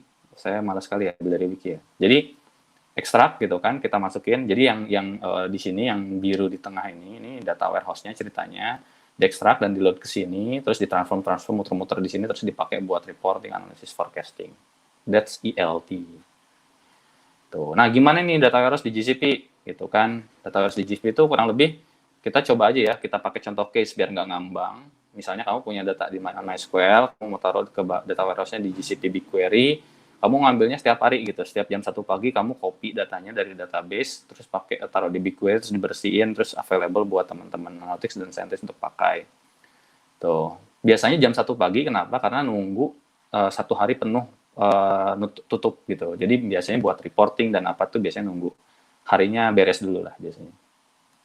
Nah, ini simplified version, bayangin kamu misalnya ngeluarin MySQL, mengekstrak data dari MySQL tables, taruh ke CSV file atau JSON files, terus di load ke BigQuery, ditransformnya dari BigQuery ke BigQuery lagi. Kita bakal pakai SQL untuk mentransform datanya.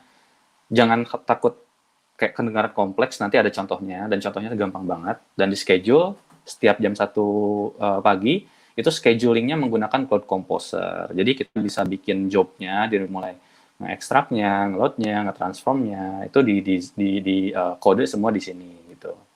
Contoh kodenya gimana? Wah, ini langsung tiba-tiba contoh kode, tapi jangan khawatir, ini simpel banget. Tadi seperti yang saya bilang, semua kodenya akan di-deploy di sini, itu ada kalau out kuning-kuning gitu kan, itu akan ada di dalam Cloud Composer atau Apache Airflow. Apa sih Cloud Composer, kok ada garis miring Apache Airflow? Jadi Apache Airflow itu sendiri open source yang biasa dipakai untuk scheduling data engineering work gitu kan. Biasanya disebutnya data pipeline karena Ini bentuknya mirip sama ini ya, sama pipa gitu kan, aliran air atau apalah gitu. Nah, makanya disebutnya data pipeline. Nah, biasanya tuh desain data pipeline dan kode-kodenya adanya di Apache Airflow untuk open source.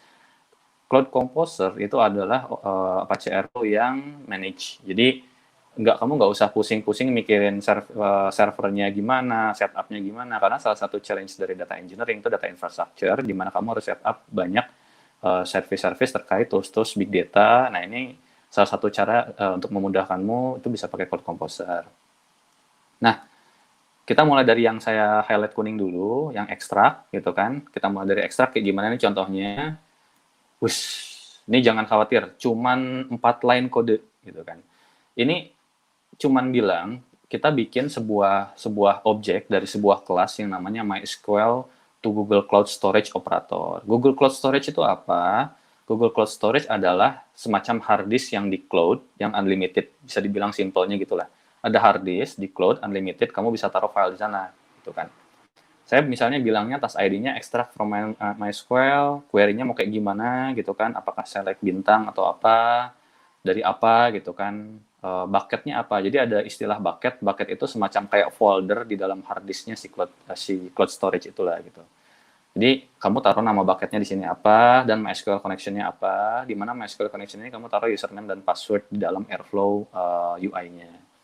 Gitu. Jadi cuman ini sebenarnya agak simplified, tapi cara kita mengekstrak adalah dengan mendefine satu objek MySQL to Google Cloud Storage Operator. Jadi nggak banyak lah, kamu tinggal bilang aja query-nya mau apa, bucket-nya di mana, table-nya di mana, dan sebagainya. Nah, terus lanjut. Habis kita ekstrak nih, udah beres, keluar, filenya ada. Kita load kan ke BigQuery. Caranya gimana? Mirip banget sama tadi, tapi beda kelasnya. Gitu. Yang ini namanya Google Cloud Storage to BigQuery Operator. Jadi, si Apache Airflow ini, karena dia open source, banyak tangan yang bantuin lah. Gitu. Termasuk mungkin GCP sendiri. Di situ udah ada operator-operator disebutnya yang tinggal dipakai aja. Kamu mau ngirim data dari mana ke mana, atau kamu mau proses data dengan cara gimana, tuh tinggal pakai aja Google aja Airflow operator, nanti keluar semua possibility-nya apa aja. Nah, di sini kamu masukin task ID itu kayak naming aja sih, biar ada namanya lah gitu di UI. Bucket-nya tadi yang tadi filenya di mana, foldernya di mana, terus tulisnya mau ke table mana gitu. Jadi kita pindahin dari file ke sebuah database namanya BigQuery, itu ada data warehouse appliance yang cloud. Nanti kamu kayak load datanya ke sana, terus tinggal analisis dari sana. Tuh. Nah, tadi extract, load, sekarang bagian yang transform ya. Bagian yang transform, oke. Yang transformnya kayak gimana? Mirip lagi juga gitu. Cuman namanya kelasnya BigQuery Operator. Di sini kita taruh, ini aku belum edit ya kodenya, harusnya pagar, harusnya kopas dari editor lagi nih. Terus ada destination-nya di mana gitu kan, terus ada query-nya apa, select misalnya. Di sini misalnya kita mau nge-replace nomor HP untuk semua karakter yang bukan angka gitu. Jadi bayangin kamu ada karakter plus, ada karakter spasi, ada karakter kurung, itu mau dibuang semua lah kasarannya. Biar nanti pas dianalisis tuh gampang, bisa kita lihat mana yang sebenarnya user yang sama. Tuh, oh ini nomor HP-nya siapa nih gitu kan. Gitu. Nah, itu transform. Nah, udah lengkap ya dari extract, load sama transform. Nah, schedule-nya sekarang gimana gitu. Oke, saya mau bilang kalau saya mau schedule harian gitu. Nah, ini apa ya? Simplified version dari the whole code gitu. Kamu bisa bikin DAG di sini. Kalau kamu lihat di sini aku bilang schedule intervalnya daily, bisa lebih spesifik bilang jam 1 juga, pakai semacam cron gitu sintaksnya. Di sini kalau kamu lihat ada extract, load sama transform gitu kan. Tadi kan kita udah lihat ya extract gimana caranya bikinnya pakai kelas ini. Terus load gimana caranya bikinnya pakai kelas ini, dan transform gimana caranya bikinnya pakai kelas ini. Terus di Airflow ada idiomatic pakai kayak apa sih tandanya, kurang dari apa lebih dari ya? Lebih dari gitu. Lebih dari 2 kali gitu. Nah, ini artinya apa? Kamu harus ekstrak dulu, beres ekstrak, habis itu kamu load, habis beres load baru kamu transform gitu. Jadi tanda ini mendefinisikan dependensi. Load nggak boleh mulai kalau belum diekstrak ya. Iya, kita mau load apa? Filenya belum dikeluarin kok gitu kan. nggak boleh ditransform, iya datanya kan belum di-load gitu. Jadi cara ngurutinnya dengan mendefine dependensi ini gitu kan. Nah, ini contohnya. Contoh kalau misalnya udah dilihat di Airflow UI itu bentuknya kayak gimana sih gitu kan. Ini saya bikin sampel DevFest 2020, nanti code-nya jangan khawatir di-share di GitHub saya. Nanti linknya juga ada di slide ini. Tadi sampai mana? Oh ya, ya ini. Jadi ada extract, load, dan transform ya. Jadi kodenya persis sama kayak tadi, extract, load, sama transform. Yang transform itu pakai BigQuery operator yang hijau muda ini. Yang load pakai apa ya? Ini warna apa ya? Abu-abu, Google Cloud Storage to BigQuery, dan yang hijau MySQL to Google Cloud Storage operator. So dengan simple code yang tadi, satu file doang, kamu udah beres nge-extract data dari MySQL ke Google Cloud Storage dulu sebagai staging area. Biasanya disebutnya staging area gitu kan. Kayak apa ya? Tempat naruh sementara lah gitu. Terus di-load ke BigQuery gitu kan, di-load pakai yang load ini, terus ditransform antar BigQuery lagi. Semua kodenya akan di-deploy di sini gitu. Nah, ini hasil apa ya? Ilustrasi hasilnya sih. Bayangin kita punya table cells, di mana table cells ini ada, ini beneran aku bikinin contohnya juga sebenarnya. Kayak ada transaction ID, ada misalnya ini toko buku gitu kan, toko stationery, ada produk-produknya apa, harganya berapa, terus ada nomor HP yang belinya ya. Unlikely sih kita naruh nomor HP ya. Taruhlah ada undian berhadiah lah, jadi tahu nomor HP-nya gitu kan. Nah terus dibersihin hasil bersihinnya kayak gini gitu kan. Kita lihat aja ya struktur kode akhirnya seperti apa. Ini coba saya zoom ya.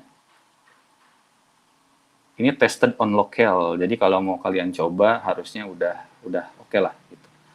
Nah ini teman-teman bisa lihat, kita mulai dari ada import dulu. Jadi kita kasih tahu dulu kelasnya ini definisinya datang dari mana. Ini ada default argumentnya dipakai buat definisi-definisi gitu sih, ownernya siapa, kalau ada apa-apa alert email kemana gitu. Misalnya bayangin jam 1 kamu run job ini, terus tiba-tiba ternyata MySQL-nya lagi mati gitu. Nah itu dia bakal mesti nge-alert kan, supaya kamu aware kalau ada masalah. Nah, ini email on failure-nya ditaruh yes gitu. Atau misalnya biasanya koneksi kan suka ada mati-mati gitu kan atau apa, bisa taruh retry juga. Tuh, ini retry, definisi retry sih dari mulai delay-nya, berapa kali retry, perlu retry apa enggak pas perlu email apa enggak pas retry gitu. Nah, ini contohnya yang tadi MySQL to Google Cloud gitu kan, ini saya taruh tas ID-nya extract, tuh bucket name, ini bucket name-nya di atas gitu kan. Nanti bakal ngeluarin 2 file, export dan schema, filenya JSON gitu. Nah ini dia bakal kayak ke export gitu ke Google Cloud Storage. Dari sini Google Cloud Storage bakal ke load ke BigQuery. Agak sedikit lebih detail ya dari slide, tapi nggak begitu banyak sih sebenarnya. Begitu-begitu aja sih isinya.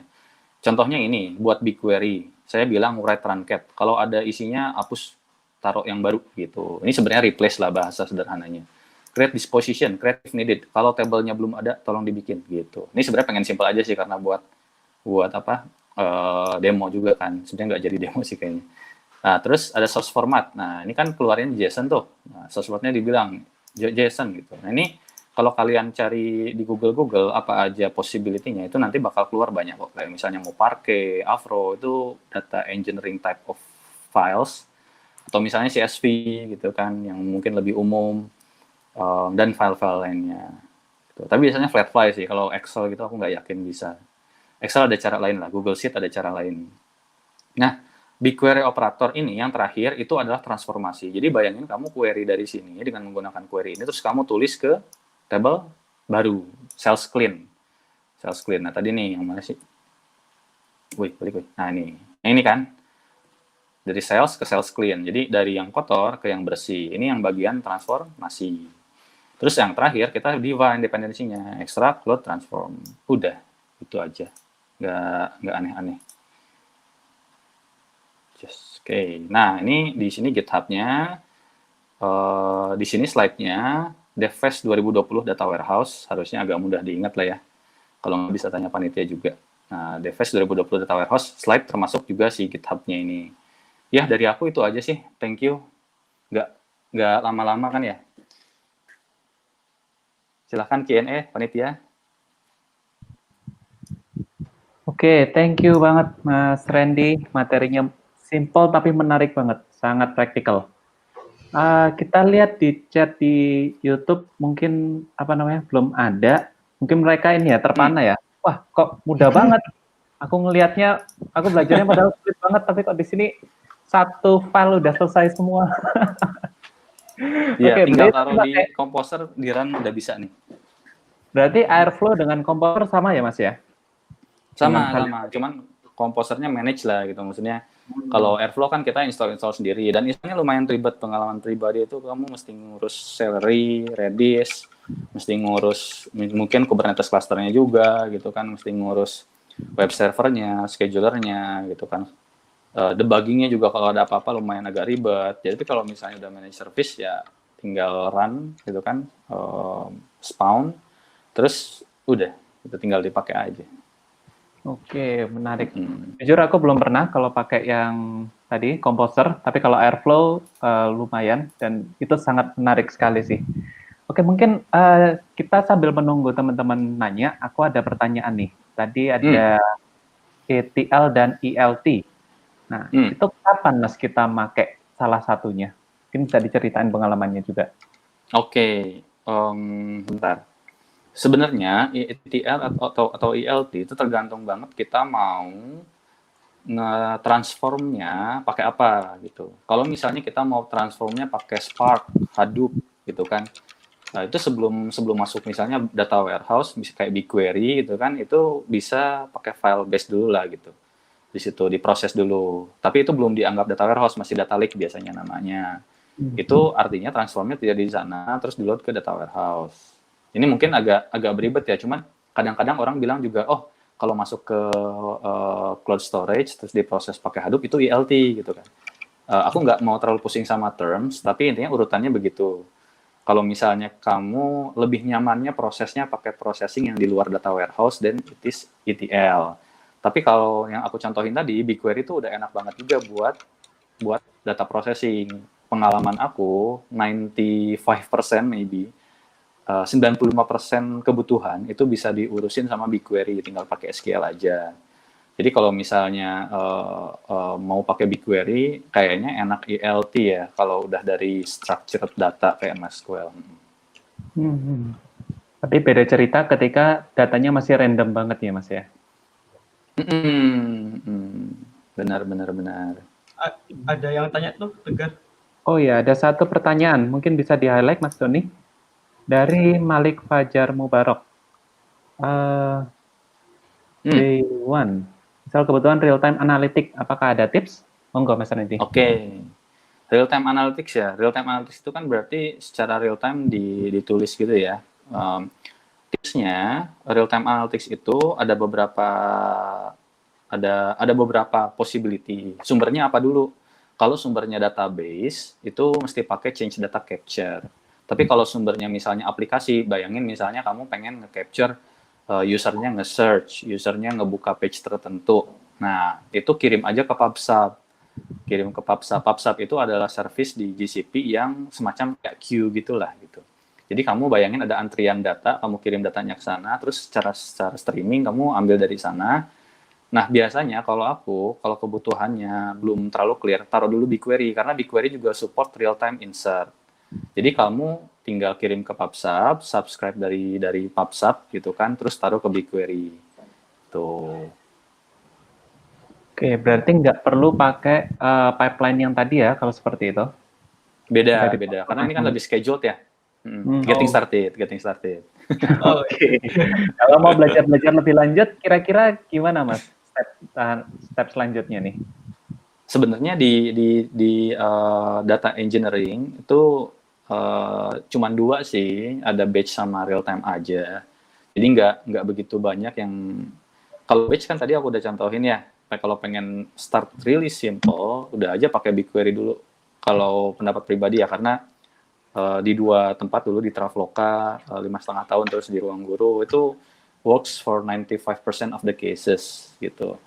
Nah, kalau real time tadi juga seperti yang aku bilang, mungkin enaknya menurutku pelajarin masing-masing si komponen architecture-nya tuh dia prinsipnya kayak gimana cara kerjanya.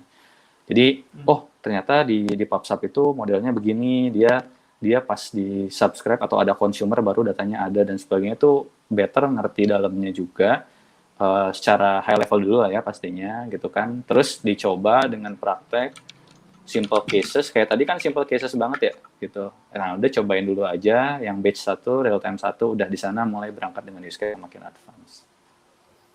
Oke, menarik banget. Nah ini kita masih ada lumayan waktu sih, 5 menitan. Ini juga pengen ada beberapa pertanyaan dari personal.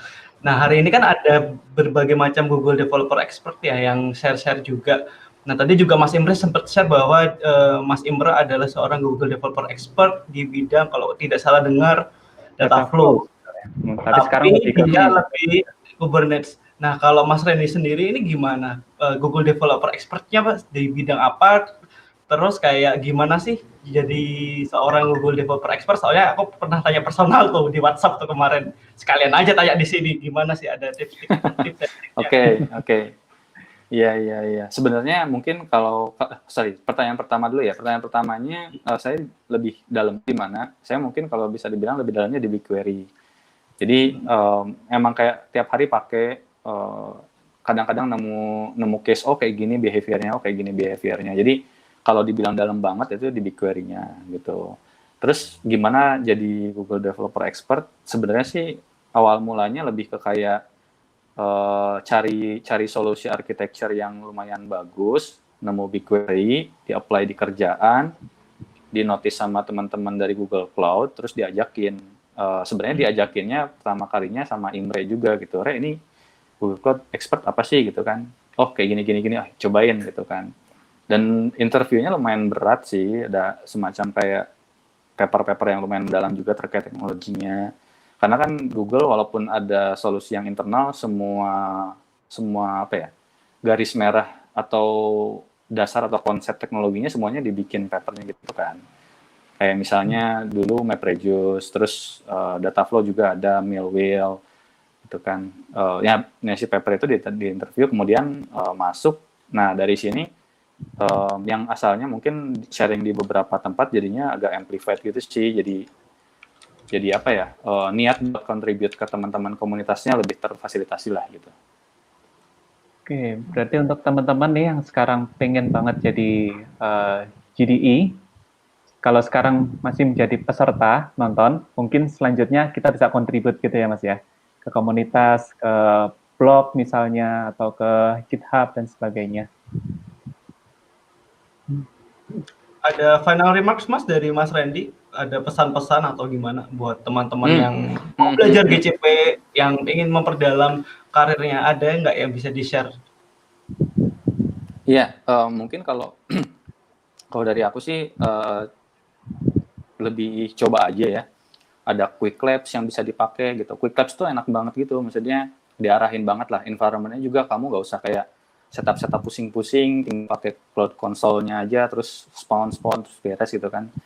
Kalau aku belajarnya anaknya praktek, jadi cobain quick lab, dicobain use case-nya, dari nyoba berbagai macam use case itu, pas kamu dapat kasusnya di real life udah enak gitu. Oh, udah kebayang apa aja yang bisa dipakai gitu. Ya menurut aku sih praktek sih, Bang Dani. Ya, sekalian nanti di final event hari ini ada Mbak Laura yang ngasih tahu bahwa bisa pakai quick lab dengan gratis gitu. Ada juara GCP session selanjutnya. Aku lupa session berapa sekarang. Oke. Sekarang kalau nggak salah session 4 itu. Yang 4 ya. Jadi sinetron ya. Ya kayak sinetron kita. Jadi tapi asik banget, unlimited kalau misalnya mau join sekarang. Jadi teman-teman nanti tungguin di akhir nanti gimana sih caranya supaya dapat akses dari quick lab tersebut. Oke. Thank you dari Mas Randy, thank you dari Tegar juga yang dari Sidoarjo. Kami dari Google GDG Cloud Surabaya pamit dulu. Terima kasih. Kita transisi ke teman-teman di Jakarta. Thank you semua. Thank you.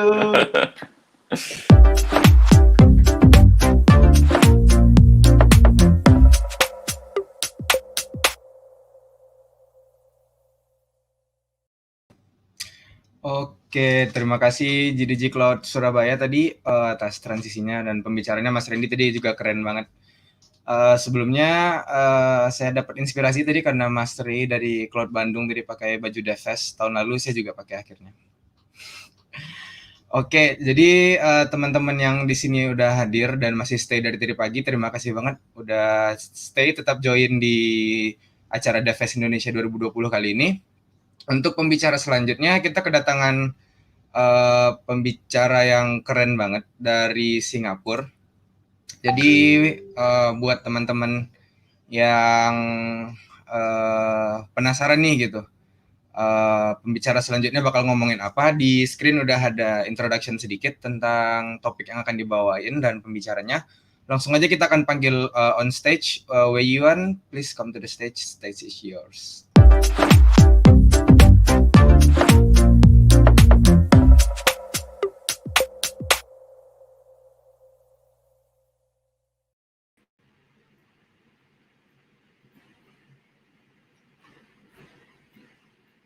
Hello, everyone. Hi, my name is Wei Yuan, and I'm really excited to be here today to be sharing with all of you my topic today, which is secrets and serverless in Google Cloud. So a bit of a primer before this, I think for those who might have been using serverless tools in Google Cloud for a long, long time, I think some of you all might be aware of some of the pain points, it being that how do you embed secrets in your environment for your applications that you deploy. There have been ways of getting around it, but there hasn't been a straightforward way of doing it. So today I want to introduce to you, the current way that I feel is the best to do it, as well as the previous ways that we used for it before. So let's get started. Okay. All right, so very quick self-introduction. My name is Wei Yuan. I'm from a company called Harbor. We're based in Singapore, and I'm a Google developer expert for Google Cloud. And all right, so for today's topic, I want to center the theme of our discussion today on one single word, which is security. And to go along with it, we have this one sentence that I put over here, which is that we live in a vastly different world as compared to, maybe 10 years ago, a decade ago, where we have many different concerns. I'm not sure, for some of you, maybe you have used Facebook 10 years ago, where there were it was filled with many different games. And basically, as a user, you can just give them, your permissions to your data, and you get to play their games and stuff like that. And those were kind of common 10 years ago. But if you look at it from recent years, this is something that is not that common before. I mean, not that common now because of things like this that's happening. From the aftermath of the US elections, you had the Cambridge Analytica scandal, information being leaked out in sort of a data breach to different third parties. So you have users who entrust the data to you, but the information was leaked out. And this is not a good thing. We can see over here the headlines indicating 87 million users' credentials being leaked out, Facebook having to pay this large fine over here. I mean, for small companies or even for mid-sized companies, a amount like this is a huge cost to bear. So, taking note of this is something that we don't want to do. We don't want to have a data breach. We don't want to leak our user secrets. Hence, we should keep, our secrets secure. Secrets that can potentially leak, some of this information. And from the aftermath, a bit of an overview on today's world, we have more stringent guidelines now. For those who have worked on applications that, have worldwide customers, you might be familiar with this term GDPR, which is active in the EU region, or CCPA in the California region. So these policies are important because they restrict, how you use your data, how your users can access their data and delete their data directly from your application, in terms of GDPR. So, with these restrictions, they also show, there is an important concern in terms of being able to ensure that we keep our secrets close to ourselves, we ensure the data security and data breach do not occur. And actually, one of the very interesting things about when you talk about data security is that I think one of the pessimistic ways that people refer to it is that it's an eventuality, it will happen. If you look at it over here, I have this source from haveibeenpawned.com, multiple data breaches occurring over the years. 481 sites so far when I pull these stats out, over 10 billion credentials, user credentials being leaked. And you can see over here, many different like companies been involved in, or not involved, but in this case, accidentally leaking out some of these secrets. And this is very bad publicity. You know, your customers will definitely not want to entrust their data with you if you are not careful with your own secrets, causing your information to be leaked out. And just now I mentioned about that pessimistic statement, right? You know, which is that it's an eventuality that will occur. It's more taken in the sense that you should be able to be prepared. You know, if it occurs, what do you have to do to mitigate it? But it doesn't mean that we always see it from that perspective. You should still take care of your secrets, your users' data well enough such that it should not occur. Of course, if it occurs, you know what to do, but as far as possible, you want to ensure that that doesn't occur. Okay, and on the topic of security itself, I think if we move on to the cloud computing world, we can see that over the recent years, in fact, as I mentioned, right, over the last decade, the interest in security in the cloud computing sphere has sort of increased. You can see from the early 2010s, the trend itself has increased. The interest in industry in this topic has increased. And if we put in more figures in, we actually can see why is that so. Because in the recent years, cloud technology has become more mainstream. It's no longer common for us to, you know, sort of have your own physical server racks, maintaining your own infrastructure. You want to make use of cloud technologies to save you time, you know, on maintaining a lot of these physical concerns. So services provided by cloud providers like IaaS systems, PaaS systems, those having gained traction over the last 10 years. And even serverless computing, you can see that a more recently coined term in the mid-2015s, having increased interest in it. And all of this parallel the increased trend in a concern of having better security measures in the cloud computing sphere. Okay, so this is very much, you know, a concern not just for singular companies, but the whole industry sees this as a potential topic or something that we have to take care of. But there are difficulties in getting this set up in place. You know, this survey was done by Enterprise Strategy Group, and basically the respondents of this survey, you can see on the right over here, 63% of them mentioned that as time passes, it gets harder and harder to keep up with the new guidelines, with security updates and all that, because, you know, as time passes, new ways to crack systems appear. So you always need to keep updated to the fixes, to newer security protocols and so on. But if you're a small company or if you're like a one developer team, usually this is something that is a huge cost to you. You know, you can see on the left over here, 22% of the respondents mentioned that because most of the time they are addressing high priority emergency issues, they don't have the resource to take care of all these security issues, ensuring that they are updated, you know, to the proper measures. Okay, and this is very important. You know, it shows the difficulties, you know, for organizations to keep up to date. And in regards to cloud computing, we're looking at moving to, you know, more managed tools, getting a cloud provider to do things for us. And, you know, how about having security also being managed by the cloud provider? You know, the cloud provider is innovating these solutions to take care of all their customers. So hence, it's kind of like them having their own DevSecOps team protect all of their customers and us leveraging on all their tools, you know, paying for using that tools instead of having to, you know, employ your entire team to do that. So with that, I think just to highlight, you know, the importance of having security as one of your main themes in your product nowadays. So with that, I want to transit into our topic, which is regarding secrets and serverless. So serverless applications in GCP, and how do you embed secrets into the serverless tools? Okay, but before I jump into the meaty portion of this topic, I want to address each of these terms over here. So for those who might not be familiar with these terms, so let's start off with serverless. Okay, so serverless is very much synonymous with the term manage.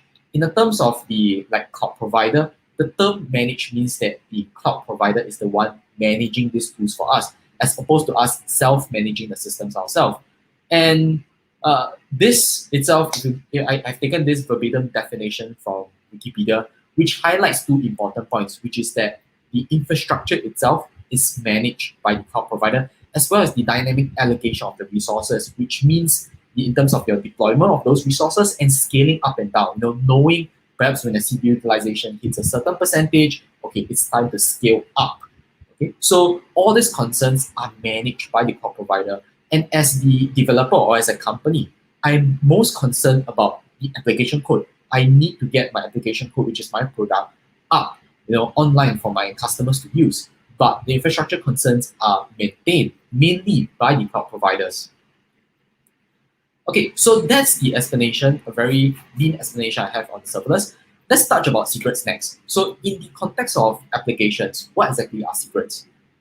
Okay, I think very clear-cut, credentials. So what exactly are credentials, or what are these credentials to applications? What do they exactly mean?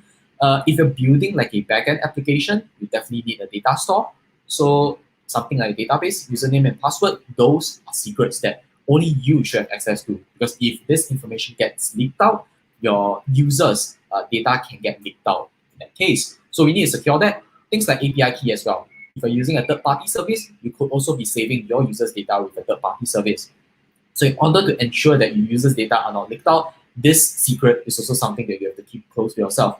But not just being this as like data privacy concerns. For example, if you're paying for usage of an API of a different company, this API key can be linked to the quota that you're allocated to use. So if you leak this secret, you can actually have other people piggybacking on what you paid for, the quota that you paid for. So you don't really want to have that. Hence, in this case, it should also be considered as a secret. Okay, and also not just like plain text strings. You could have like SSH keys, saved in files where you use it to shell into your other environments. If you need to do some deployments, so that should be considered as a secret as well. Okay, and in the case of thinking about embedding secrets in your applications, there's two mainstream ways of looking at it. Either you obtain that secrets in initialization, like when you deploy your application, you pull the information and load it as part of environment variables. I think for application developers, the common term we definitely know this as is the .env file, where we load it as environment variables. But I think another not so common way of doing it is actually to obtain it dynamically. So maybe you have a cron job that sort of update the local environment variables within the application, maybe let's say every 10 minutes, so that every time you update your secrets, you don't need to restart your application to get updated. Or you could just make a simple API call and get that secret directly, instead of depending on some static initialization at the start. So I think we're going to be talking about a bit of this during the demo later on in regards to the tools that we'll be using to embed our secrets into our applications. All right, so I think we've established a good the definitions down. I want to talk a bit about the premise. So like why exactly did I move along this? When did I want to explore this topic? So there must be like motivation behind. And I think one thing I didn't mention is that I'm a volunteer at GDG Cloud Singapore, so the Singapore variant of the GDG Cloud group. And basically, we sometimes organize events, and time to time we have like very interesting prizes like books, signed books by our speakers, and we want to reward them to our participants. But because there's limited supplies, we can only give to some of them. So usually we need to go through like some sort of lucky draw system or balloting system. And all those online systems, usually you need to, like there's lucky draw applications outside, but you need to copy and paste a lot of the participants' information, private information into that application, which might not be the best way of dealing with all this user data. So we decided, why not we create one ourselves? And the challenge, okay, so basically let me just show you the application. It's a very simple application. You get the names, and then you just run through some lucky draw. You just run through this very nice animation, and then you just get the winner. So very simplistic, but behind the scenes is a bit more complex. Okay, so there were a few concerns that we had, which is that we need to build this application, and we wanted to use the serverless tools because we didn't have this is not like a main company product where we have like a dedicated team to take care of the infrastructure. We wanted to build it as a serverless application so we can use it at any time. If we don't need it, we'll just turn it off. Okay, but the challenge that we have here is that we wanted to use Google Forms to allow our participants to be able to add their details into the forms, and the information will be saved into Google Sheets. So our serverless application will treat the Google Sheets like a data store. Okay, through API, you'll get call the store itself and get the information back to be able to run through this balloting process. Okay, but the other challenge here is that after we find out how to do that, other issue is that we can't make the sheet publicly accessible. Because as I mentioned, data privacy is a concern.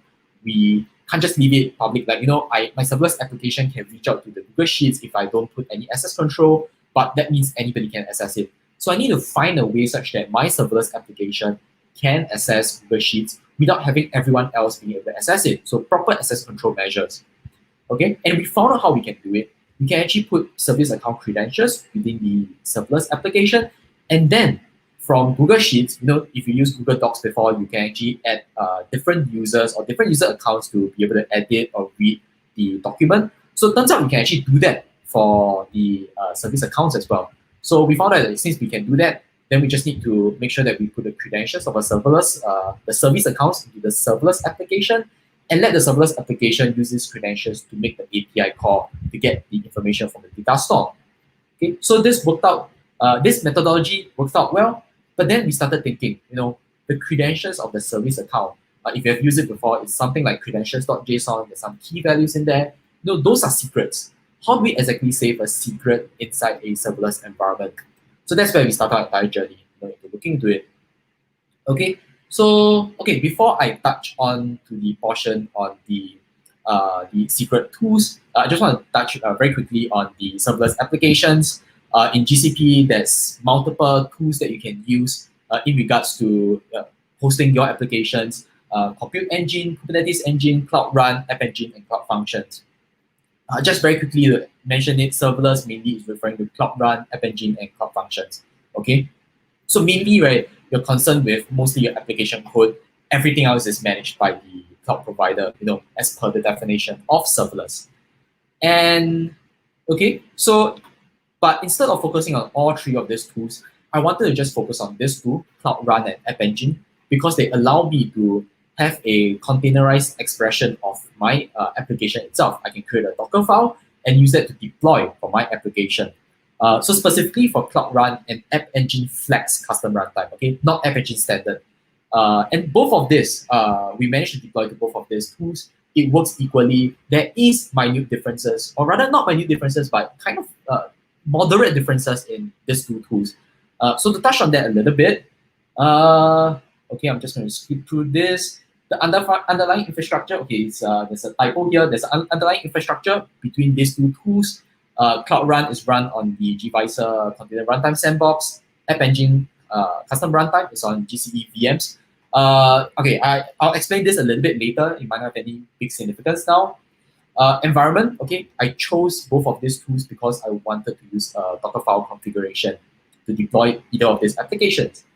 Okay, and then, we go touch on the deployment and scaling speed. So this is very much related to the underlying infrastructure, as I mentioned just now, which is that because the Cloud Run is run on a sandbox, the deployment speed and scaling speed is a lot faster. You can bring up containers a lot more quicker as compared to bringing up the pure virtual machines. You have to wait for it to warm up. It takes a longer time for App Engine to warm up in that case. So deployment and scaling usually is a bit longer, in terms of using App Engine custom runtime.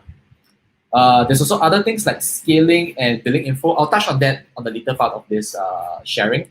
Okay, so I hope I've established kind of a lean idea on what serverless tools we're using, mainly on Cloud Run and App Engine. Now I want to touch about how are we going to embed our secrets into the context of these serverless tools. Now we know that we're using Docker files. We need to create Docker images from there. How can these secrets be embedded in our containerized applications that we're going to use here? Okay. One important thing that I want to put over here is to indicate that my main team is going to be talking about the managed tools, the managed solutions. Okay, I'm not so much focusing on self-managed solutions where you might some of you might be using like HashiCorp Vault that you need to deploy on your own VM and use.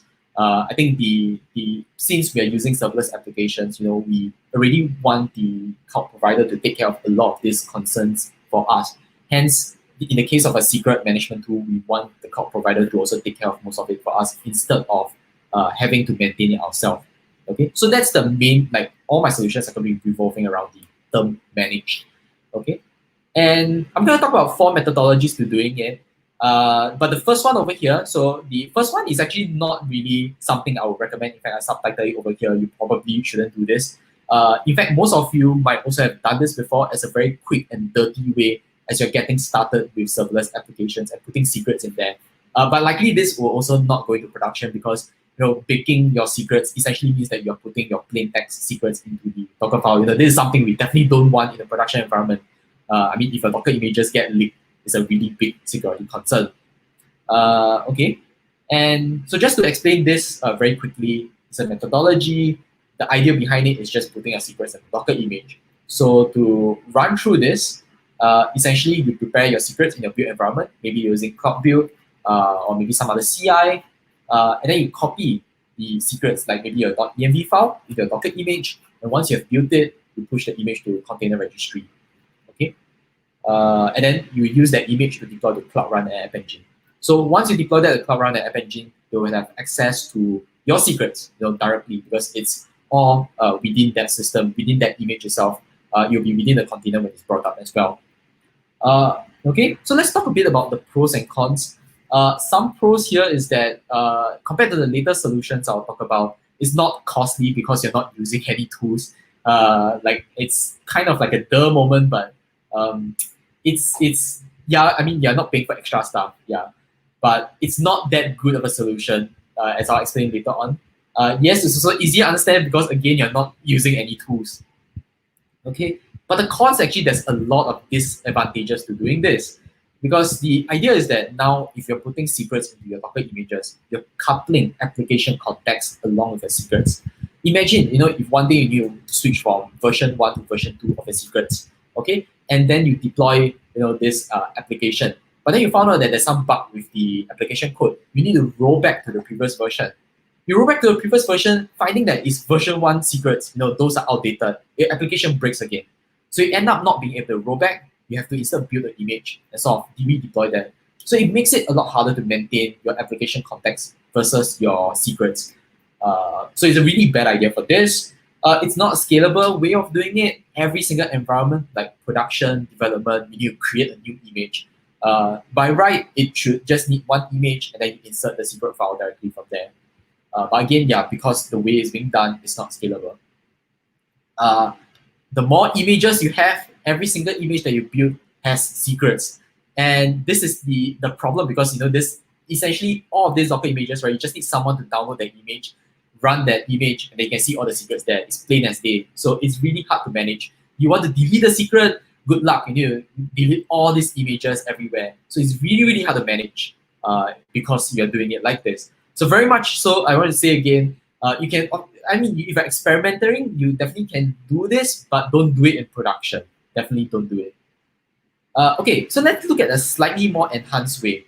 Another way of looking at securing your secrets in your serverless application is to use tools like KMS. So Key Management Service. And what exactly is KMS? Okay, KMS is a service that you can use to manage your encryption keys and permissions to use these keys. Okay, and the idea is that you want to authorize users to be able to encrypt and decrypt files.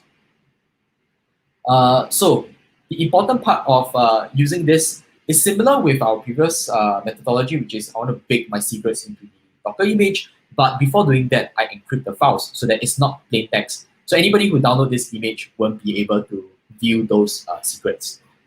Okay, so yeah, the methodology of running through this essentially is just give the correct access control. You can see over here, I'm running a G-Cloud client to do that.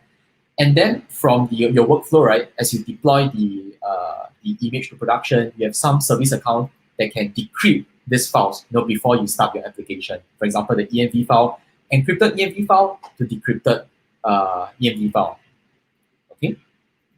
Okay, so let's look at the pros and cons of this.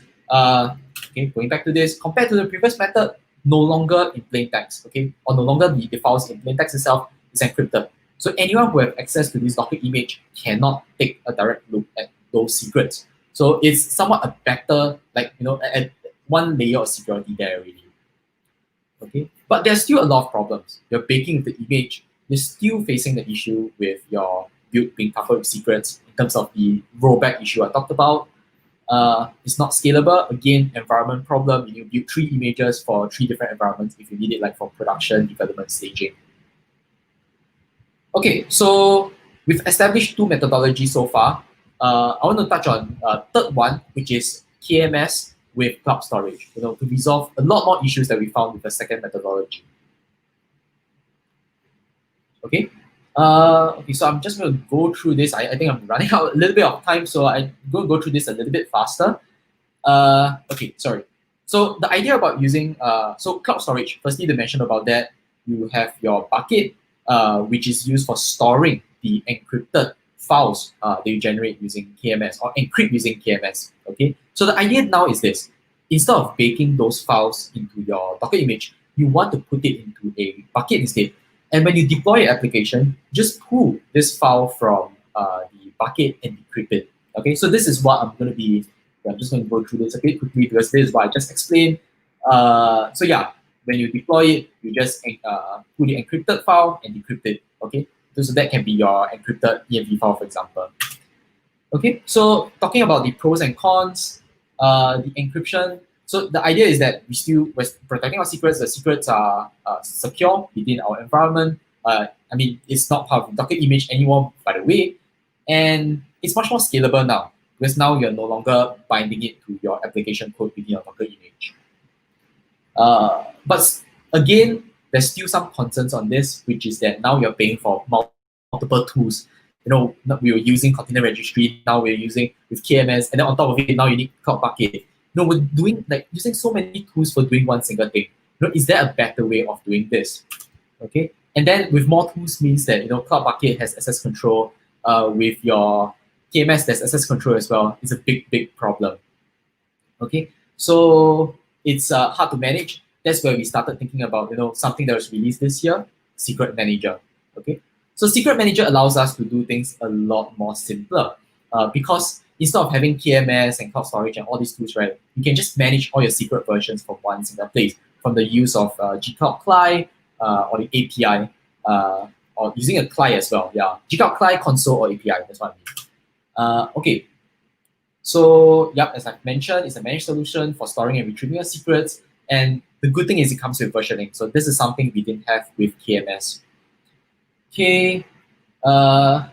Yep, so to use it, very simple. You go to the GCP console, you set the secret, and then you can actually upload the file which will contain the textual representation of the secret, or you can just type in the secret value directly there. And one important thing to mention is that access control for secrets can be on different levels. I think the main ones are essentially access control either on the secret level, that means you allow a user to see a secret in a project but not the rest of the secrets. Or you can allow the user to see every secret in the project. Okay, to do this, right, there's different commands. Using a gcloud CLI, you can do this by calling gcloud secrets, the IAM policy binding, and then secret name.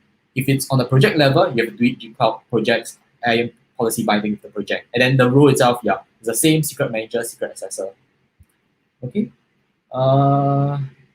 Okay, and okay, I'm running out of time, so I'm going to jump through this a bit quickly. This is basically using the JavaScript library provided by Google, the Google APIs library, as well as the Secret Manager library. Okay, and basically you can just use there's different languages for the different libraries that they provide. In JavaScript, you can actually use their library to get the secrets from your application. Okay, so the pros for this, you have one centralized location for managing all your secrets, which is very, very good as compared to the previous processes. And you don't have the multiple sources of truth anymore. You just have one single access control policy. And then versioning for it, there's versioning, which is not there with KMS as well. Yeah, and it's very much accessible, different ways of playing around with Secret Manager. And yeah, you can actually also call API to get the information. Instead of KMS, where you can sort of only do it on the level of initialization mostly. Certain cons about it, actually not really cons, but it's just more of somewhat a learning curve there, but it's not that steep, that's it. And yeah, you need to set some time to ensure that you put in the proper access controls. Okay, so I just want to, I'm just going to do a very quick demo. I have a application, I can show you directly from the console. So you can see over here the different secrets in your console. Let me make this a bit bigger. So different secrets in your console for each application. You can see, so you can save many different secrets that you want. And then in each secret, you can actually, if I go in over here, you can see that you can maintain multiple versions. I can disable different versions of the secrets, destroy the secrets if I want as well. And just to show you a very quick outline of the code. So I have these two secrets I'm putting over here called debug secret 1 and debug secret 2. These are being fed directly to a route called debug over here in my App Engine application and Cloud Run application. And just to show you, you can actually, basically if I go over to my debug page over here, let me make this a bit bigger as well. Okay, so it's actually already loaded here. So if I want to change it, so let's say secret 2, I want to change it. In fact, it's very simple. Okay, so let me go to secret 2. So let's say I create a new version of this. I'll just create hello data.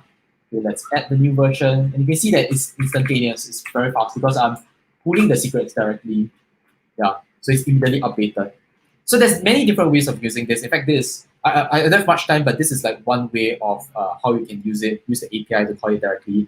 I think I'll be sharing my repository later on. There's actually other ways that I use it, such as when I call the I have a package, a script here that actually I use the API to actually get secrets. I have a script over here where I call the API and grab all the information and save it inside a file. So this is done at initialization. So it's very flexible. You can do it in many different ways. Okay, so there's a very short demo that I have in regards to Secret Manager. Okay, so I think maybe I think I just want to end off very quickly at over here. I think just as a very quick comparison of all the methodologies, you can see that the management of the secrets with Secret Manager is very much very easy because the multiple versioning that you can use along with the Secret Manager. So I'm just going to go back very quickly.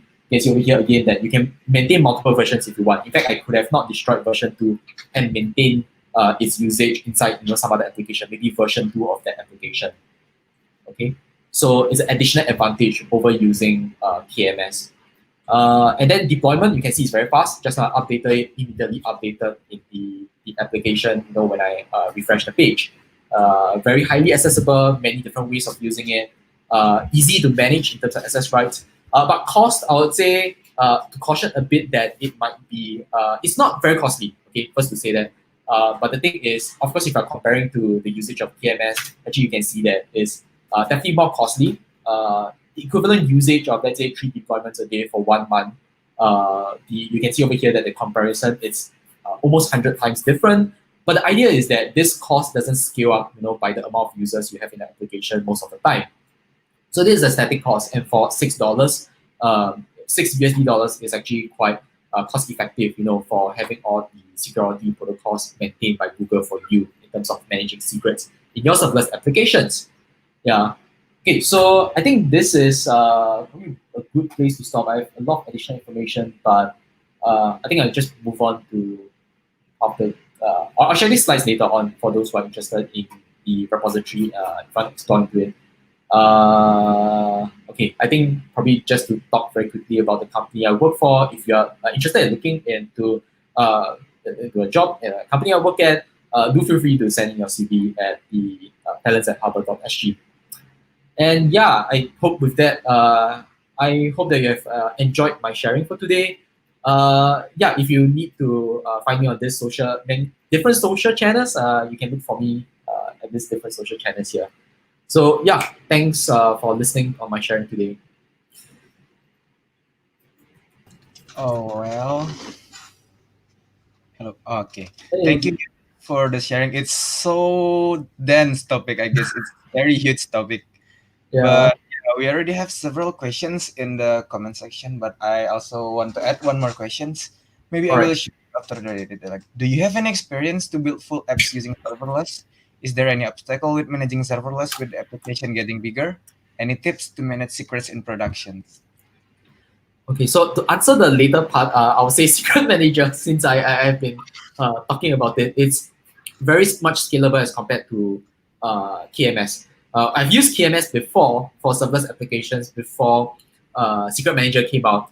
And frankly speaking, it's not good because you have to encrypt those files, you have to save that file somewhere.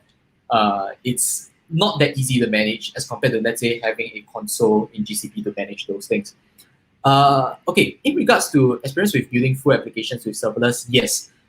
Using App Engine Standard as well as App Engine Flex. I've used App Engine Standard with a Golang runtime for a privacy application. So for GDPR, as I mentioned earlier on, this was back when I was working at Wiki, created like privacy.wiki.com for a very simplistic application to run there, and easily scalable as well, because it's a very like one-time small application. But we also ran this like Korean, what do you call it? A Korean news network thing, like it's called Supi.com. We ran it with App Engine Flex as well. And obstacles with running serverless using this, right? There definitely are obstacles, but actually the interesting thing is that for Supi itself, we had a very interesting mix of technologies. We had the front end using serverless applications and the back end with Kubernetes engine, with a multitude of different backend services. And usually, right, one of the big things in the Korean culture is that for example, if there's like some big news happening, someone got married or someone get divorced, a lot of people come to the site. So this will cause like certain like thundering hurt. There will be some downtime, but mainly that's actually to the backend service, to our Kubernetes engine and the backend workloads. For front end, right, actually we didn't have so much problems. Usually it's like some small problems, like maybe in our custom runtime we're running some varnished cache. There's some problem with the bug, application code in the bug in terms of caching the page cache itself. That's what I mean.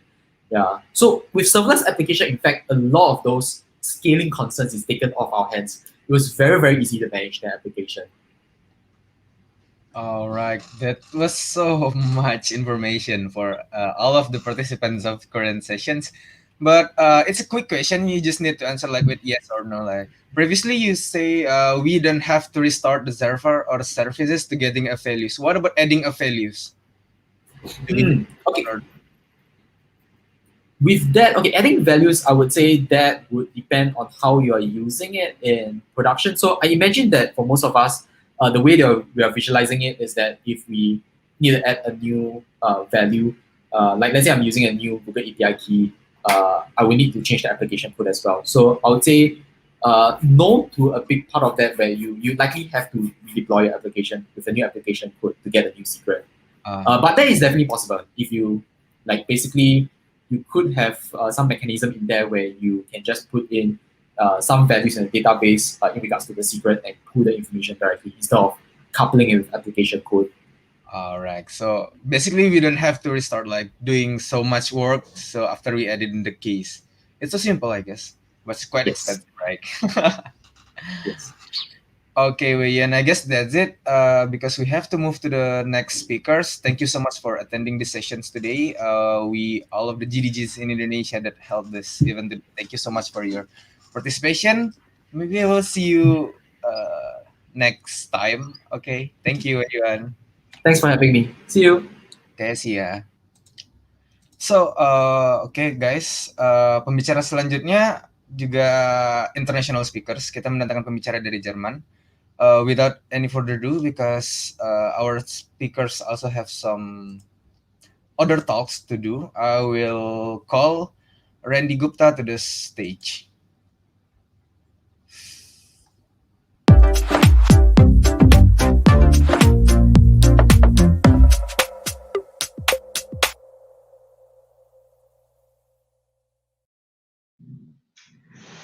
Hello, everybody. My name is Randy Gupta.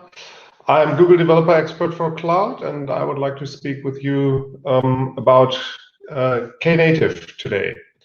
So Knative is, let me start with the platform of another bald-headed guy.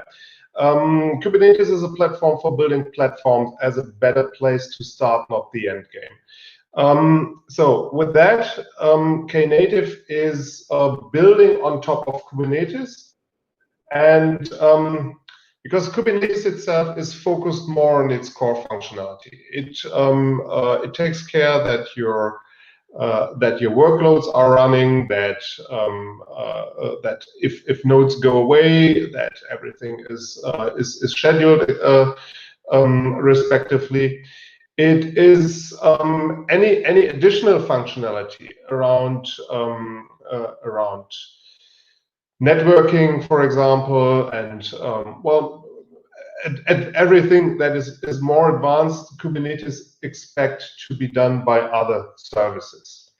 Therefore, Kubernetes has the concept of custom resource definitions, and custom resource definition is an extension of the Kubernetes API, where you say, I have at the moment we have the native objects like pods, like services, and ingress, etc.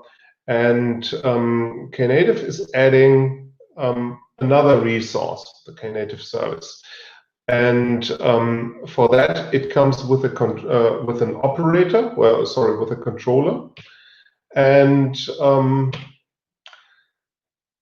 Knative for that builds on top of Istio. While that is not really true anymore nowadays, Knative is also working with Kong and Glue, I think, and Ambassador. So you can choose on which platform it is, which platform it is using. I would present today more Knative service. I would start actually with a demo. So you can see here I have nothing running in the namespaces. Let me clear that. And I will explain later on more what has happened here. Let me start here something one service in Knative. What I do here is I'm using here the command line tool. I will create a service, and all I'm giving to Knative is an image URL, and I can also pass environment variables. So as you can see, it is spinning up in the background another pod that is on a Kubernetes cluster, and here I got a URL. So let me take that URL.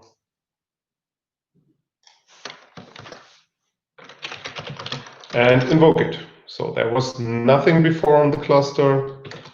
I can invoke it right away, and I got the response here. So,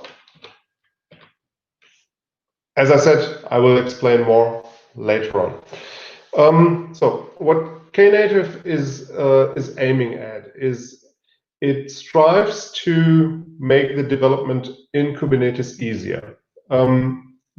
As you've seen, I was working on a plain Kubernetes cluster. I don't have anything else installed but Istio and Knative. There is really nothing else on that cluster. And all I need to do is to pass a Docker image on it. I don't need to define any additional services, ingress rules, etc. It takes care of all the control of Istio. If you're a little bit familiar with Istio, it is also quite complex, and Kubernetes is helping me controlling that. What I can also do is I can change configurations. It will keep a revision of everything I do. It is a little bit like like a blockchain, and I can keep these revisions as long as I like. It doesn't even take any resources. If you look at this, okay, that is not yet ready. Let's speak a little bit more about that. I have just deployed my service, and whenever I change something here in that service, a revision will be created, and I can even point to that revision later back in time And for that, it has also the concept of routes. I will demo that in a minute. And I can, for example, when I develop a microservice, I can still access old revisions. I can deploy a new revision, I can try it out, and I can also do canary testing on that. So let me check. So what Knative has done for me right now is it has scaled down these services. So you can see here is no pod running anymore. Because what Knative does is it takes the request that I'm sending, and only if there is an HTTP request, it starts the pods, like a full-fledged serverless application. So what I can do here now is I can run the curl command. And the moment I hit that curl command, it will take the request and start the application for me. And the request is not lost. The request will then be handed over to the newly created pod and will be answered. So I'm hitting the curl command. So as you can see, it will create the container here. And as soon as it is ready, it will be replied by the application.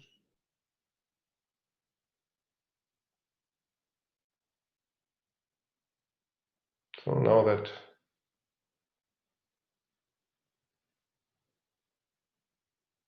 okay, so that took a little bit longer.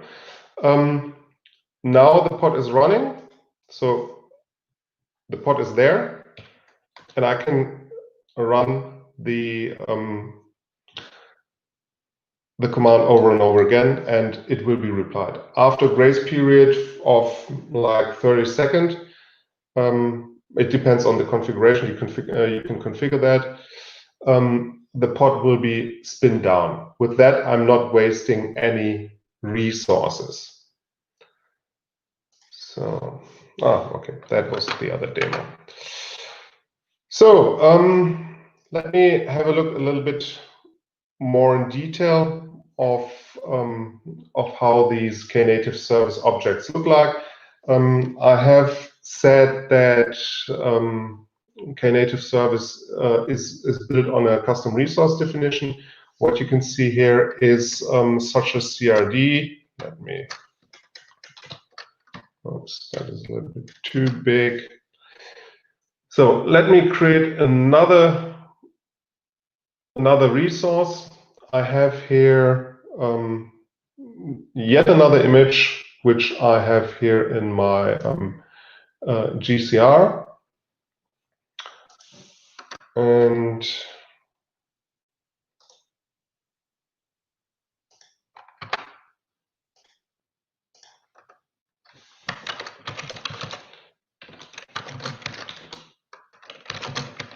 oops.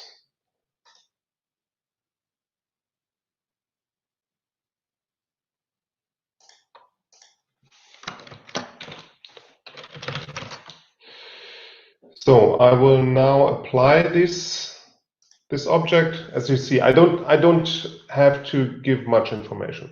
Basically, I have to give it a name. I have to give it an image, and that's it more or less. Actually, I don't even need that. So let me apply it. So this one is a Java service. It spins up a little bit slower. The other one was in Go. So let's see how that is doing. So when I apply that, it will start the server right away.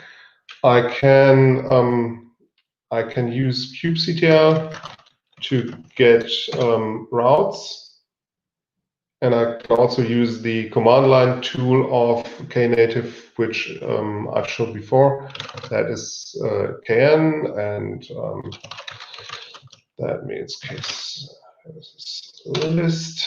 So I have here another service which has yet another URL. The URL builds off a base URL, which I have defined previously here. This is actually a wildcard DNS, and no, actually, this is the wildcard DNS. So this part, and this here is the default namespace. What I've done is I've deployed that here in the default namespace. So, and I can also show you which objects I have here. Let's see the pods, the services.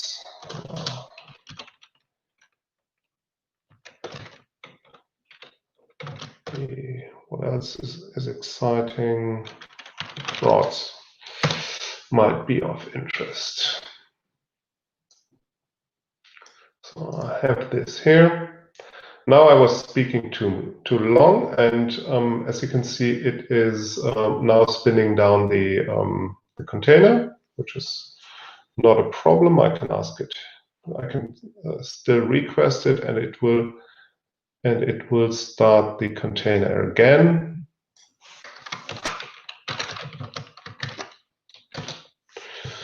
So here it starts another container. And as soon as that container is started, I'll get the response here. So this was actually faster than the other one. Usually it is a little bit faster than in the previous run. I was just a little bit astonished that it took that long in the very first try to request that, because this is a Go application, and that usually starts faster than the Java application. Let me start it again, because I was just a little bit astonished that it took that long. So here it is. Okay. Not much faster than the Java application. The Java applications are usually known to be a little bit slower. Anyways, so I have here now two services up and running. And as I've said, I can create a revision of that. That means during development, I develop my microservice, and I deploy it to Kubernetes, and then I refine it, and then I deploy another version. So, for example, let's say I have developed another version of my GDG image, and I will create another one that is. Let's do it here. So I have created this one, and I just want to take another tag here. So I did that. Well, must not forget to save it.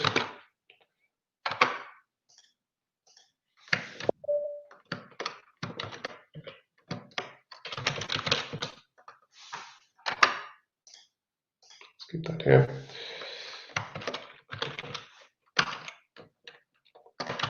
That was actually already the right one.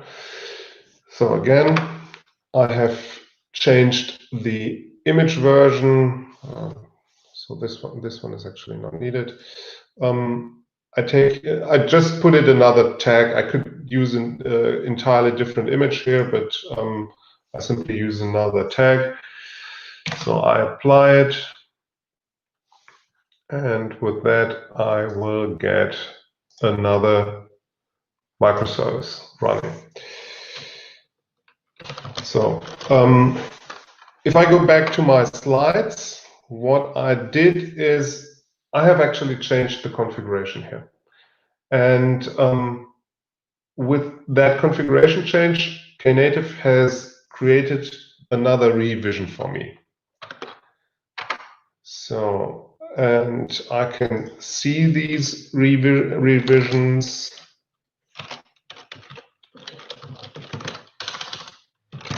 here.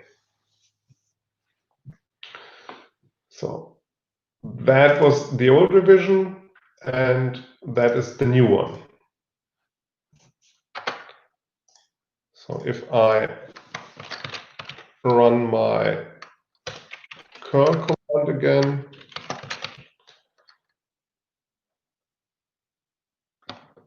that is exactly this one. It will start the new version of that microservice for me, and that gives me here back version 2.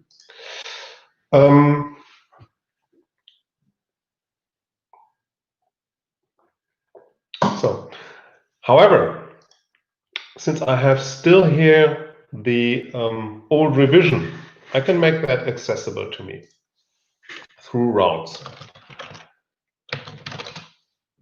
I have here currently 2 routes, but I can create another route pointing to another revision. So what I'm now going to do is I create a route which is pointing to an older revision in the history. So I have here another Kubernetes object, which is called route. I give it the name hello GDG v1, because what I'm currently running is v2, but I want to make the old version accessible to me. What I need is the revision name. That is what I get from here. So this is the new revision name. Put it here. So all I need to do is to apply that one.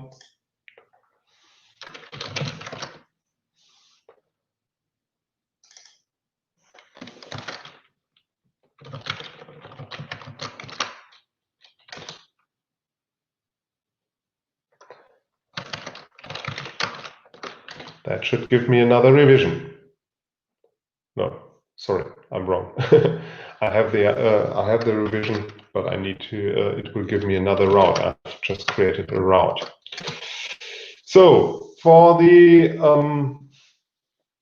new route to the old revision, I have this route, and I have here this URL, and I can with that. You see, there is no other microservices running it, and as long as I don't invoke any service, here is nothing running. It is not using any resources of mine. The cluster could in theory scale down. It could decommission nodes, and only during if there are actual requests, I'm putting load on my cluster. So let me request the old revision again. This is version 1, which is actually not the latest one. And I can still access it through the new route. So, and that is still the, with that, it's on the fly, it creates the new a new container for me, which is then accessible and which will only consume resources as long as it is serving traffic, right? So that is for the routes. However, sometimes, especially in production, I don't want to put 100% of the traffic to my service. For that, I can use a traffic splitting, blue-green deployment, which I can define through traffic splitting. So what I'm going to do here is I will create a new route to two different routes. Two different revisions. For that, I need to list the revisions here. So I take that is the old one. I put it here. And then I take the new one, drop it here. So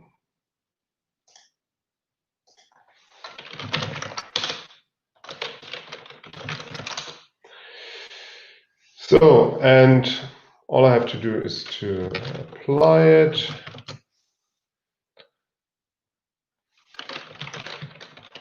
Split it. Okay, so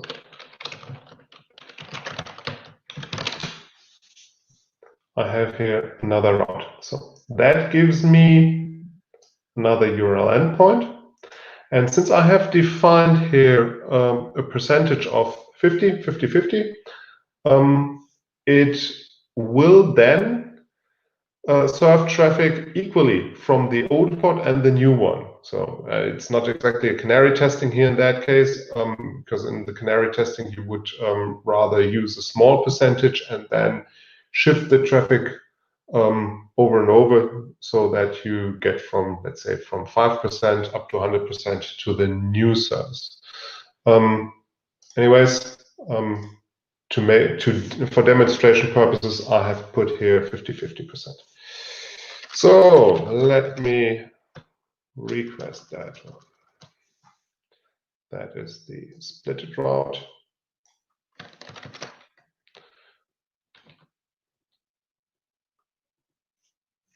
It starts another container, and if I repeat that, it starts even the old one. I think I should do it with a for loop to demonstrate that. I need a sequence. So let's start 20.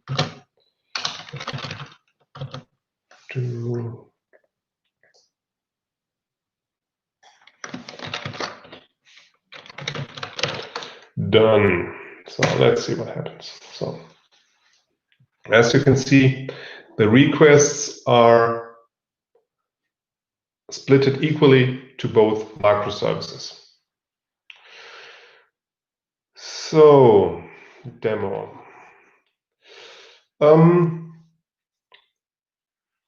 When I was giving this talk in a live audience or in person, there was the question, how does it compare to Cloud Functions and Lambdas? And that is a very important question. The point here is that you can run Knative on your own infrastructure, and another big advantage is if you look at Cloud Functions or Lambdas, with every request they die. They simply serve one request, and they die. In a contrast to Knative, Knative can you can define how many requests it should serve. Usually it is like 80 requests, and you can reuse the container. So I already have here the red flag. So I would like to show you also Cloud Run before I leave. Cloud Run is a managed service, and it does pretty much the same, just without the Kubernetes cluster. You can use your own Kubernetes cluster, but you can also use it as a managed service, where you simply have to give an image. Let me take this image here.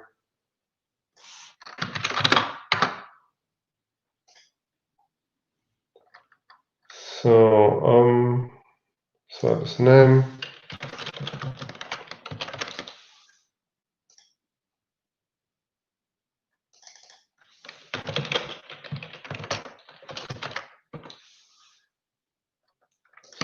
Have to put in allow unauthenticated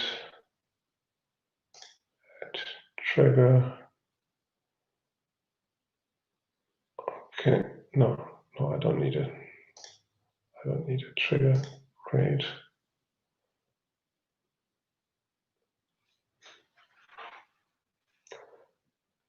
So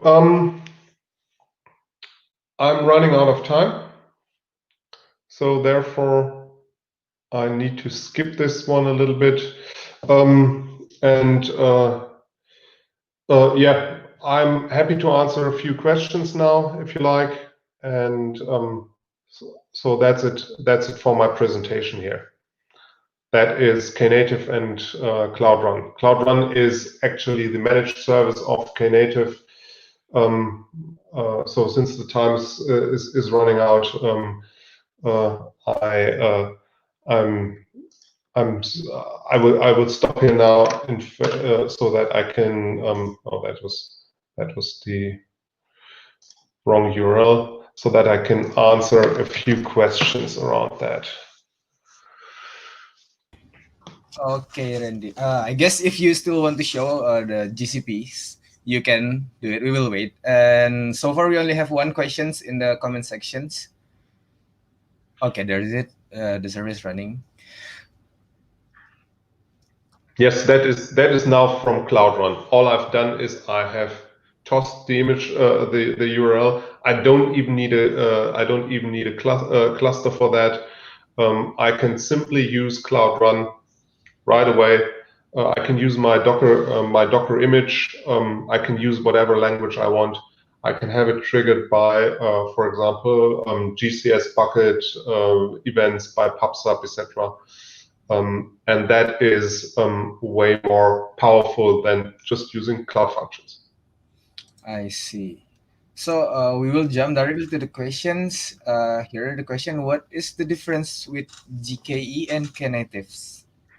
GKE is just the Kubernetes cluster. So you can, however, get on the GKE, you can get Istio as an add-on, and you can also get Knative as an add-on, if I'm not mistaken. It's changing a little bit, but that is currently in beta. However, it is important to understand that all Knative needs is a Kubernetes cluster. That means you can run Knative on your laptop, on bare metal, on AWS, on Azure, on every other cloud. As if you would create a cloud function or an AWS Lambda, you're locked into the vendor's offering. And that is a real platform neutral serverless solution. I see. So basically, it was such a dense topic that you speak today. It's so, I guess, normally we need some basic knowledge about something such as Docker and other things to understand what you're talking about today. But it's really a great topics that you say today. And also, thank you so much for helping us in the DevFest Indonesia 2020. I guess you want to give close remark or final remarks, something? Oh no, just as I said in the abstract, Knative is an advanced topic. That's what I said. Yeah. Therefore, you need to know a little bit about Kubernetes. That's why I said it is an advanced talk. However, Knative makes it easy to use Kubernetes. If you set up Kubernetes and use Knative, it makes your life easier. All right. Yeah, I guess that's it. Once again, thank you so much for joining us in DevFest Indonesia 2020. I guess you can. Okay, I guess you can leave the stage. So I will call our final remarks. Once again, thank you, Randy Gupta, for sharing with us. Bye. Bye, everybody. Oke, itu tadi barusan sesi terakhir dari DevFest Indonesia hari ini. Jangan lupa besok kita masih ada DevFest hari terakhir, tapi sebelum kita tutup sesi DevFest Indonesia 2020 kali ini, kita akan mengundang ke stage Kak Laura Fialomas selaku Community Manager Developer Relation di Indonesia untuk memberikan final remarks. Kepada Kak Laura, dipersilahkan.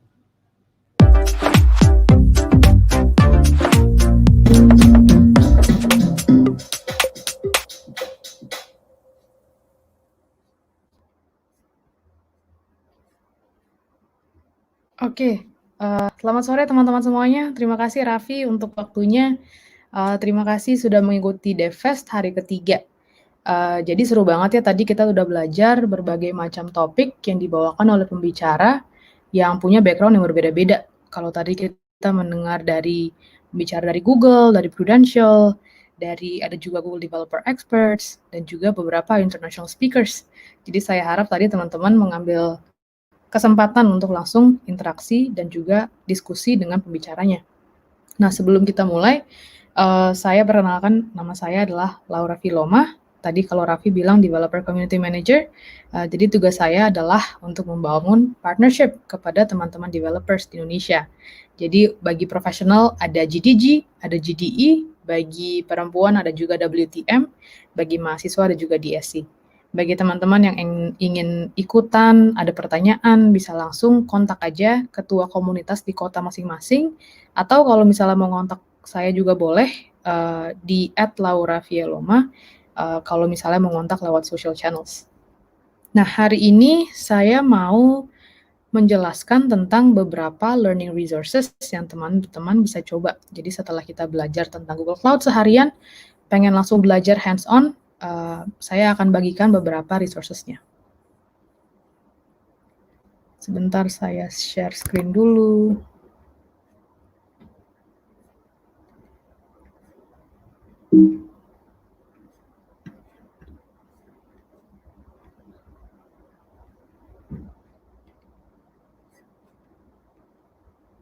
Nah, oke, sudah kelihatan ya. Jadi ini dia, kalau misalnya mau kontak saya bisa lewat Laura Fialoma. Jadi hari ini saya akan mempresentasikan tentang 4 learning resources Google Cloud yang teman-teman bisa langsung coba setelah acara ini. Yang pertama ada Google Cloud Onboard. Ini adalah acara pelatihan gratis yang dipimpin langsung oleh instruktur dari Google untuk meningkatkan keahlian dari para developers dan profesional IT untuk dalam topik cloud. Biasanya kita melakukan acara ini secara offline dan audiensnya sangat limited. Kali ini kontennya available secara online, jadi dimanapun, kapanpun teman-teman ada nih bisa langsung register, semuanya free. Topiknya range dari data architecture, ada data architecture modernization, ada application development di GCP, ada machine learning, bahkan ada juga fundamental series bagi teman-teman yang tidak punya background Google Cloud. Ada juga sesi dalam bahasa Indonesia, jadi langsung aja dicek. Nggak semuanya available, cuma satu sesi aja, nanti bisa dicek, linknya setelah presentasi ini akan saya bagikan. Lalu yang kedua, ada bentuknya juga video, jadi ini judulnya Why Certify. Kenapa saya highlight video ini? Karena menurut saya video ini penting, khususnya bagi teman-teman yang dalam proses atau berencana untuk mengambil sertifikasi. Dalam video ini akan dijelaskan sertifikasi Google Cloud yang terbaru dan juga yang akan datang. Jadi sertifikasi Google Cloud itu sifatnya selalu diperbarui. Maka dari itu sangat penting untuk teman-teman nonton ini, apalagi yang sekarang dalam persiapan mengambil sertifikasi. Karena di video ini akan dipelajari, akan dijelaskan secara rinci, jalur pembelajarannya seperti apa, programnya apa saja, dan alat apa saja yang perlu dipelajari untuk mendapatkan sertifikasi Google Cloud. Dan juga nanti akan dipresentasikan nilai apa saja nih yang teman-teman bisa dapat untuk karir dan juga organisasi di mana Anda bekerja. Nah, kalau tadi 2 video sebelumnya atau 2 resources sebelumnya sifatnya lebih ke sharing presentation, kali ini resourcesnya lebih ke hands-on learning. Jadi ada juga video yang mengajak teman-teman untuk langsung kita belajar bareng secara hands-on. Topiknya macam-macam, ada SQL, ada Kubernetes, ini berjalan setiap bulan kita sudah mulai dari awal tahun ini. Nah, ini kalau teman-teman bisa lihat, upcoming ada tanggal 7 November, kalau mau ikutan bisa langsung aja register, semuanya free, bisa diikuti. Saran saya sih ikuti secara live supaya bisa langsung tanya jawab kepada speakernya. Kalaupun nggak bisa live, nggak apa-apa, karena akan available on demand juga. Nah, ini sifat-sifatnya pelatihan secara langsung dan akan dijelaskan dasar-dasar Google Cloud. Levelnya juga beda-beda, jadi langsung aja dicek sesuai dengan kemampuan level atau experience yang teman-teman punya. Nah, ini yang terakhir. Menurut saya yang terakhir ini paling seru karena sifatnya challenge. Ini adalah BigQuery Weekly Challenge. Sudah kita adakan dari bulan Februari 2020 sampai hari ini ya. Jadi bisa langsung take the challenge. Challenge-nya berbeda-beda setiap minggu. Dan yang paling seru adalah ini bukan hanya challenge, tapi ada juga hadiahnya. Hadiahnya berupa GCP credit sebesar $500. Jadi habis ini kalau misalnya teman-teman tertarik nih, apalagi bagi yang di bidang data, bisa langsung aja join, take the challenge, it's a weekly challenge, jadi setiap minggu challenge-nya berbeda-beda. Nah, resources-nya semua dapat diakses di link ini, cloud.google.com/training. Jadi langsung aja bisa dicek, bisa dicobain juga resources-nya satu-satu, yang paling cocok dari experience dan juga kemampuan teman-teman masing-masing. Website-nya available juga dalam bahasa Indonesia, jadi bisa langsung diganti aja dengan bahasa kalau misalnya lebih gampang untuk navigasi situsnya dengan bahasa Indonesia. Tadi juga Mas Doni sempat singgung gimana caranya untuk mendapatkan Quick Labs credits ya setelah juara GCP. Nah, juara GCP season 4 kemarin itu adalah season terakhir di tahun ini. Jadi kita sudah tidak akan lagi mengadakan juara GCP tahun ini, tapi nggak apa-apa, jangan khawatir kalau teman-teman ingin mendapatkan kredit Quick Labs, itu bisa langsung aja akses di website yang tadi, cloud.google.com/training, di situ nanti bisa minta kredit secara 30 hari, langsung dicobain juga Quick Labs-nya. Jadi setelah ini jangan lewatkan kesempatannya, semuanya free, semuanya gratis, jadi gunakan waktunya di rumah untuk meningkatkan keahlian dan skills teman-teman dalam Google Cloud. Oke, itu aja resources, final remarks dari saya. Terima kasih banyak sudah mengikuti DevFest hari ketiga, jangan lupa besok ada DevFest hari keempat, jadi diikuti terus. Sukses selalu dan have a good weekend. Sisanya saya serahkan kepada teman-teman GDG Cloud. Oke, thank you Kak Laura final remarks-nya. Ini kayaknya teman-teman yang di backstage lagi pada away ya. Oke, jadi sekarang sebenarnya sudah end of session, di mana rangkaian acara dari DevFest 2020 di hari ketiga pada tanggal 17 Oktober sudah habis. Seluruh pembicara yang keren-keren dari hari ini tadi udah memberikan presentasi semuanya. Mulai dari pagi tadi ada Kas Sato yang diundang oleh GDG Cloud Bandung. Lalu ada Mas Hermi tadi yang dari GDG Cloud Bandung juga. Ada Mas Imre juga tadi di pembicara ketiga. Dilanjutkan dengan Mas Randy tadi. Dan ditutup dengan Wei Yuan dan Randy yang merepresentasikan pembicara dari GDG Cloud Jakarta. Mungkin sebelum kita tutup, saya undang kembali ke stage Mbak Ine selaku partner MC saya tadi. Mbak Ine. Iya, halo Mas Raffi. Halo. Oke, nggak kerasa ya udah sore aja. Iya, kita udah 4 jam 14 menit live dari tadi. Iya nih, maraton. Oke, mungkin semoga acara ini bisa bermanfaat juga buat para audiens, dan kalau misalnya tadi ada yang sempat kelewat, mungkin beberapa speakersnya tadi mungkin terlalu pagi gitu ya, atau nggak sempat karena tadi harus makan dulu atau segala macam, ini kita bisa tonton siaran ulangnya, Mas Raffi. Iya, setelah live nanti akan langsung available beberapa saat sih, tapi bisa ditonton ulang, dan ada subtitlenya ntar Mbak kalau udah di available di YouTube-nya. Mantap. Oke, habis ini kayaknya teman-teman pada udah ada bisa kita undang juga nggak ya? Iya. Tapi kayaknya teman-teman dari GDG Cloud Surabaya tadi katanya nggak available karena ada acara lain. Oke. Yang udah ada di backstage aja deh. Oke, mungkin kita panggil langsung aja teman-teman dari GDG Cloud Bandung ya Mbak Ina. Ini ada Mas Krisna, Mas Farhan, dan Mas Rey yang bajunya mirip. Ayo, please come on stage semuanya. Halo. Halo. Oh iya benar, bajunya samaan. Tahun lalu ya Mas ya? Baju tahun lalu. Tapi saya ke Jakarta Mas, beda.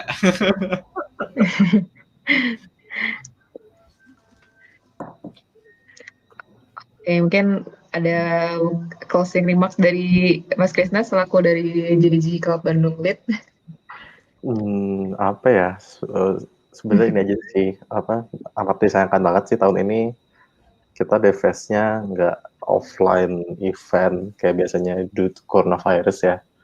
Emang ya, tapi menariknya kita jadi kolaborasi dari 3 komunitas sih untuk tahun ini, dan kita jadi gampang banget buat nge-invite speakers dari ya pasar internasional kayak gitu untuk tahun ini. Ya mudah-mudahan teman-teman yang udah tadi ikutan dari awal sampai akhir dapat ilmu yang sangat amat baru dan cukup banyak juga dari berbagai pembicara kita untuk hari ini. Itu aja sih dari Bandung. Kalau dari saya pribadi, mungkin nggak tahu dari yang lain, Mas Rey atau Ine atau Farhan.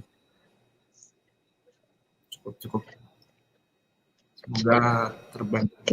Materi ini bermanfaat. Amin.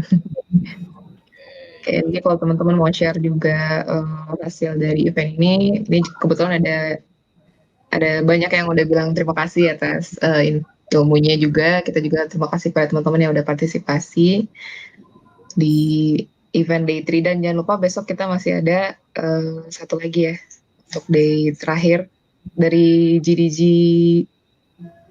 Saya lupa GDG apa? Jakarta Mbak.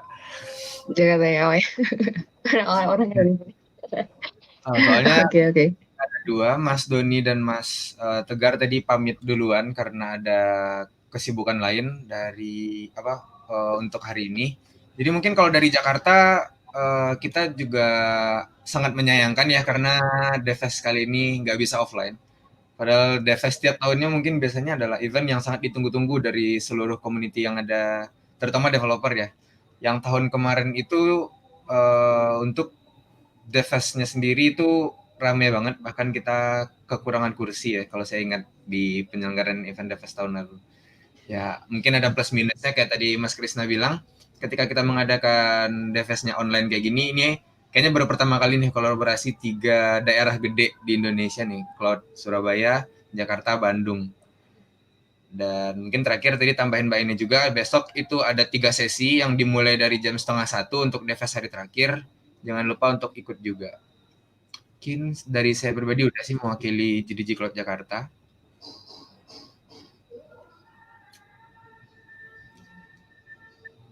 Kita tutup. Oke, mungkin bisa kita tutup aja untuk ininya. Terima kasih semuanya yang sudah menonton sampai selesai. Sampai ketemu besok masih di DevFest D4. Ya, thank you semuanya. Thank you semua.